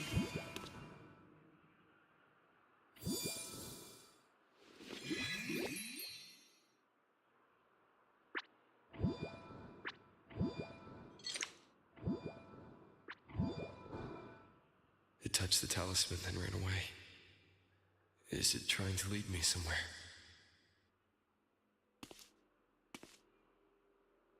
That direction. It's the Synchroling training grounds. What's wrong? The simulation pod won't open? Seems so. It bugged out with an emergency error and just locked down. Maintenance is on the way. But it's showing it's occupied. Class just started. No one could have gotten in yet.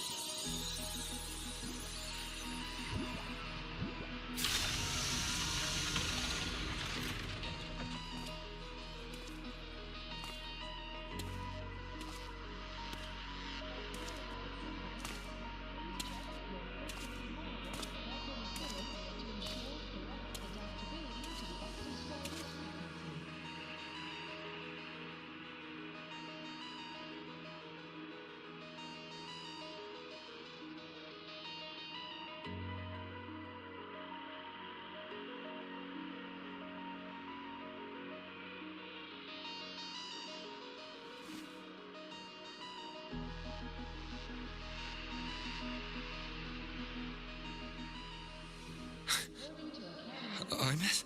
All synchronists must undergo a health check, equip a frequency monitor, and file a disclosure for simulation training. If these are pending, please complete them at your earliest convenience.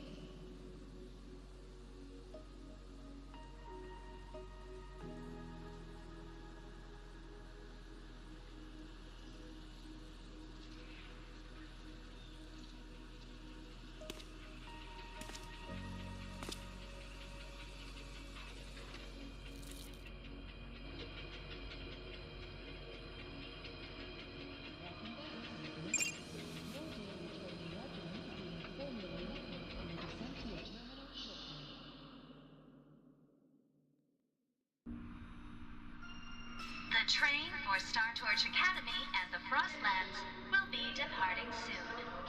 All passengers, please take your seats and fasten your seatbelts. Void storm hazard level at transit stop low.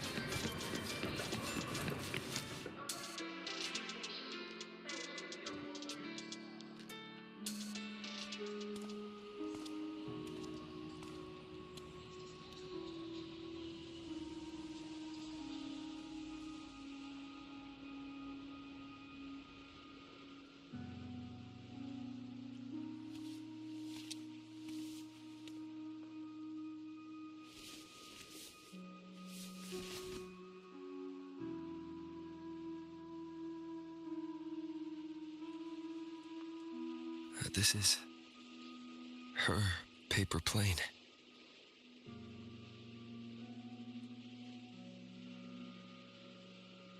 You can keep it, if you'd like.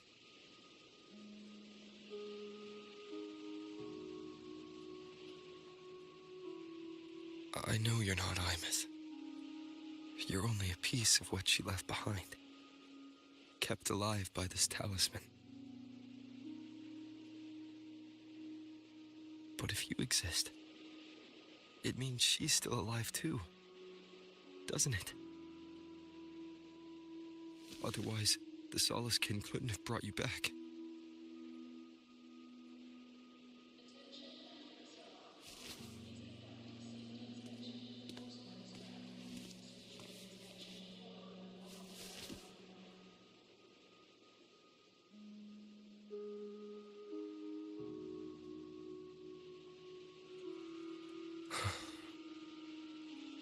So, it wasn't for nothing.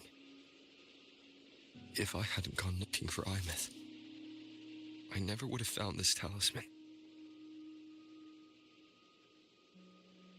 And you wouldn't be here at all. Luke told me you're a piece of her. A thread that might still tie her to this world. If I follow it, maybe I can find where she is.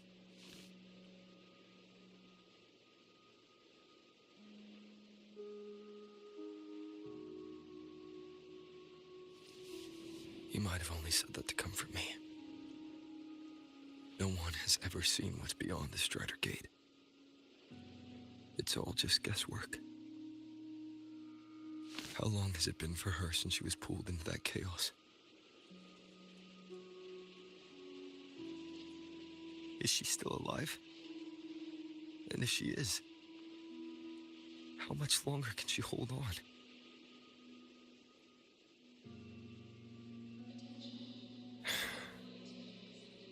I don't know.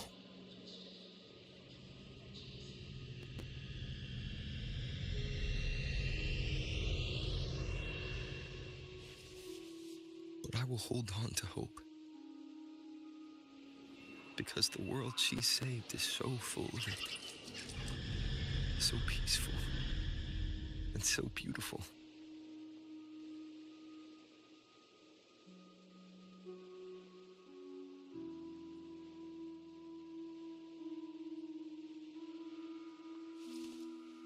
It's strange, seeing Aemeath so quiet like this.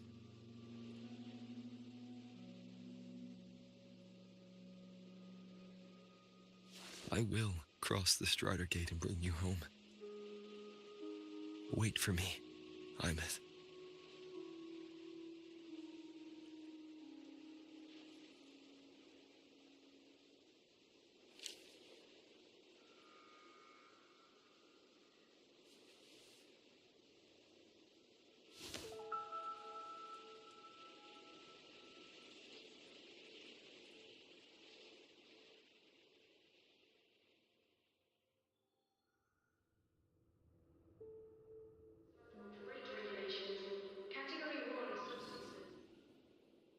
Don't be sad.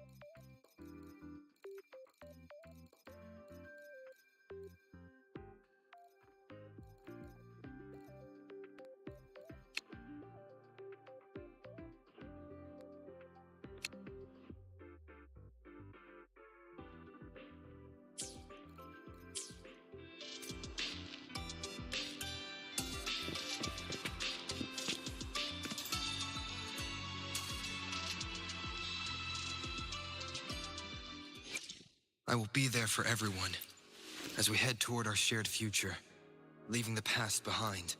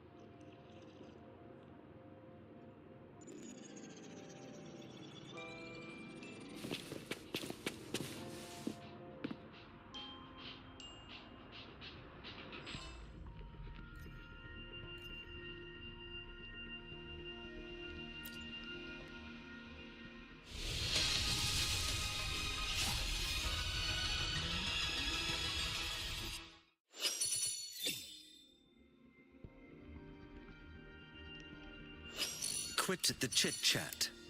Tell me what you need and I'll make it.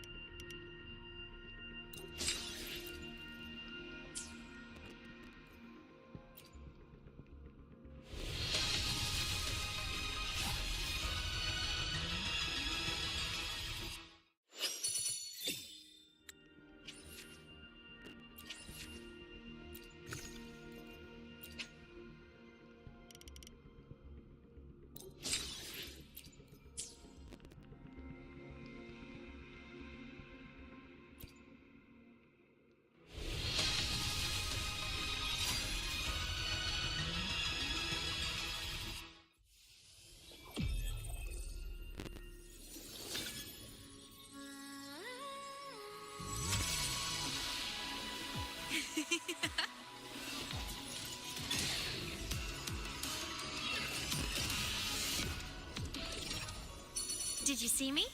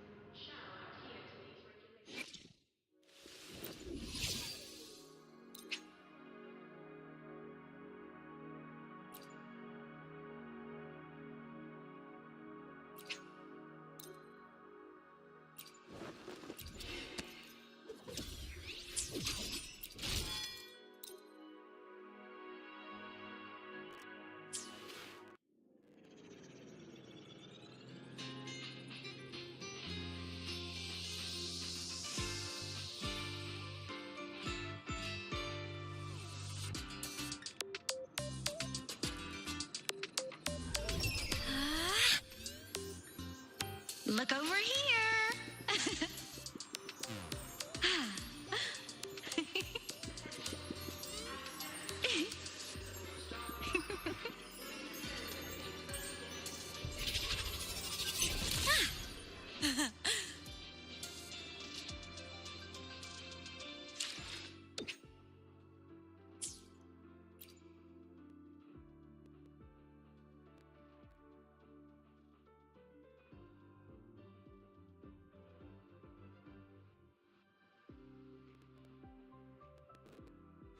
I need not wait for a starry night, nor tilt my gaze to seek the sky, for I have placed it at my back.